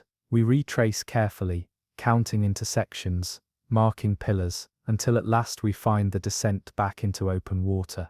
As we leave, the lattice stretches behind us, bridges vanishing into infinity. It is a city without walls, without towers, existing only as paths. Yet perhaps that was the point, not a place to live, but a place to journey. A crossing still underway, unfinished, echoing forever in the silence of the sea. At the edge of a volcanic plateau, the seabed rises into a hill crowned with walls. We circle the perimeter, and soon the outline of a citadel emerges, fortifications of stone fused with coral bastions, rising like teeth against the abyss. Gates gape open, their iron bars bent outward, as though something massive forced its way in. We enter cautiously. Streets stretch within, paved with slabs of volcanic glass that shimmer in the faint light. Towers lean precariously, their foundations eroded, yet their spires still crowned with banners of stone, carved into rippling shapes. The city seems frozen in siege, its defenses breached, yet strangely intact. Inside the central square stands a circle of thrones. Each throne is vast, carved from single blocks of basalt, and each is occupied. Skeletal figures sit draped in robes that flutter faintly, though no current passes. Their crowns are of coral, their hands clutching scepters of bone, but their skulls are not human, elongated, sharp, with jaws built for something other than speech. As we study them, the scepters begin to vibrate. The sound grows, low and resonant, until it echoes in our helmets like thunder. The skeletons remain unmoving, yet their crowns glow faintly, threads of light weaving between them in a circle. They are still connected, still in council. The guide scrawls frantically, "Hollow kings, not dead." Suddenly, the square darkens. From the shadows beneath the thrones rise tall figures cloaked in water itself. They tower above us, faces obscured, but their crowns burn with the same pale glow. They circle, slow and deliberate, the water around us growing heavy. Our lights flicker, extinguished one by one. In total darkness, we hear the scraping of bone against stone. The hollow kings stand. We flee toward the gates, but the city shifts. Streets collapse into pits, towers lean inward, and the citadel itself seems to close around us. The figures follow, their glowing crowns pulsing like beacons in the dark. Only by cutting through a broken wall do we escape into open water, our lungs burning though our tanks remain full. Behind us the citadel looms, its thrones still occupied, its kings waiting eternally. They do not pursue us beyond their walls. They do not need to. Their dominion is absolute within the city, a hollow reign stretching across centuries of silence. The ocean floor begins to glitter before we even see the structures themselves. Fragments of glass drift in the currents, shards of colorless transparency that seem impossibly preserved after millennia beneath crushing pressure. We push deeper, and soon the sanctuaries emerge, domes of crystalline stone rising from the seabed, fractured yet still whole enough to reflect our lights in fractured prisms. Each sanctuary is a hollow sphere, walls fused from a glassy material that defies easy explanation.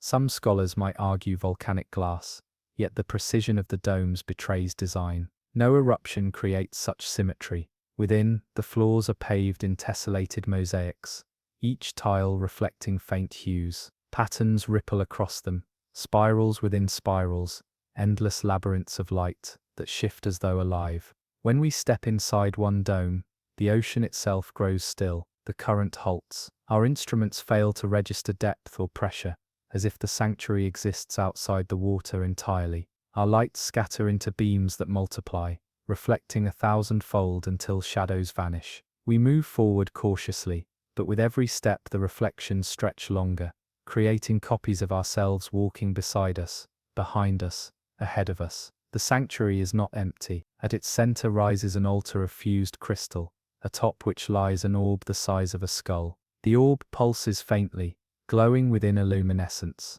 When we approach, the reflections in the glass stop mirroring us. Instead, they move independently, reaching out from within the walls, their mouths open in silent screams. The orb hums, a tremor shivers through the sanctuary, and the shards outside begin to stir, forming streams of light that circle the domes. The entire structure seems to awaken, shifting in hue from pale silver to deep violet. The air, or what feels like air, within grows heavy with vibration. Our guide scrawls desperately, "Do not touch." We back away, yet even retreating is dangerous here. The reflections remain, watching us, their mouths forming words we cannot hear, but somehow feel within our bones. They beckon us, urging us closer to the altar. For a moment we falter, drawn to the glow, then we force ourselves outward, stumbling into open water. From outside, the sanctuaries pulse in unison, domes glowing like stars buried beneath the ocean.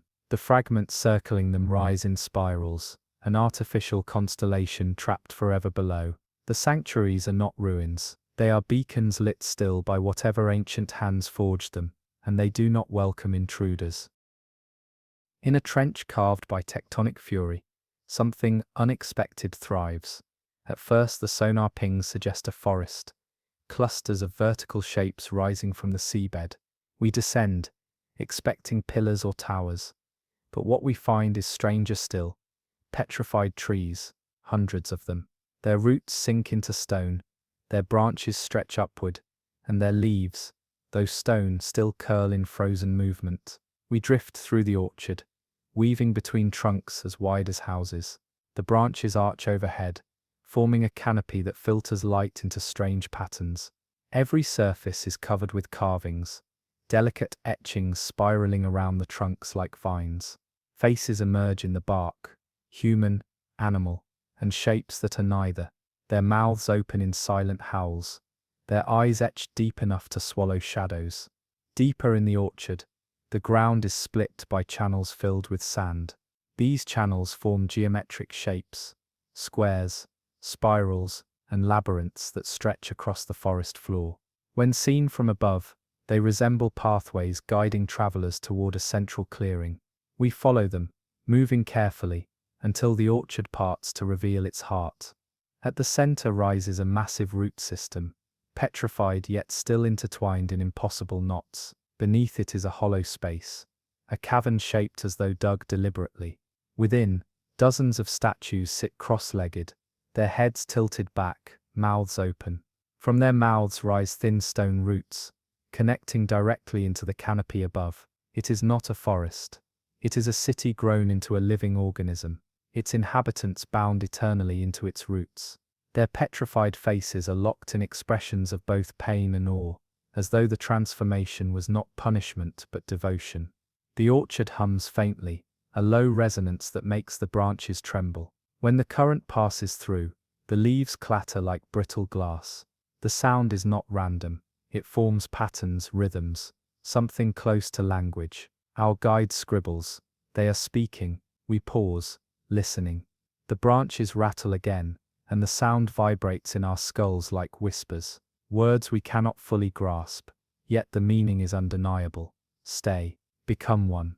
We retreat quickly, but even as we rise, the orchard shifts. New faces form in the bark, and among them, faintly, we see our own. Storms rage above, but far beneath their fury, we find a structure that seems to mirror their violence. A cathedral, its spires rising from the abyss, carved entirely from dark granite, streaked with veins of silver. It towers over the seabed, its doors taller than any temple built on land, its walls scarred yet unbroken.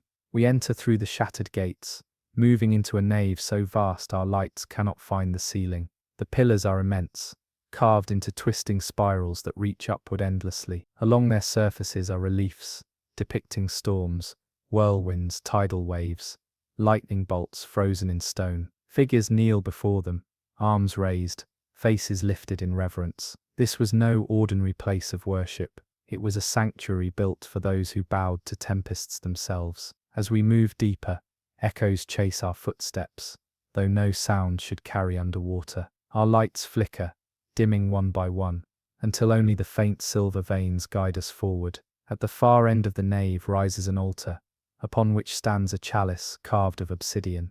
The chalice is cracked, yet still it glows faintly from within. as though liquid lightning swirls inside. The cathedral responds to our presence. A low rumble builds, shaking dust from the walls. The reliefs on the pillars begin to shimmer, their storms shifting, their waves crashing. Figures etched into stone writhe, their hands reaching outward, as though begging release. Above us the ceiling splits open, not with collapse, but with light. A storm manifests within the cathedral itself, clouds forming where none should exist, lightning flickering across vaulted arches. Rain falls, not water, but silver droplets that dissolve upon touch, leaving skin tingling and numb. Our guide writes quickly, still alive. The storm never ended. The thunder grows deafening, shapes form within the storm, towering beings woven from cloud and lightning, faceless yet watching.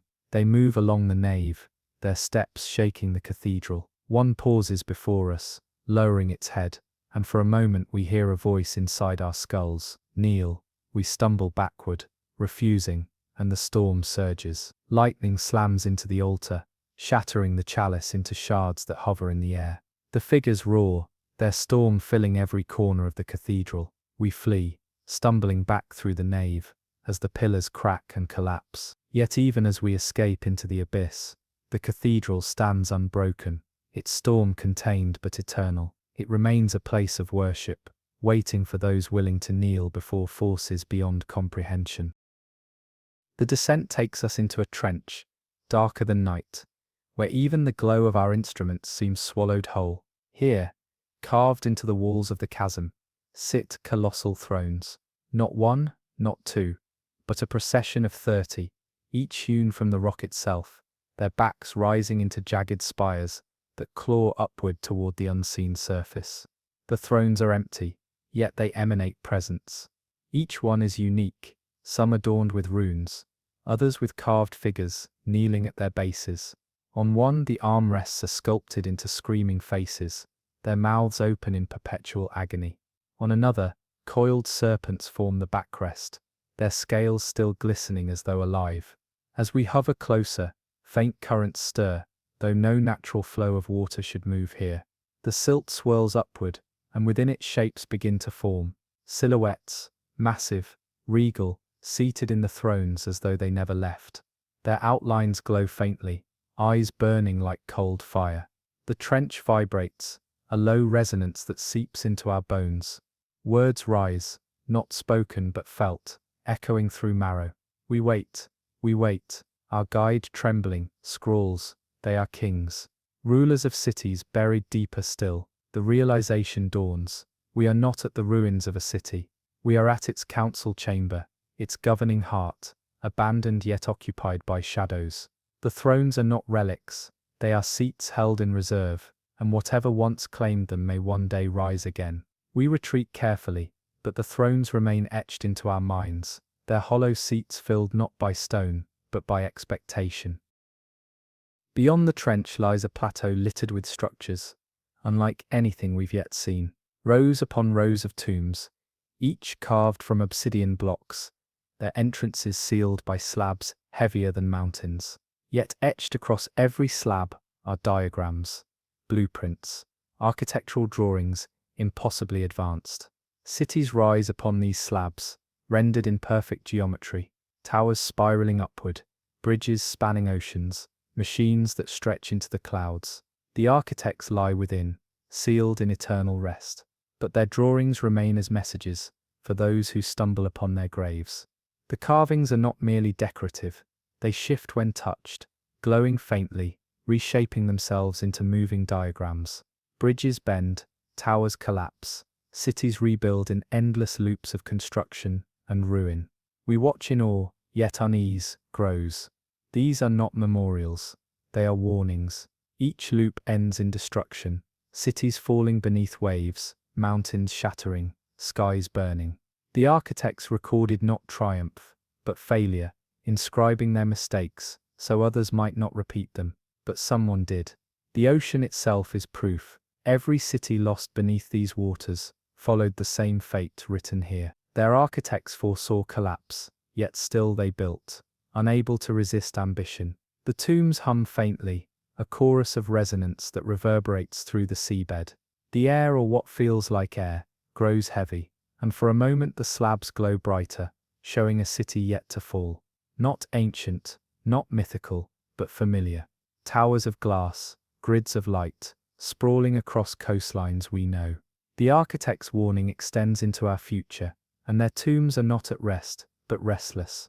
We leave, carrying with us the knowledge that the ocean is not finished. At the edge of the plateau, a staircase descends into the abyss. Each step is carved from luminous stone, glowing faintly as though lit from within. The staircase stretches downward endlessly, disappearing into the void below. We hover above the first step, hesitant. The current pulls gently downward, coaxing us to follow. We descend, step by step, though we never touch stone. Instead, the light bends beneath us, forming illusions of weight. The staircase curves and twists, yet never ends. Along the walls flanking the stairs are carvings of figures descending as we do.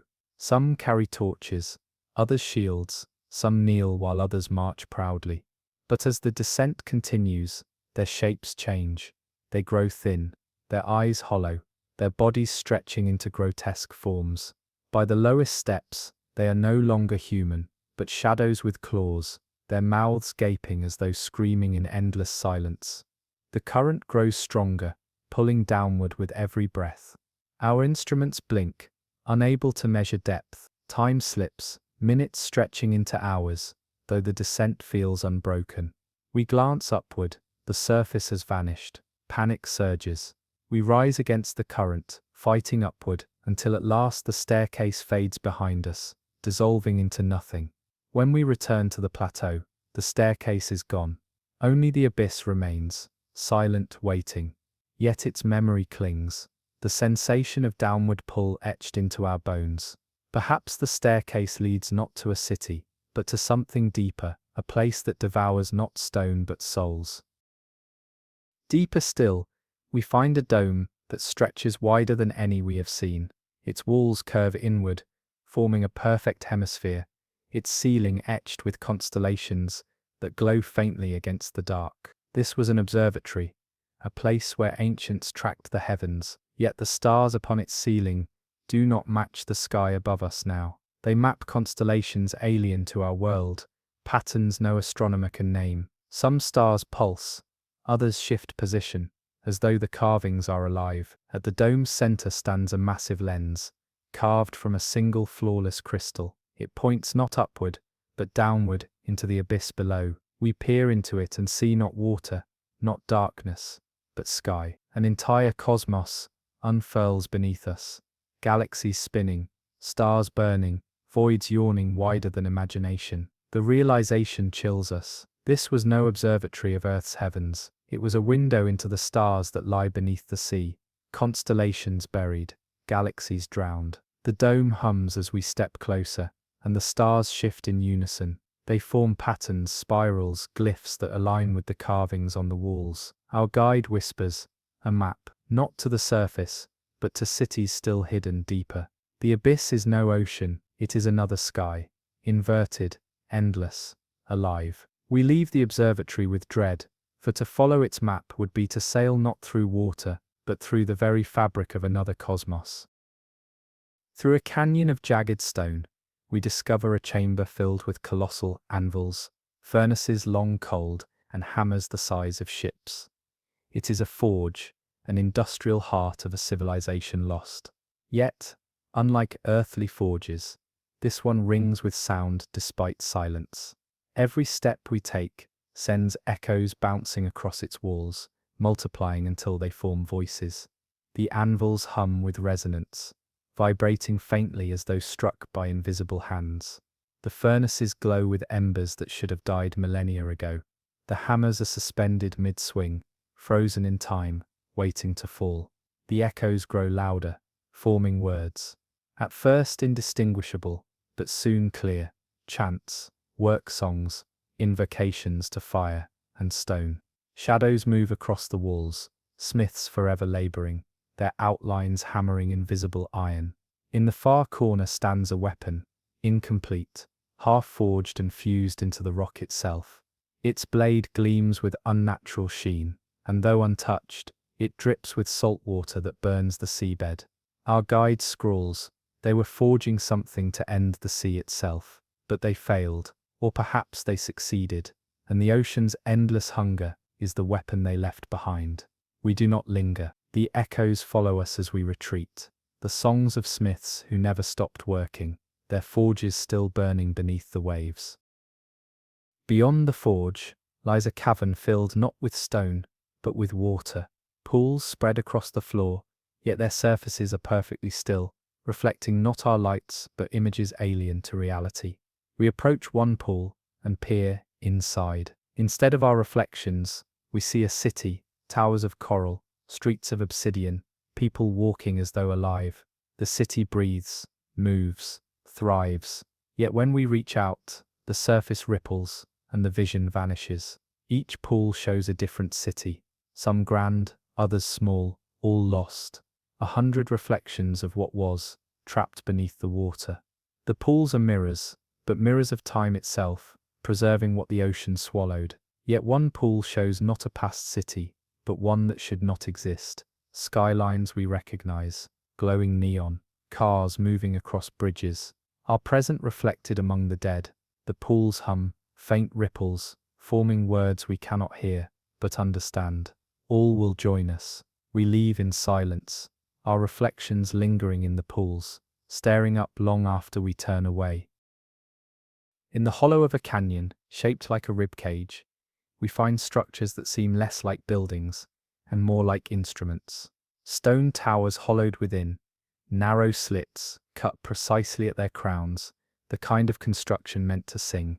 As currents pass through the ruins, a sound fills the trench, a low hum, resonant, otherworldly, vibrating against our skulls. These were no mere monuments. They were harps of stone, erected not for beauty, but for communication. The hum shifts, forming chords, then melodies, notes too deliberate to be chants.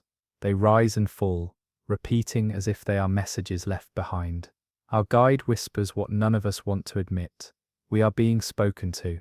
As the song builds, we hear voices layered within the resonance. Some mournful, some commanding, others shrieking in tones that rattle the very marrow of our bones. These are not echoes of the living, but the trapped cries of a city drowned and transformed into its own requiem. Then something stranger occurs. The resonance aligns with the movements of our hearts. Our pulses falter, syncing with the melody. For a moment it feels as though we are no longer in control of our bodies, as though the harps are not singing to us but playing us. We flee, but the song follows, its melody vibrating in our skulls long after silence returns. The drowned winds will not forget us. North along the seabed stretches a labyrinth, unlike any myth could have imagined. Its walls are carved, not from rough stone, but polished obsidian that reflects every flicker of our light in distorted, stretching ways. The entrance is wide enough for armies, its corridors twisting downward into spirals of black. We step inside and immediately sense the shift. Every turn leads deeper, every corridor identical. Our instruments spin uselessly, compasses pulled in circles. The labyrinth feeds on disorientation, designed to keep intruders wandering forever. On the walls, etched faintly in silver, are carvings of processions, figures marching endlessly, each carved in exacting detail. Thousands of them line the walls, all walking the same path we now follow. At first they are proud, carrying banners and weapons, but deeper within, they crumble, bodies breaking, faces fading, until at last they are little more than skeletal shadows staggering in unending loops.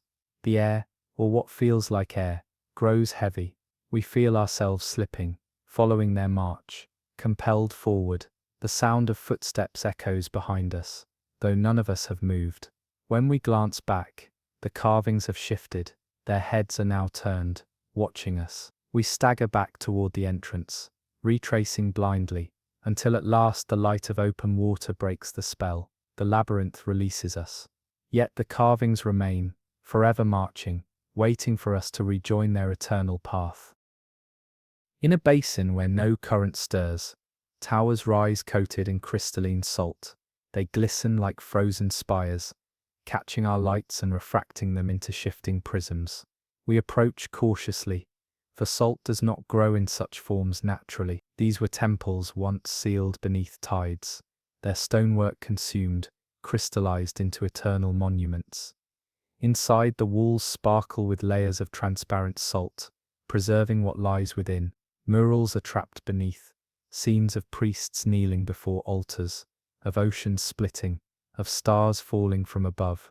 The salt renders them almost alive, shimmering as though caught mid-movement.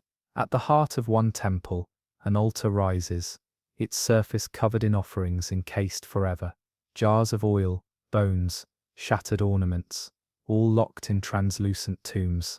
When we touch the salt, warmth pulses from within, unnatural for the deep. The walls hum faintly, vibrating with voices muffled but urgent. Then we see them, figures, perfectly preserved, frozen mid-prayer within blocks of crystalline salt. Their faces are serene, their hands outstretched, as though the flood came upon them mid-ritual, and the temple itself turned to crystal to hold them in eternity. But one figure moves, its hand shifts imperceptibly, the salt groaning as cracks splinter outward. We retreat in horror, lights trembling as the fissures spread. The temple shudders, as though eager to release what it has held too long.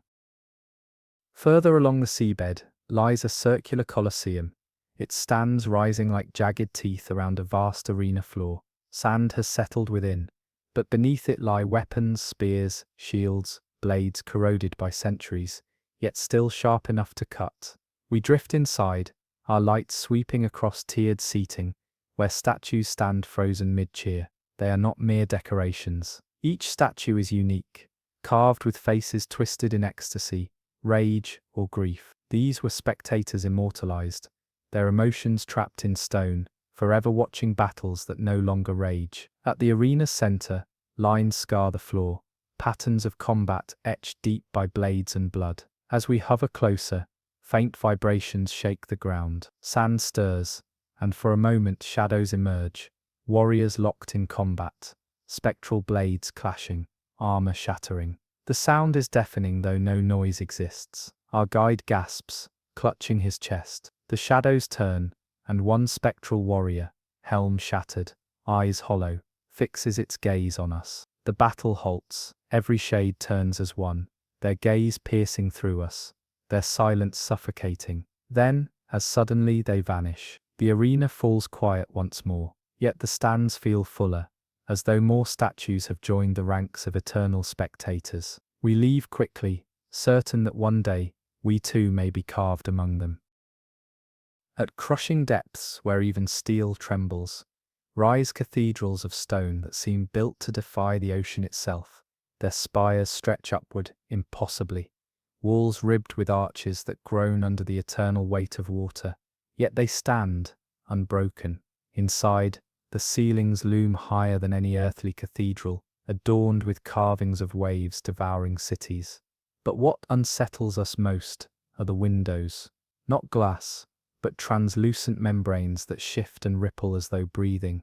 Through them, we see not the ocean outside, but seen cities drowning, people fleeing, mountains collapsing into the sea. The deeper we go, the louder the groaning becomes. It is as though the cathedrals are alive, straining, bending beneath the pressure. Our ears pop, our suits strain, and still the structures stand as though they were grown, rather than built. At the altar of one cathedral lies a book, its pages carved from coral, its words written in the grooves of fossilized shells. The language is alien, but the images are clear, diagrams of cities sinking, not by accident, but by design. These were no catastrophes, they were sacrifices, offerings to something deeper. The cathedrals pulse with energy, and we sense that pressure itself is their god, crushing yet sustaining them. We leave, shaken, unsure whether to fear collapse or worship it. Beneath a canyon lies a library, its shelves rising like walls, its books not bound in paper, but in coral and stone. Each volume is a slab etched with words and diagrams, the current brushing against them as though turning invisible pages. We drift through aisles, the silence oppressive, the slabs whisper when touched, voices carried through water, speaking in tongues long dead. Some tell histories of cities we have seen, others of cities yet undiscovered. But deeper within are records stranger still, accounts of currents that think, of tides with memory, of waves that choose where to fall. One slab glows as we near, revealing a map not of land, but of currents. Rivers of water charted like roads, leading to hidden chambers across the ocean floor. Our guide whispers, they knew the sea was alive. They mapped its veins like arteries. The shelves stretch endlessly, some toppled, their slabs scattered, words unreadable. Yet one stands apart, sealed in obsidian, humming faintly. We approach but recoil. It is chained shut, the chains not corroded, but gleaming, new as though forged yesterday. We realize not all knowledge was meant to be read. Some truths were bound to keep the sea itself from remembering. Descending into a trench shaped like a corkscrew, we encounter ruins coiled in endless spirals. Their walls curve inward, each loop drawing us deeper toward the dark. Carvings line the stone, suns, dozens of them, each wreathed in waves, each falling into the sea. These spirals are not merely architectural, they are maps, prophecies etched in stone. As we follow the spiral path, lights flicker, not ours. The ocean itself glows in pulses, spheres of light drifting like miniature suns. They hover near, circling, aligning with the carvings. Each time a sphere nears, warmth fills the water, and for moments we feel as though we swim not in the Pacific, but in the heart of a star. Our guide warns us to leave, but curiosity drives us deeper. At the spiral's center lies a chamber where a massive orb, luminous and unearthly, floats chained to pillars of obsidian. Its light is dim but alive, flickering like a heartbeat.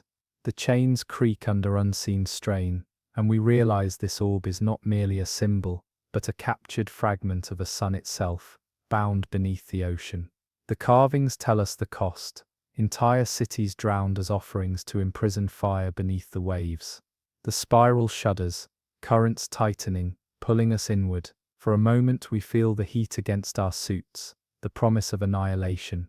Then as abruptly, the lights extinguish. Darkness swallows us, leaving only the memory of a sun that should never burn below the sea. On a plateau of volcanic stone, we discover a hall open to the endless sea, lined with colossal thrones carved into the cliff face.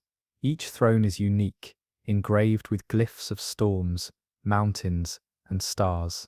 Yet all are empty, eroded by centuries of silence. As we drift closer, the sensation of being observed intensifies. The thrones are vacant, but impressions linger, shadows seated where bodies should be. Our lights catch faint outlines of crowns, spears, and cloaks, shimmering briefly before vanishing into the deep. Each throne tells a story. One bears scorch marks as though it once held fire itself. Another is encrusted with coral, grown deliberately into crown shapes. A third trembles faintly, the stone vibrating with suppressed power, as if the king it once held has not yet relinquished his seat. At the hall's center lies a dais, where a single throne towers above the rest. Unlike the others, it is untouched by erosion, flawless, polished to a black mirror sheen. When we near, our reflections do not match our movements. The mirror throne shows us older, crowns of bone upon our heads, our eyes hollow yet burning. A whisper echoes in the water. The sea crowns all kings in the end. We back away, but even as we leave, the thrones feel occupied once more. The drowned kings sit silently, watching, their empire not lost but waiting. In a shallow basin lies an orchard frozen in time. Dozens of trees rise from the seabed, their trunks carved of basalt, their branches stretching in graceful arcs. Instead of leaves, coral encrusts them, and instead of fruit, spheres of polished stone dangle, swaying gently in the current. We drift among them, unease, growing with every step. The orchard is not natural. Each fruit is carved, symbols etched across its surface, maps, prayers, curses. Some glow faintly, veins of crystal pulsing within. Others are cracked, leaking streams of fine silt that spiral upward like smoke. Our guide touches one. It vibrates, a low hum building, until the entire orchard resonates. The fruit glows brighter, and for an instant the orchard is alive, not stone but flesh. The trees sway, their branches grasping, the fruits pulsing like hearts. Visions flood us, cities crumbling, oceans rising, people screaming as they are dragged into the sea. Then silence returns, and the orchard freezes once more. Yet the fruits remain alive, throbbing faintly, as though containing not seeds but souls. We leave quickly, unsettled by the thought that these fruits may ripen still, waiting to release their harvest upon a world unprepared for what grows beneath the waves. Stretching across a ridge are colonnades of transparent crystal, pillars rising like frozen lightning bolts. They shimmer in fractured colors, each cracked but unbroken, standing as though holding up the very sea itself.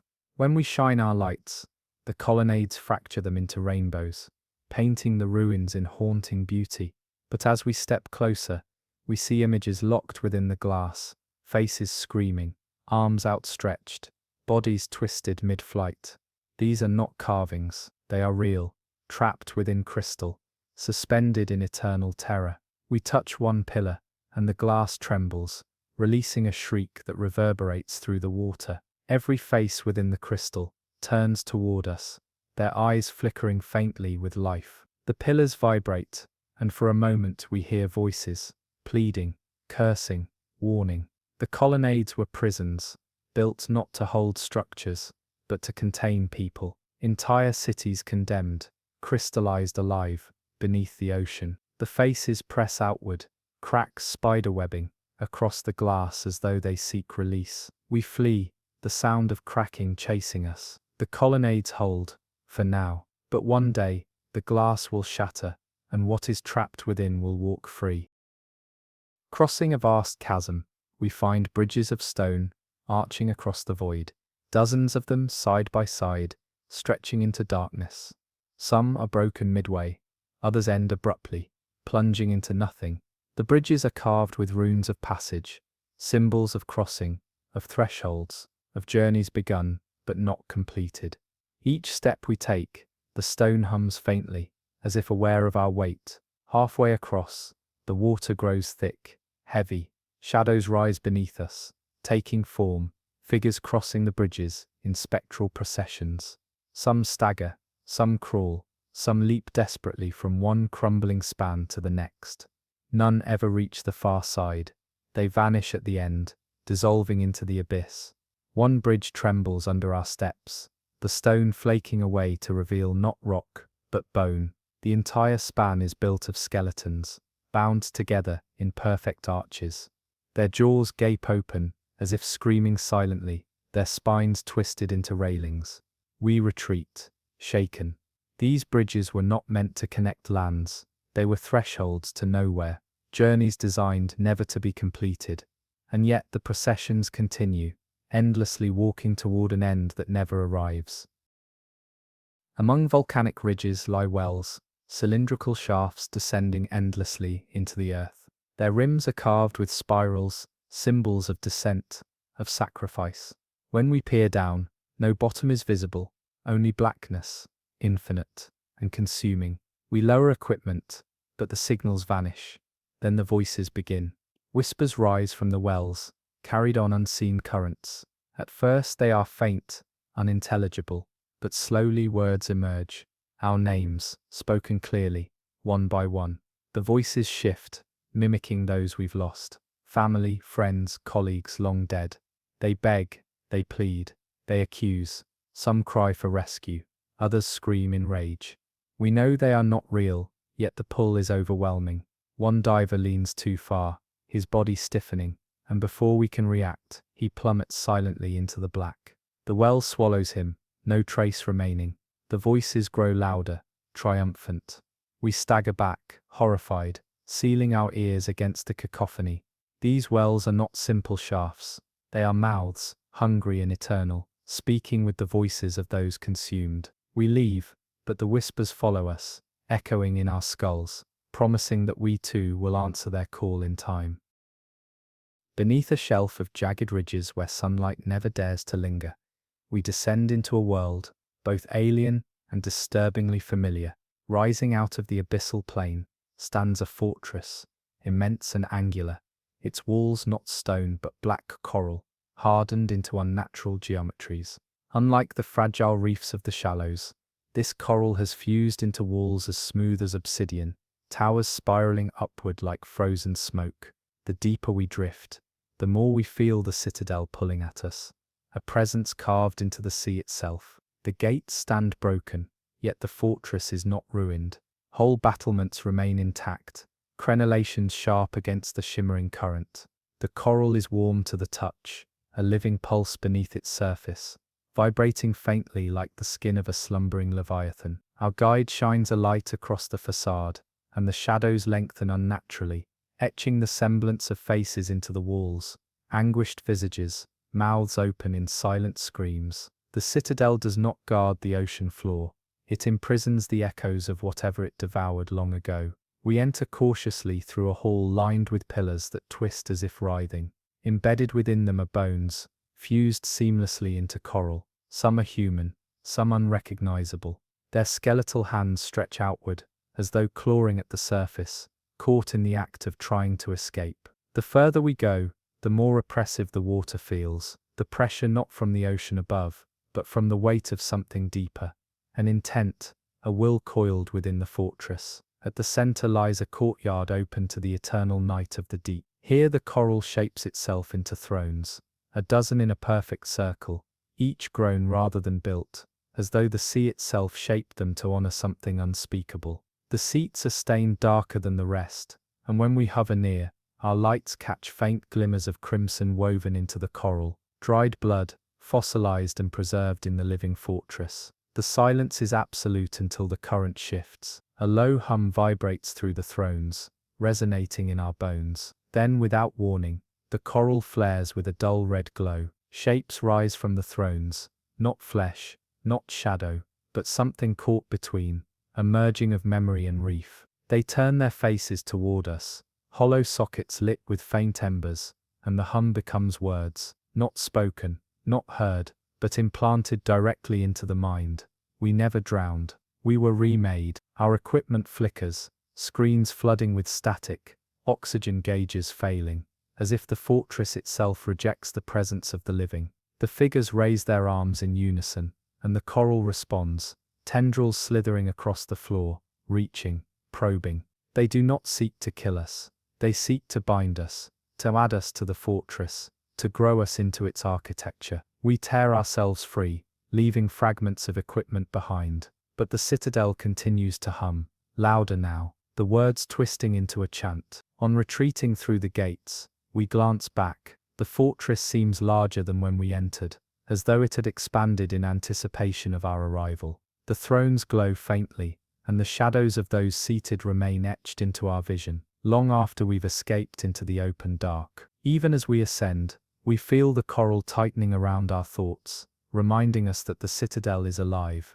eternal, and hungers still. Legends among Pacific Islanders speak of a kingdom swallowed by the sea, its rulers refusing to accept death, forging a pact with the ocean to remain. The Black Coral Fortress matches their descriptions, an eternal palace where kings never surrender their crowns, only reshape them from bone and reef. Perhaps Atlantis was not the only city to fall. Perhaps hundreds of citadels like this one lie scattered across the abyss, each ruled by thrones no longer human, but something far worse. Even now, I feel the hum in my chest, long after leaving the site. It follows like a second heartbeat, a pulse that is not mine, reminding me of the whisper. We never drowned, we were remade, and when I dream, I see the thrones waiting, one empty seat always kept at the circle's edge, a place reserved not for them, but for those who stumble too close, who dare to trespass into the citadel of black coral. The descent takes us beyond familiar depths, into a gloom where even the strongest lamps cannot hold back the encroaching dark. The ocean here is no longer an environment. It is a will, crushing, observing, pressing its weight against us, until our bodies ache and our lungs strain. Yet through this blackness emerges structure, a spiral, vast and endless, carved into the very seafloor. At first it seems a natural formation, a trench coiled, like a serpent. But the walls reveal a different truth. They are inscribed with patterns too precise for nature, grooves etched into basalt that climb in continuous coils. The grooves catch the beam of our lights, guiding us downward, as though we are being pulled into a whirlpool carved in stone. Our instruments tell us we are moving deeper than safe thresholds, yet the current carries us steadily, preventing retreat. This is not descent by choice, it is initiation. The spiral walls are scarred with shapes, crowns, spears, figures, bowed in procession. Every few meters, the figures shift subtly. First they are human, their crowns simple, their faces solemn. Deeper, the crowns sharpen into jagged halos, their bodies elongate, their mouths twist wider, as if each level of the spiral shows another stage of metamorphosis. By the time we reach what feels like the 100th coil, the figures no longer resemble men at all, but something serpentine, crowned with fangs of coral. The vault finally opens into a chamber so vast that our lights cannot touch the edges. The spiral continues here, not carved in walls but in architecture, steps of black stone descending toward a central pit, filled with luminous water. The glow from within is unnatural, casting green fire across the walls. Suspended above the pit are thrones, arranged in a downward spiral, mirroring the trench above. Each throne holds a figure. At first glance they are statues, but when we drift closer, their eyes open, not fully, but enough for pale light to leak from hollow sockets. The figures are clothed in fragments of coral and bone, their crowns made from spines of creatures, long extinct. They do not move, they do not breathe, and yet their presence smothers us, as if their awareness coils like smoke around our minds. These are not kings who drowned, they are kings preserved, sealed in this spiral vault, as if time itself could not unmake their reign. The guide scratches notes onto his slate, hand shaking. Dynasty eternal, ocean throne. They wait, but wait for what? For release? For worship? For intruders like us to stumble into their cycle and become part of the spiral. The pit bubbles, the luminous water swelling with phosphorescent gas. Shapes swirl inside it, cities rising, collapsing, temples splitting apart, all flickering like visions within a crystal. The kings above do not stir, but the pit displays their legacy, the drowned realms of the Pacific, each destroyed and reborn, added to the spiral's endless descent. Atlantis, Moon Madol, Relia, names whispered by scholars and mystics, here all appear and dissolve again, as though they are mere chapters in a longer, crueler saga. Our lights flicker, the pit's glow intensifies, and one of the thrones shifts. Its occupant leans forward slightly, a rasp of coral grinding against coral. A sound like stone cracking fills the chamber. Then another moves, and another, slowly, inexorably. The spiral of thrones begins to awaken. The hum that follows is deep, resonant, pressing into our chests like a second heartbeat. The kings are not dead, they are dormant, and our intrusion has stirred them. The spiral pit begins to rise, not the water, but what lies beneath it. A structure, black and angular, pushes upward, sending waves through the glowing pool. It is a crown, massive, ringed with jagged spikes, a crown meant not for a single king but for the ocean itself. The kings lean closer, their mouths opening to reveal rows of teeth made not of bone but of crystallized coral. We retreat, yet the spiral seems longer going up than it was going down. Each step upward resists us, as though the stone itself drags against our fins. Behind us the hum grows louder, turning into a chant that we cannot understand but cannot unhear. It fills the water, it fills our bodies, it fills our dreams even before we surface. By the time we escape into the black plain above, the spiral's glow still burns in the distance, like an eye staring upward. We are not free of it. We never will be, because the chant has written itself into our marrow. And when we sleep, we see thrones spiraling downward, into endless dark, one always empty, waiting for a new king to claim it. We will not return, yet the spiral vault waits, eternal, its kings neither dead nor alive, but dreaming, always dreaming, in the drowned labyrinth of the sea. There are whispers of a structure so massive and so perfectly hidden that only the most daring sonar sweeps have caught the faintest outline of its form.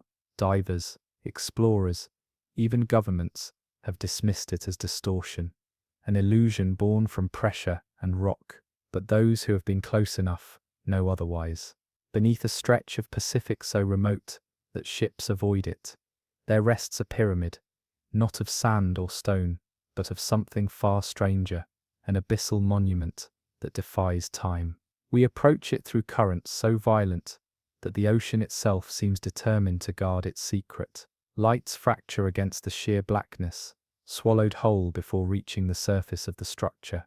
When the pyramid finally emerges from the dark, it is not gradual. It is sudden, shocking, as though it chose the moment to reveal itself. A slope of perfect symmetry cuts across the gloom, edges sharp and deliberate. Unlike the worn ruins we've seen before, this monument looks untouched, as if it had only just been placed here, a sentinel of the deep. Its scale is unfathomable. The base stretches farther than our instruments can measure, disappearing into trenches and cliffs. The tip, if it even exists, is lost to layers of silt and shadow. Each block appears larger than ships, carved with precision that no current, no tectonic upheaval could have produced naturally. When we drift closer, strange etchings cover the surface. They are not words, but spirals, grids, and star patterns, glowing faintly in the beams of our lamps. The designs are aligned with constellations we know, Orion, Pleiades,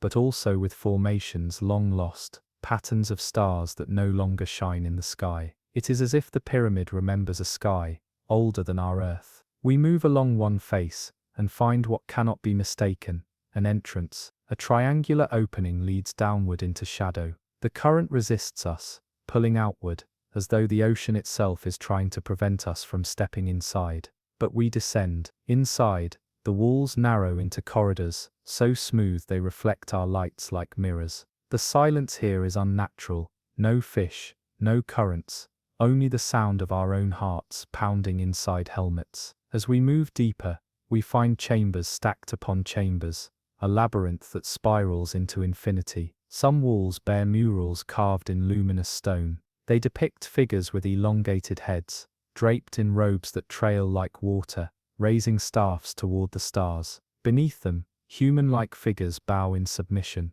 The scenes change, floods swallowing cities, fire consuming mountains, oceans rising.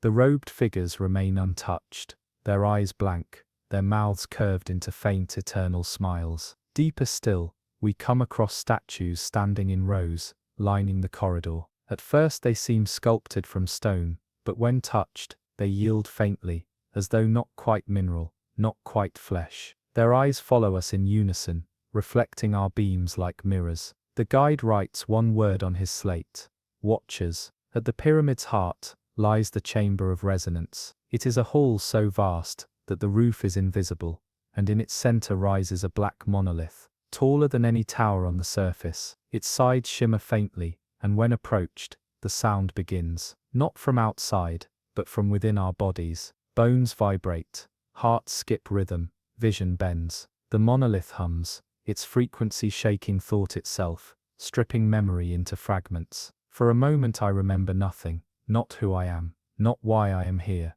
only the monolith, only its command to surrender. We stagger back, and the hum fades. The statues behind us shift, their faces bending into new forms, smiling wider. One lifts its arm, stone fingers cracking open, reaching. The guide collapses, clutching his head, convulsing as if the hum still throbs inside him. His eyes roll back, and for a heartbeat, I see stars reflected in them. The same ancient constellations etched into the walls. When he stands again, his movements are not his own. He does not breathe heavily. He does not tremble. He turns toward the monolith, kneels, and places his forehead against its surface. The shimmer swallows him. He does not scream. He is simply absorbed. We run. The corridors elongate, bending, twisting. The pyramid shifts around us, no longer a building but a labyrinth alive, closing and opening as it pleases. The murals ripple, the robed figures moving, raising their staffs higher, their smiles broader. When at last we burst through the triangular entrance, the current slams us outward, dragging us far from the pyramid's face, as though the ocean itself was eager to spit us free. Behind us, the pyramid remains motionless, silent, eternal.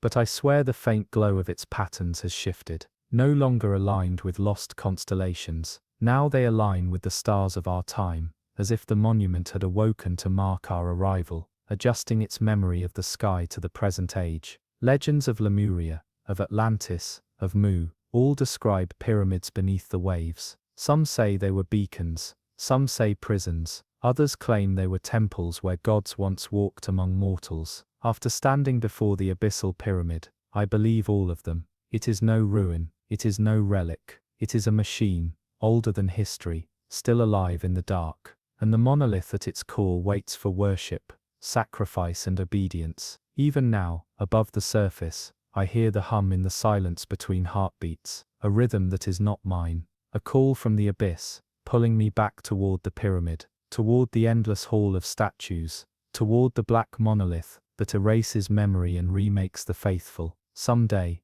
I know, I will return, not because I wish to, but because the pyramid wills it, and no one refuses the will of the abyss.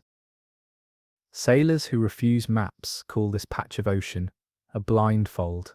Instruments lose their temper here. Compasses spin without preference. Radios speak in their own cracked voices. The horizon folds in on itself, like a trick of heat. We cross it at dusk, if dusk can be counted under a lid of slate cloud, and slide down the only thread the sea offers. A column of colder water that falls straight as a plumb line into dark. Pressure finds our ribs early. The hull ticks. The winch complains.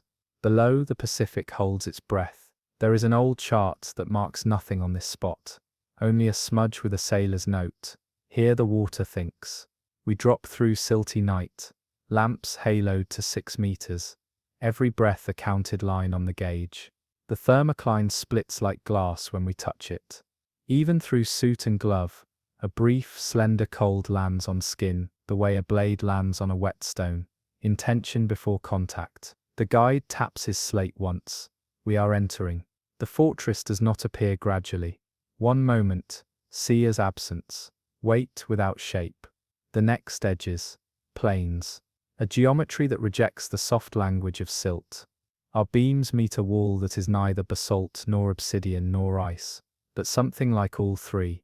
The black of depth polished into mirror clarity, and honed to angles that punish perspective.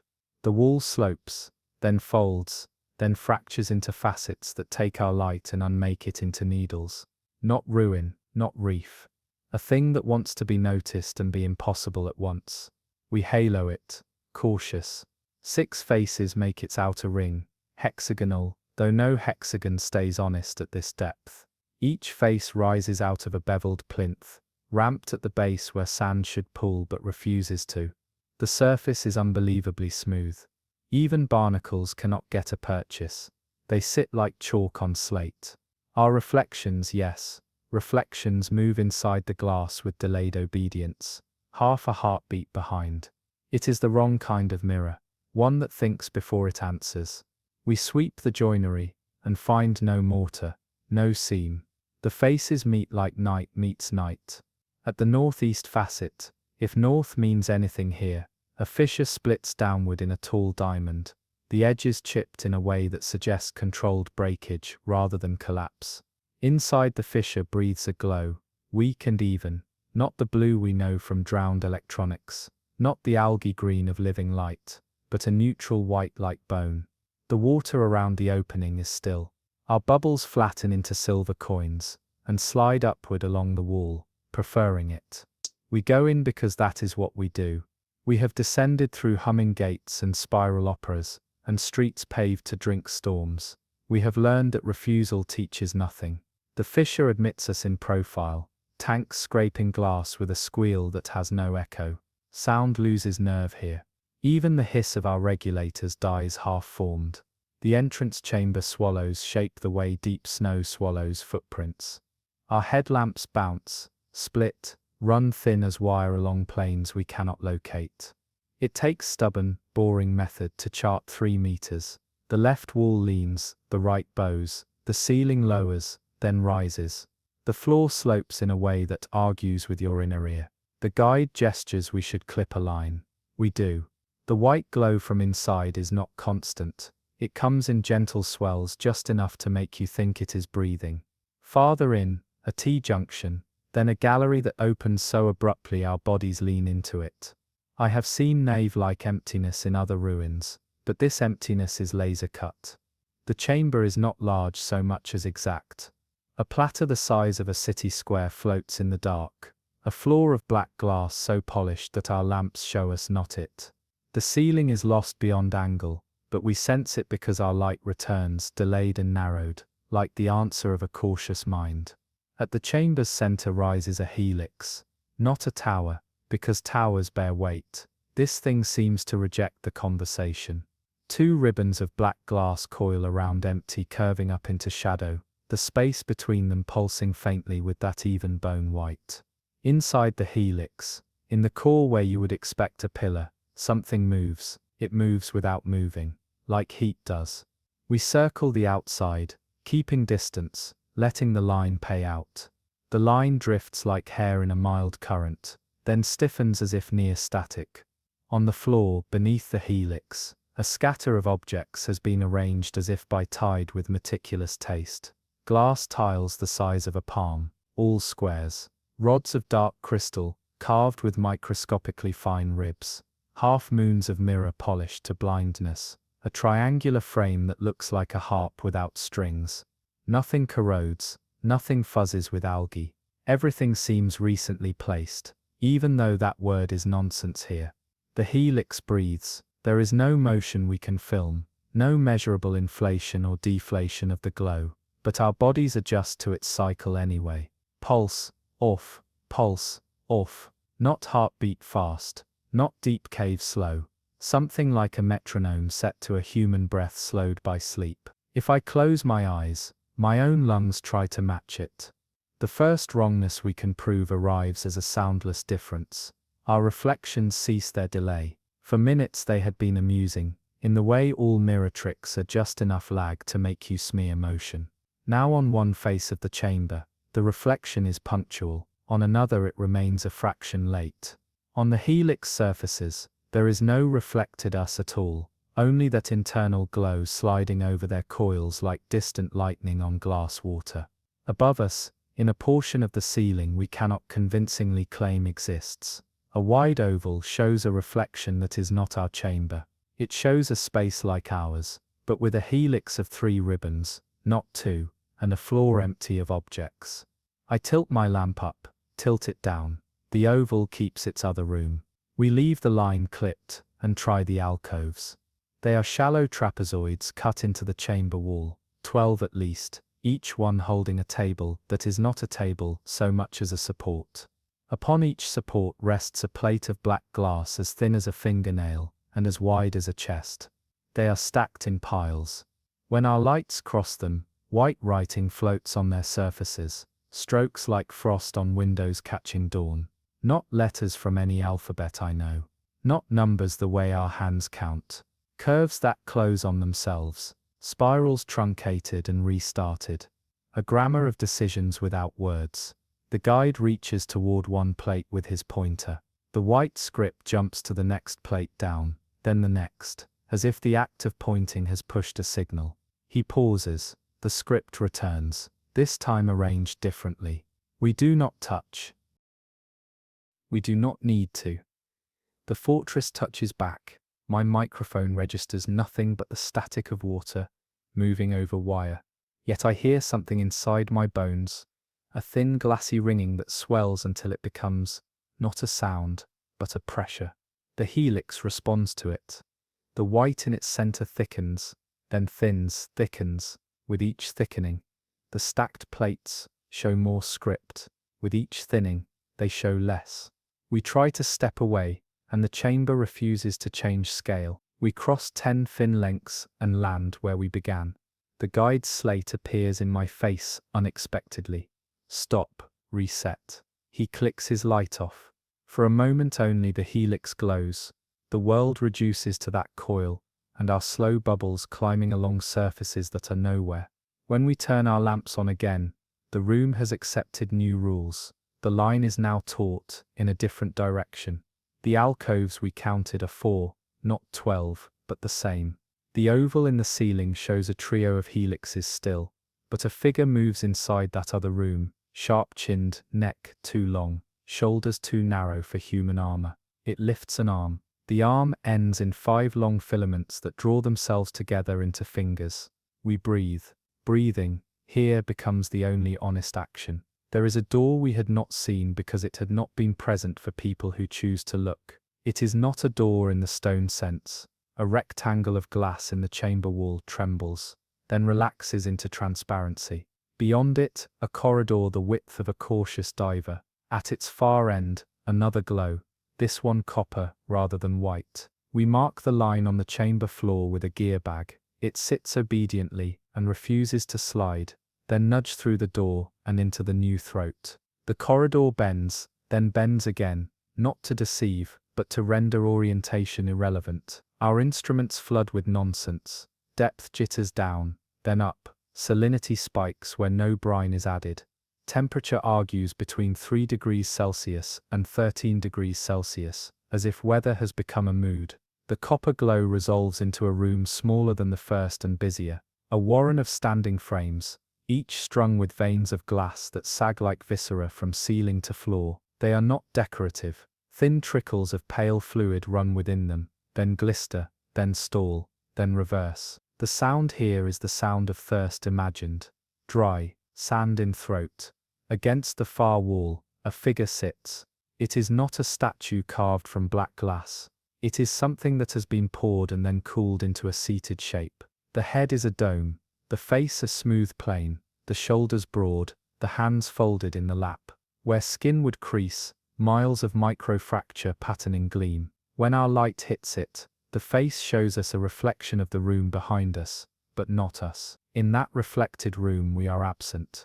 And in our place are 5 little flames moving where our bodies should be. The guide touches my shoulder, back to main chamber. We do not map this yet. I nod because my palms have begun to sweat in their gloves. Pressure and fear, or pressure that remembers fear.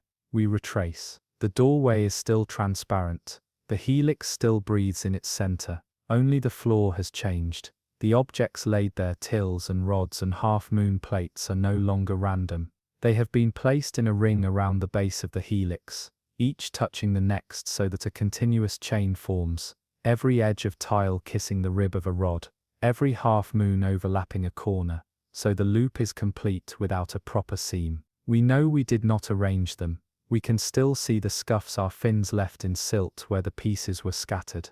The ring hums faintly. It does not hum inside the ear. It hums in the dent behind the ear, where the bone is thin. Someone whispers on the comm, one of ours, one of us, and says a name that is not my name, and cannot be spoken with a human mouth. The whisper arrives from inside the helmet, not through wire. My tongue repeats it against my will. The helix brightens. The ring answers with a higher tone. It is the guide who breaks first because he is the bravest. He unclipping the gear bag used as a marker, trying to interrupt the ring with an awkward kick. The bag passes over the ring without touching it, like a magnet skirting a field. The ring remains closed. The helix expands a fraction. In its core, for the first time, we see the trapped. They are not suspended the way insects are in amber. They are not drawn well enough to comfort us as images. Through the glow, multiple figures become visible at once, layered near the axis, each facing outward,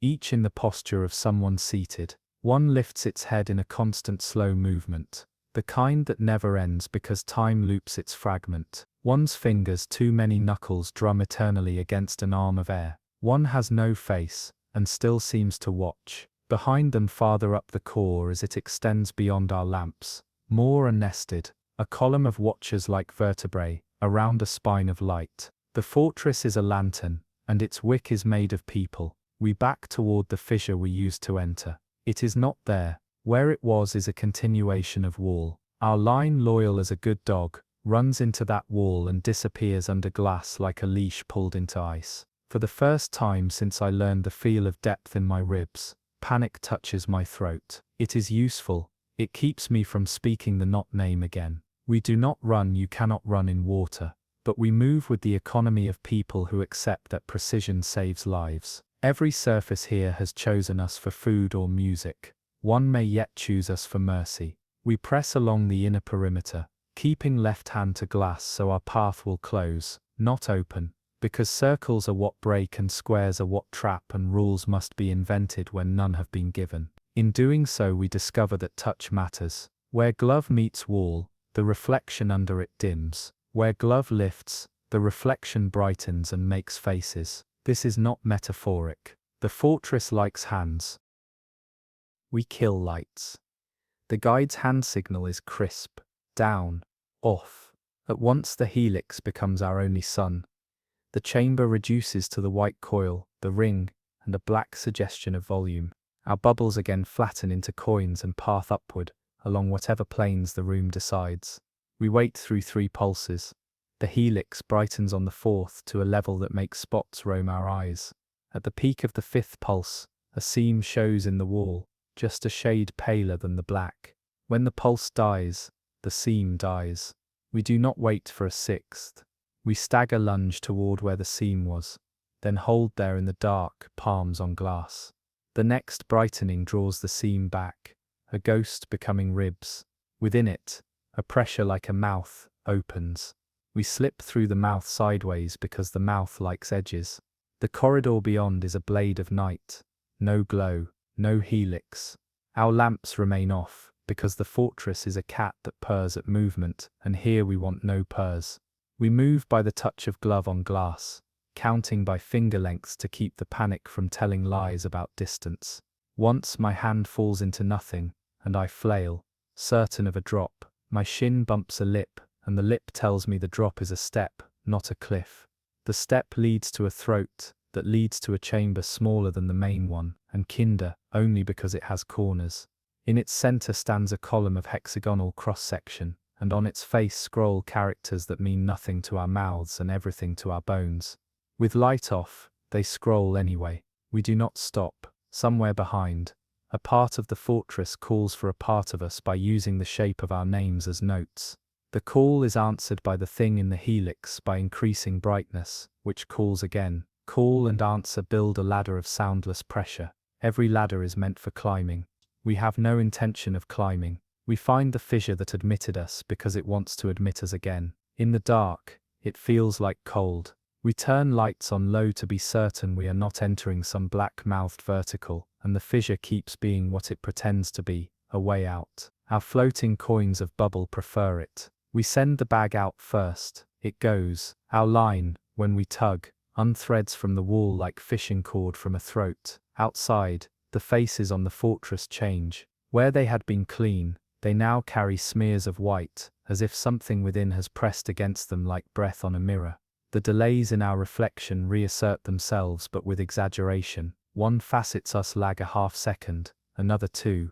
On a third we do not move at all, and stare at ourselves while we work. The guide makes the only unrepeatable hand sign he owns and we climb the column of cold we rode down on. Altitude buys nothing except different mistakes, but even different mistakes feel like air. The pressure slackens as if something that held our suit with 2 hands now holds with 1.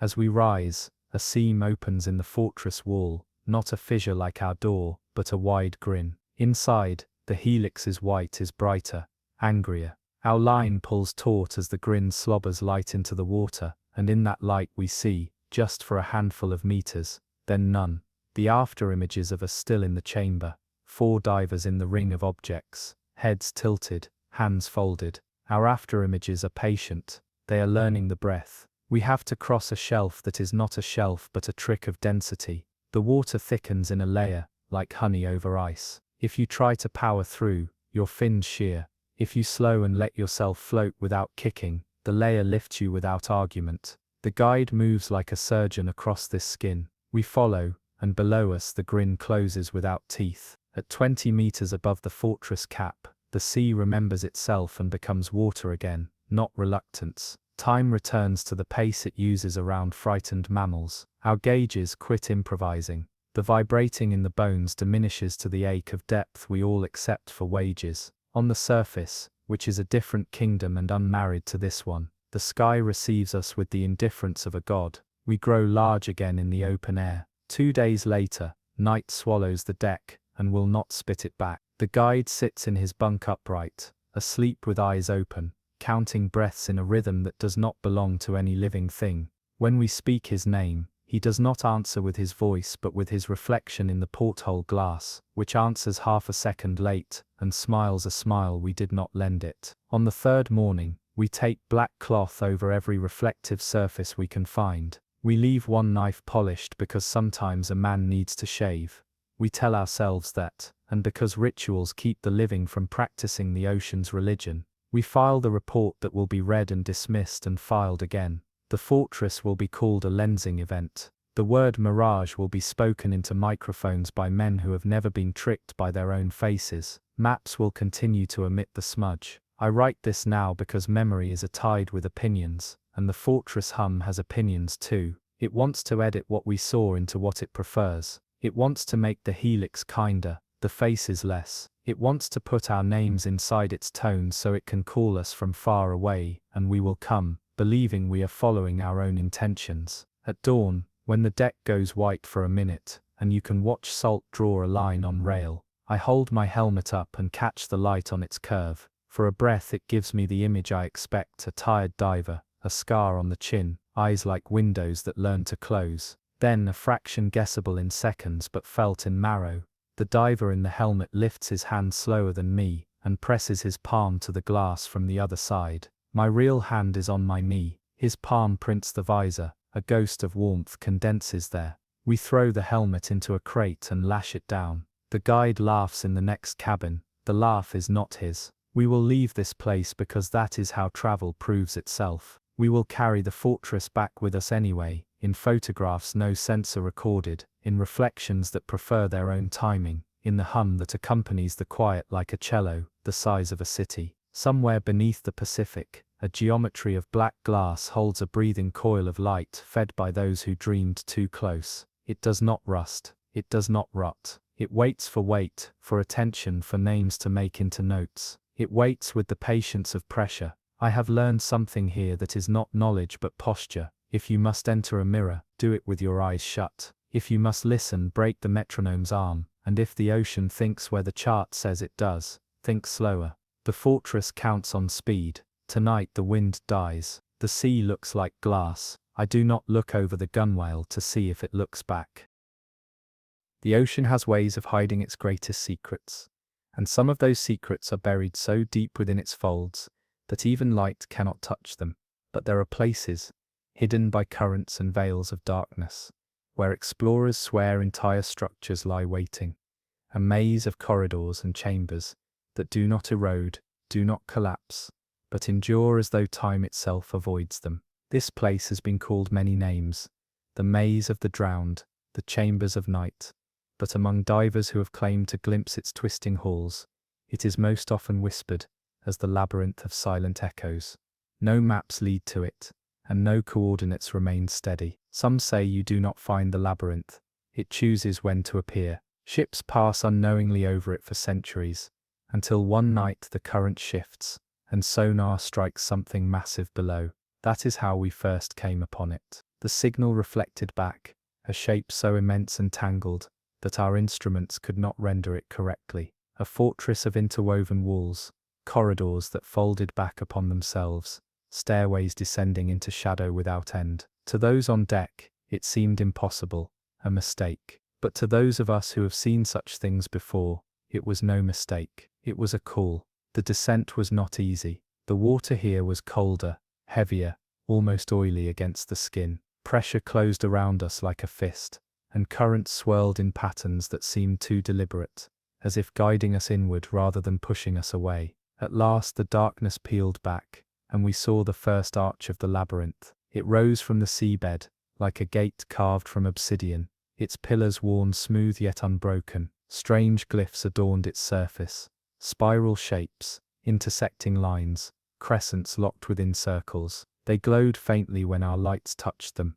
pulsing like a heartbeat. Beyond the arch lay corridors that stretched endlessly, perfect in their angles, their floors paved with black stone fitted so precisely no sand had slipped between the seams. The walls bore carvings, not images, but grooves etched in repeating patterns like musical scores. When we moved, our presence stirred them. not with sound, but with vibration. The grooves resonated, as though the labyrinth itself was humming in response to our intrusion. It was not music as we know it. It was language, one felt more than heard.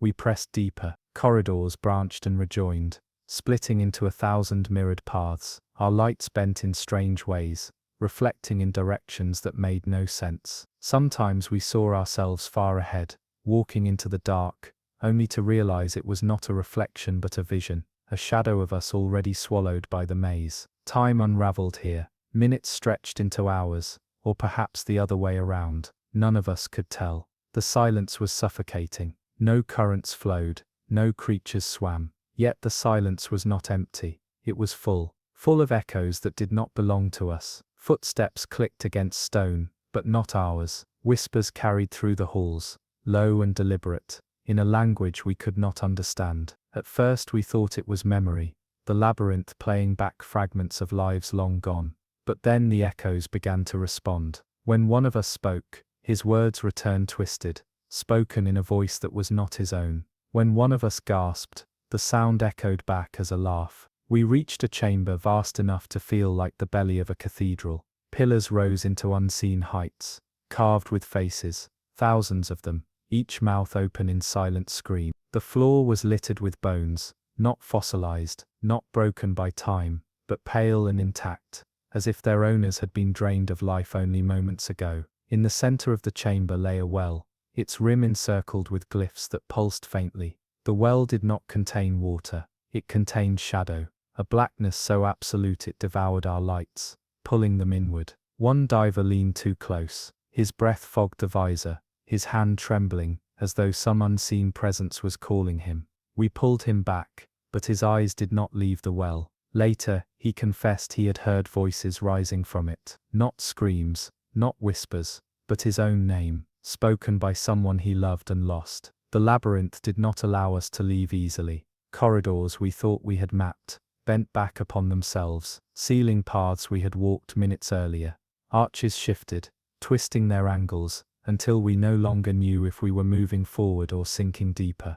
The grooves along the walls grew brighter, pulsing with rhythm, and the echoes multiplied. Footsteps followed us now, louder, closer. Once in a narrow passage, we felt something brush against us. Not water, not current, but fingers, unseen yet undeniable. At last we stumbled into what seemed to be the heart of the labyrinth, a hall unlike the others, wide, circular, its walls adorned with carvings that stretched floor to ceiling. They depicted cities, vast impossible cities, their towers rising above the ocean, their streets teeming with figures. Some bore resemblance to human forms, but others were taller, their proportions unnatural. Above the cities were waves, towering walls of water, crashing down, drowning all. Yet the figures did not flee. They stood calmly, as the water consumed them, their hands raised as though welcoming the flood. In the center of the hall stood a throne, not a throne of stone or metal, but of bone, human bones, fused into a lattice, polished by centuries of current yet arranged with a precision that defied chance. Upon it sat no king, no queen, but something worse, an empty suit of armor, black and corroded, its surface etched with the same glyphs as the walls, its helmet tilted downward, its hands resting on the arms of the throne. Yet as we approached, its chest began to rise and fall, as though drawing breath. One diver whispered, "It waits." The labyrinth shuddered, walls vibrated, grooves glowed white-hot, and the echoes reached their crescendo. They no longer imitated us, they spoke directly, not one voice, but thousands layered upon each other, saying the same words again and again. Join the silence, become the echo. We fled. The corridors bent, the arches shifted, but somehow we found ourselves at the gate. The glyphs on its surface glared so brightly, they seared our eyes, but beyond it lay the ocean, the open water, freedom. We surged forward, and the labyrinth receded into shadow, folding in upon itself until nothing remained but darkness. Yet we did not leave unchanged, for even now, on the surface, the echoes follow. In empty rooms, in still nights, we hear them, not whispers anymore, but footsteps, not laughs anymore, but our own voices, speaking words we never said. The labyrinth does not keep prisoners in its halls, It releases them, carrying the silence with them, into the world above. And perhaps that is the true purpose of the labyrinth of silent echoes, not to imprison, but to spread. To seed silence in every place, every heart, until all the world becomes one endless resonating maze. The sea did not let the labyrinth go so much as it exchanged us for a different obsession. For 2 nights on the surface, after leaving the corridors where echoes learn to wear your voice, the water lay as calm as polished obsidian, and yet the hull never stopped ticking in that way metal does when it remembers pressure. Sleep came in layers too thin to hold dreams. To sip came in layers too thin to hold dreams. The guide, who once measured dread by its utility, took his pulse every hour with 2 fingers against his throat, counting silently, as if waiting to see whether some other cadence had replaced his own. It had not, but uncertainty sat on his shoulders, like wet canvas. On the 3rd morning, a swell rose without wind, folding the horizon into a slow dark sleeve that rolled east to west, a tide walking on its hands. Instruments shuddered and blinked nonsense. The winch line angled of its own will toward a quadrant of slate water that looked no different than any other. Beneath it, the sonar returned not a shape but a rhythm, pulses spaced with a regularity that made the hairs along our forearms stand, a drum beating far below. This was not mineral echo, it was a signal, not in code but in body language. Come if you can survive, breath taught another way. We descended between silver coins of bubbles, past the jellied detritus that always hangs a little above the human world. The light went blue, then metallic, then something heavier. At 100 meters, pressure pressed its heavy hand between shoulder blades. At 200, it slid it up the neck. By 300, we were 3 tuned vessels, and any false move would crack a note we could not unplay. The water's taste shifted, a faint mineral sweetness, like sucking the stone from the heart of a peach. Fish retreated. Even the small transparent lives that usually attend a lamp refused to come near. The sea cleared, as if a cathedral had asked its worshippers to leave. We saw the first artery long before we reached it. It was not red. It was not any color. The surface would call living. A trench cut the seabed like a letter carved by a careful hand with a dull blade. Within it, the sand did not lie flat, but flowed. Not in the way dune drift moves, not with indecision, but with purpose, an inward pull that made the trench a throat. Along its margins, pillars stood at exact intervals, each the height of a man, each broader at the base, each etched with the 7-petaled emblem we had chased like a rumor across 40 drowned cities. Here, though, the petals were not stylized as flower. Each lobe was a valve, cusped, ribbed, veined. The emblem had always been this, and we had always called it a blossom because blossoms comfort the living. We followed the trench. It joined another, and another, until the seabed became a delta feeding inward, a geometry of convergence. The hum beneath our ribs grew stronger, not loud but undeniable, the way a headache announces itself without sound. The guide wrote on his slate in block capitals, "Engine of tide." He did not need the exclamation point. The city did not rise all at once. It thickened. Ridges lifted from plain, and those ridges were not walls but muscles fashioned from stone, layered in sheets, and wrapped around chambers the way the heart wraps flesh around its rooms. We hovered above a field of low domes, each one pulsing with a latency that disagreed with the hum in our bodies, as if 30 metronomes were trying to count different songs. Channels ran between them, narrow and smooth, polished by centuries of water passing one way, then the other. There were inscriptions everywhere, but they were not the declarative friezes of palaces. They were instructions, grooves worn by repetition, arrows and spirals that told water how to behave. At the city's margin, an arch rose with a blunt grace that reminded me of a knuckle. Beyond it, a cavern lake opened, not still but trembling, its surface dimpling with each contraction of the city around it. On that surface, pieces of the ceiling reflected and ran, as if someone were pulling a cloth of black silk across a mirror. We swam through the arch, and learned the first rule of this place. You do not enter, you are admitted. Water shifted its mind, and we crossed into warmer current, then cooler, as if passing through a fever.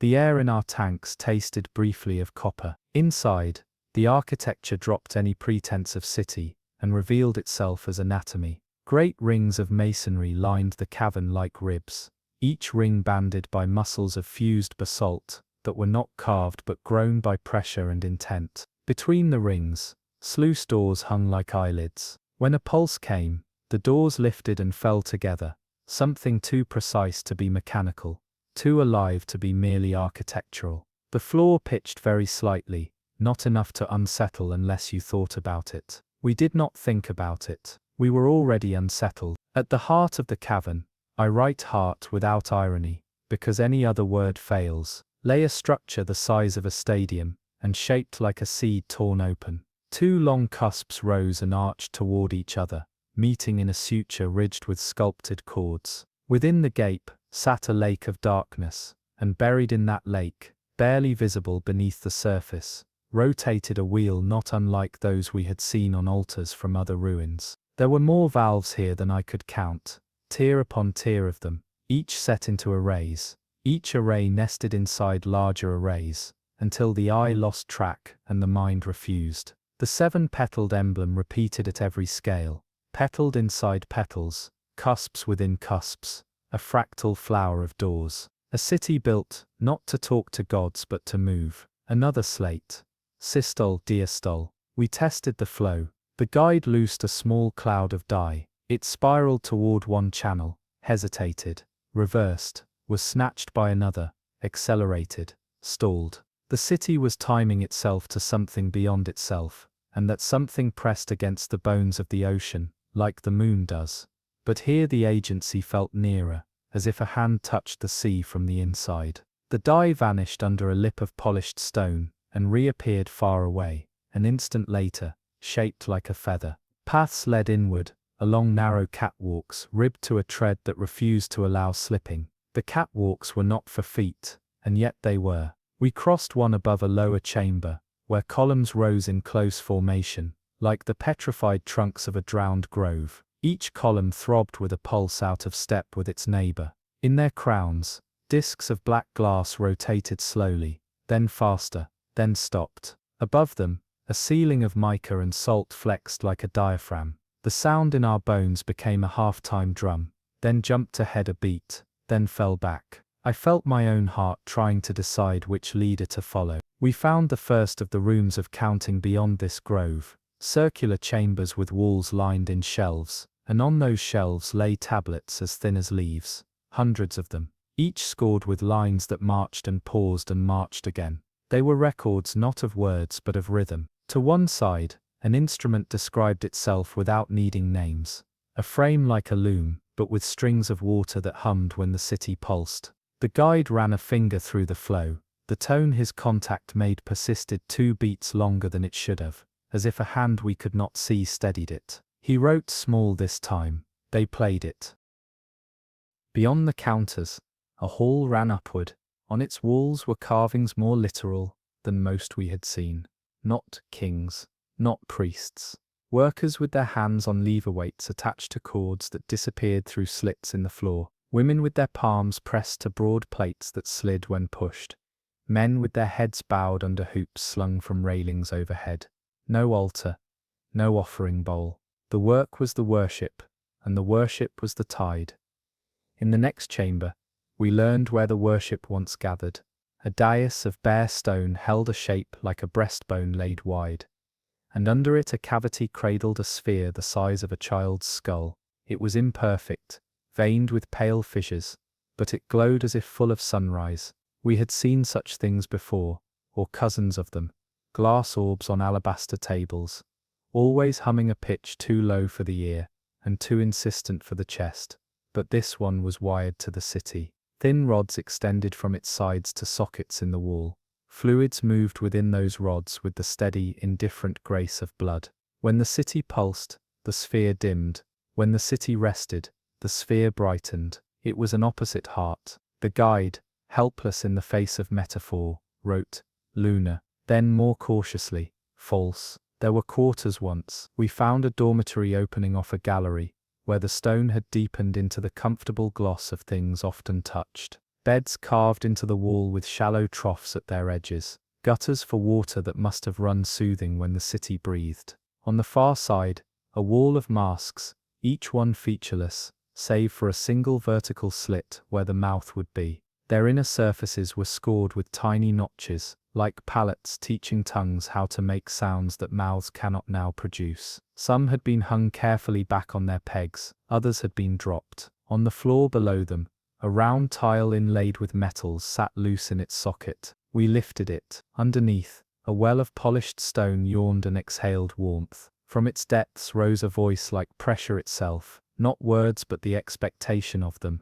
an ache to speak. We sealed the tile again. We did not try on the masks. In a long room rimmed with rail, a panorama had once played. Mica sheets panelled the far wall. Behind them, currents must have swirled coloured sand to depict the movement of tide along continents. The sheets were cracked now, but when the city breathed, the mica shimmered in ways that suggested coastlines. We recognized none of them. Either the earth turned different when this was built, or the builders chose a language of shores that are ideas. The railing before the mica was notched where hands had rested for years. Small grooves at the base held cups. This was where they stood to watch their invention, without needing the sky. We took the gallery downward toward a minor pulse. Below in a bowl, sat a collection of valves the size of wheels, stacked half open like petals after rain. Each valve had been crafted with a precision that would put a modern instrument maker to shame. Leaflets thin as thumbnails, hinge lips polished to the kind of finished skin cannot resist. Some bore chips, others hairline cracks. All bore traces of use, the faint rounding of edges touched by movement repeated until repetition becomes intention. You can run a finger across. Facing them, in low niches, were figures curled as if in sleep. Not mummies, not statues. They had been rendered in some intermediate state, neither mineral nor flesh, preserved by pressure into shapes faithful enough that the hairs on one forearm still stood in a wind that had ceased millennia ago. They slept with their mouths slightly open, and their hands curled as if around levers that were no longer there. Their ribs rose, fell. No, that was the city behind them. Still, I could not stop seeing breath. In the main chamber again, the wheel under the city's central lake rose to the surface for the first time since we entered. It came slowly, the dark water refusing to bead on it, as if water recognized its own parent and would not misbehave. We saw then that the wheel was not a wheel in the unified sense. It was a crown made of 7 interlocked rings, each ring composed of dozens of plates that could flex. Across them ran the emblem again, not etched but grown, a petal geometry, so faithful it made the heart uneasy to look at. The wheel did not merely turn, it chose. The hum in our bodies climbed a step, a quiet semitone shift that translated as nausea. My own pulse, which had tried polite rebellion throughout, miscounted. Skip, double, hesitation, then a rush to catch up. The guide pressed his fingers to the notch under his jaw and nodded once, as if confirming that his mouth remained his. He wrote on the slate without looking. EN train. He did not add a question mark. We have rules for that. We slowed our breathing, timed it to the count we set before we left sunlight. We touched shoulders, not for comfort but to pass a current of will, a measurable thing we had learned this work requires. It did not stop the city from trying to teach us its timing, but it kept us from being good students. It takes a perverse courage to walk toward the thing that wants to put its hand inside your chest and set the beat. We did. A low bridge curved over the lake's near lip. The bridge had ribs too, a language of texture that under palm felt like the phrase, "Be careful," in a language you once knew and forgot. At the bridge's apex a console rose 6 levers arranged as petals around a central boss, and a 7th lever set odd, like a broken finger. Each lever was overbuilt. No slender grace, only assurance that everything turns with everything else. The boss bore a depression the size of a palm. Around it grooves radiated in spirals. We did not put our hand there. We studied the levers. Their sockets showed wear in 2 places, a ceremony of 3, and a ceremony of 5. We are technicians in our own way. We learn to read hands by what they do to the world. I took the slate. Trial. The guide shook his head and wrote "Listen first." When the city breathed again, we learned why. In the fraction of silence between the end of one pulse and the beginning of the next, something like a voice appeared under the noise. Not words, not even letters. Intent. If pressure could ask, it asked. If current could offer, it did. That sliver of quiet belonged to decision. We did not move the livers. We watched 2 rounds of breath. On the third, a change came that did not need our hands. A smaller pulse within the larger arrived too early, like a cough. The wheel under the lake twitched. A valve somewhere misclosed. The great ribs around the cavern shuddered. A dozen doors clicked in quick apology, and a lower chamber took on water in a way that suggested it had not planned to. We heard the cough in our bones as a stutter of the hum, and my heart answered by stepping on its own toes. The guide's slate. Age. It is the curse of repairers to imagine repair. He signalled, lever 3, quarter arc. On the bright of the next diastole, his hand hovered a finger's breadth over the petal. We waited for the sliver of decision. We timed the breath we do not own. On the cue, he moved. The lever did not resist. It helped. The city answered not with gratitude, but with fewer complaints. The misclosed valve found its hinge. The secondary pulse fell back into line. The wheel sighed the sigh. An engineer knows when an alignment lands. For 2 breaths, the hum behind our ribs felt almost like ours. The temptation to become acolyte arrives often masked as duty. We tithed a second motion, this time mine, lever 5, smaller still, nudging a lazy gate awake. The city accepted. Somewhere far below, a sluice that had sulked through centuries remembered its work and ceased sulking. The hum warmed, the lake's surface smoothed. The ribs in the walls presaged contraction, then gave it. Nothing collapsed, nothing demanded debt. For a moment that does not know its size, we believed we had helped. Then the 7th lever, odd finger, forgotten, twitched on its own. Not a twitch, a convulsion. It slammed down and stuck there. Light on the lake's skin doubled, then tripled, then thickened, as if more moon had suddenly been set under the water. The wheel's rings leaned apart a hair, as if to let something through. The ribs in the walls took a breath they had not taken in 1,000 years and held it. The hum in our bodies was not a hum anymore. It was a hand around the heart, squeezing without cruelty or malice, simply because that is what hands do to things they hold. We staggered. The guide's slate clinked against the console and skittered into the lake. The lake did not accept it. The city did not pulse. It stood on the cusp between. The sliver of decision widened until it was a chasm. In that not breath, we heard not intent but memory, a roar of storms that had bent at the waist to enter this room, of shorelines redrawn, while voices sang in time, of bodies leaning with levers, palms on plates, foreheads on bosses, a chorus of muscle that had pressed the moon's leash into a different knot. Someone had dared to hold tide on purpose, not for minutes but for seasons. It had worked until it had not. I reached for the 7th lever, only because my body wanted my heart back. The lever fought like a tendon made from machine. The guide grabbed mine at the wrist and shook his head, not in negation, but in the old diver's way that says count again. We counted, not seconds but phrases. On the 4th phrase the lever softened. On the 5th, it lifted a hair. On the 6th it came up enough to let the city fall into its own breath again, stumbling once, then catching itself, then hurrying to apologize for having almost died for a moment that has no size. We did not know if we had prevented a harm, or prevented a truth. We knew we were in a room we could not afford to learn the way you learn a lover. We backed away along the bridge. The city kept its own counsel now, paying us the good manners of not crushing us while we crossed. We took the catwalk to the arch. On the way we passed the rooms of counting again. A plate that had shown 3 steady lines when we first looked now displayed 4. A mischief added itself to the history. The masks on their pegs faced a different way. Their slits were turned toward the floor, like mouths that have closed after saying something dangerous. Outside the arch, the trenches ran in their lovely tyrannical geometry toward the larger throat that had led us in.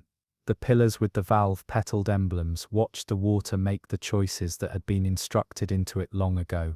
We hovered on the lip of a channel, and let die go. It pretended to hesitate in a way it had not pretended before, and then slid into a course that led not out to the open, but deeper along the city's flank. Something had shifted. Perhaps we had only noticed a thing that had always been true. Perhaps the city had decided to move a tide we could not measure with a deck log. We departed because leaving is sometimes the only repair we are authorized to perform. We rose through water that felt thinner than it had on the way down. The hand around the ribs eased. Above us, the sea did not show our passage. On the surface, the swell that had walked on its hands at dawn now walked in a different direction. No storm, no wind, no explanation we could write without laughing at ourselves. The tide charts pinned to the chart table below deck looked like rumors from a kinder world. We set them aside and watched the water do as it pleased. That night, the guide slept with 2 fingers on his throat as usual, but every hour he woke and frowned because the Count had acquired a ghost, 1 beat in every 30 that landed not in the artery, but in the memory. My own chest did a polite stutter every time the engine far below, the real engine, took its larger breath, and the sea rose slightly against the hull without having any right to. The captain, who believes only in things that leave rust on his hands, stood in the dark with his tea and said nothing for a long time. At dawn he announced a course correction, and did not justify it. None of us asked him to. In logbooks and reports that will be filed in rooms where air conditioners hum and the smell of the sea never arrives, the city of tidal hearts will take on a name like abnormal internal Seiche phenomenon, or localized barotropic resonance, not in agreement with model. There will be numbers. There will be a graph the color of authority. There will not be the moment when a lever moved without a hand, or a wheel let the ocean see the shape of its own leash. Those belong elsewhere, in the same ledger where we keep the faces that mirrors make when they are not hurrying, in the drawer with the little sounds the bones learn in corridors that will not echo you back as yourself. I have folded a piece of paper around a small chip I found lodged between the bridge's ribs, black thin as a nail paring, warm when I first picked it up, cooled immediately after. It sits in the pocket with the desiccant packs where we keep things that must not sweat. At night, when the ship is nothing but a box of creaks and a breath machine, I take the chip out and hold it to my lip. It tastes of salt and of something like iron, and if I am honest, of blood. If I press it to my wrist, the pulse knocks against it as if knocking on wood before entry. We will not go back, not because we are afraid, that is a given, but because it is indecent to meddle in the breath of a body large enough to drown continents by accident. And yet some part of me, the part that has stood in the nave of storms and thought if I sing the right note the thunder will answer, wants to return and count with the plates again, to love the levers with a hand humble enough to be mistaken for obedience. That is how cities like this are rebuilt, not by tyrants who erect monuments but by servants who repair rhythm. If the ocean decides to change its mind tomorrow, if the noon high slants late, if the slack drifts thick as sorrow, if a bay that has always slept begins to heave like a chest with old crying in it, I will know where the change began. Deep under the plain, in a chamber shaped like the inside of a seed, a 7th lever will have made a decision on behalf of a city that believes in breath more than it believes in walls. Somewhere, plates will add a line. Somewhere else, masks will turn their mouths to the floor after saying a word their makers promised never to say again. And if in a harbor I love, the tide forgets the old hymn and writes a new one under the piers, I will not ask the moon to explain. I will put my fingers to my throat and count. If 1 beat in 30 lands in memory, I will smile like a man who hears his child speak in a voice that does not belong to him, and is grateful to be wrong. The abyss does not always roar with violence. Sometimes it sings, yet the song is no comfort. It is a dirge carried on currents too deep for sunlight, a resonance that vibrates through the hull of any vessel that dares to linger above. For centuries, mariners spoke of a place where the water itself seemed to breathe with music, a sound both mournful and enchanting, leading men to lean over rails until the sea claimed them. We thought it only myth, until our descent revealed what lay beneath, a city whose spires are not towers but instruments, whose walls are hollowed pipes, where every current and every motion of water is transformed into sound. This is the choir of the drowned, and its hymn is eternal. The first sight of it is staggering. The seabed gives way to a hollow basin, a bowl carved into the crust of the earth. At its center rises a city sculpted entirely of channels, columns and chambers, an enormous organ carved from coral-like stone, though no coral grows here now. The city breathes, currents sweep through the hollow pipes, producing tones that rise and fall in haunting harmony. We feel it in our bones before we hear it in our ears, a vibration that resonates against our lungs. Our hearts struggle to match the rhythm, beating faster, then slower, as though entrained to the song. Every surface of the city is inscribed with symbols, not carved but etched by erosion itself, as though the sea itself has been writing upon it for millennia. The symbols swirl like music, repeating patterns that spiral into themselves. As our lights sweep over them, they shimmer faintly, pulsing with the same rhythm as the sound. It is not stone alone that sings, it is memory. We drift among the spires, each shaped differently, some long and narrow, producing high tones like wails, others wide and deep, producing the low throbbing hum of a funeral drum. The sound changes as we move, shifting with our presence. It feels intentional, as though the city recognizes us, altering its hymn to weave us into its composition. One diver pauses, head tilted, eyes closed. He murmurs something into the comms, but his words are drowned out by the harmony. When we shake him, his eyes snap open, blank, white, pupils rolled back. He begins to hum, matching the song perfectly, his body swaying weightlessly. We drag him away, but the sound follows, resonating through every chamber. The hymn grows louder, and then we hear it clearly. Voices, layered upon one another, human voices rising from the stone. The song is not random. It is speech, or prayer, or warning. We cannot understand the words, but the grief within them is unmistakable. Each voice belongs to a drowned soul, etched forever into the city's pipes, condemned to sing until the sea itself grows silent. The deeper we go, the stronger the song becomes. At last we reach a central hall, vast and circular, where a single tower rises from the floor. It is wider than all the rest, a monolith whose hollow body produces the deepest, most resonant sound we have ever heard. And inside it, suspended in the core, are bodies, not skeletons, not fossils, but figures preserved in some strange mineral sheath, their mouths frozen open in song. Hundreds of them, twisted upward, throats stretched, chests arched. They do not decay, they do not rest, they sing forever bound into the choir. One diver presses his hand to the tower, and instantly his body convulses. Through our comms, his voice joins the hymn, even as his own throat remains still. He begs us to help him, yet the words are layered with others, as though a chorus speaks through him.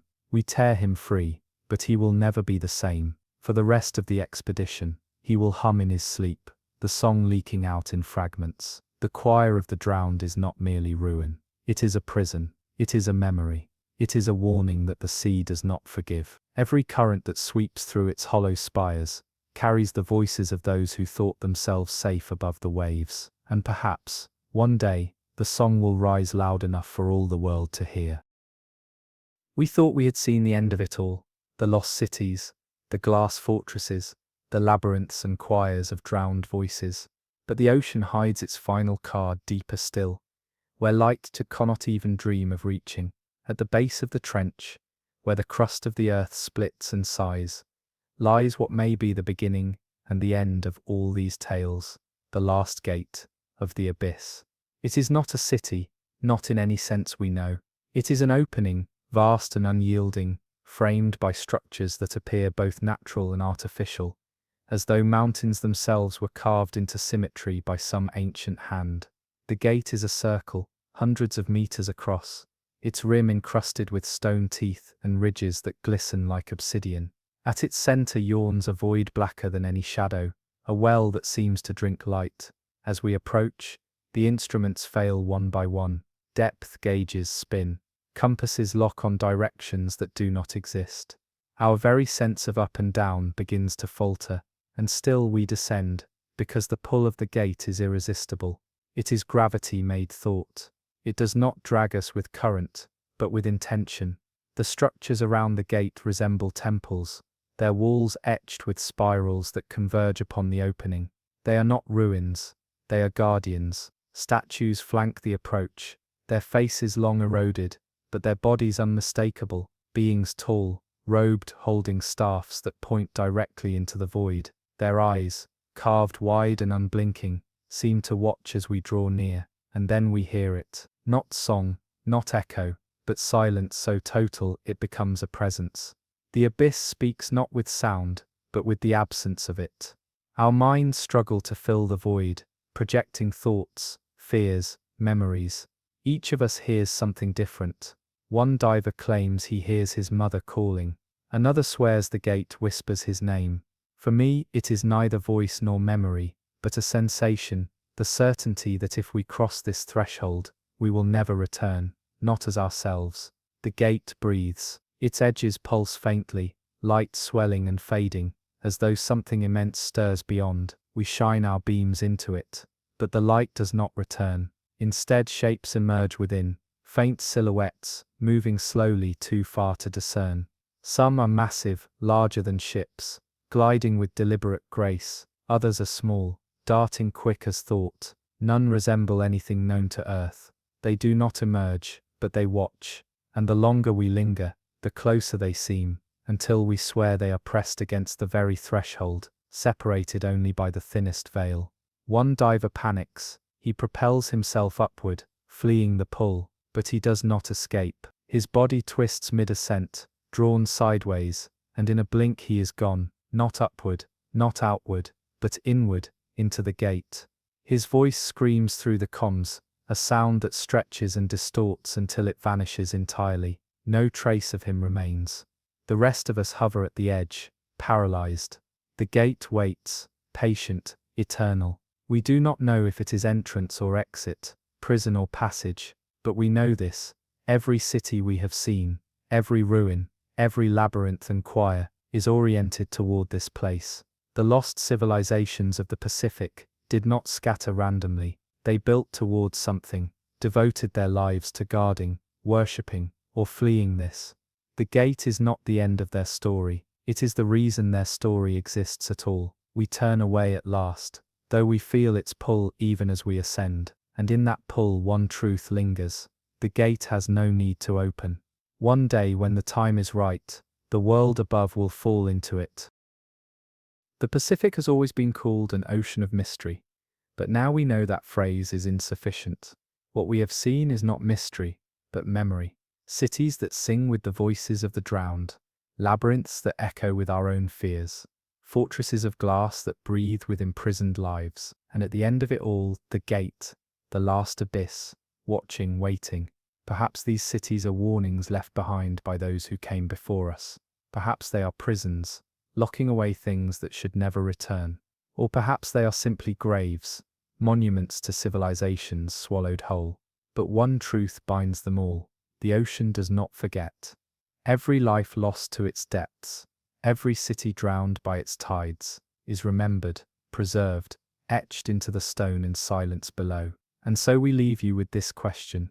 When you next stand at the shore, staring into the endless horizon of the Pacific, will you still see only water, or will you feel it too?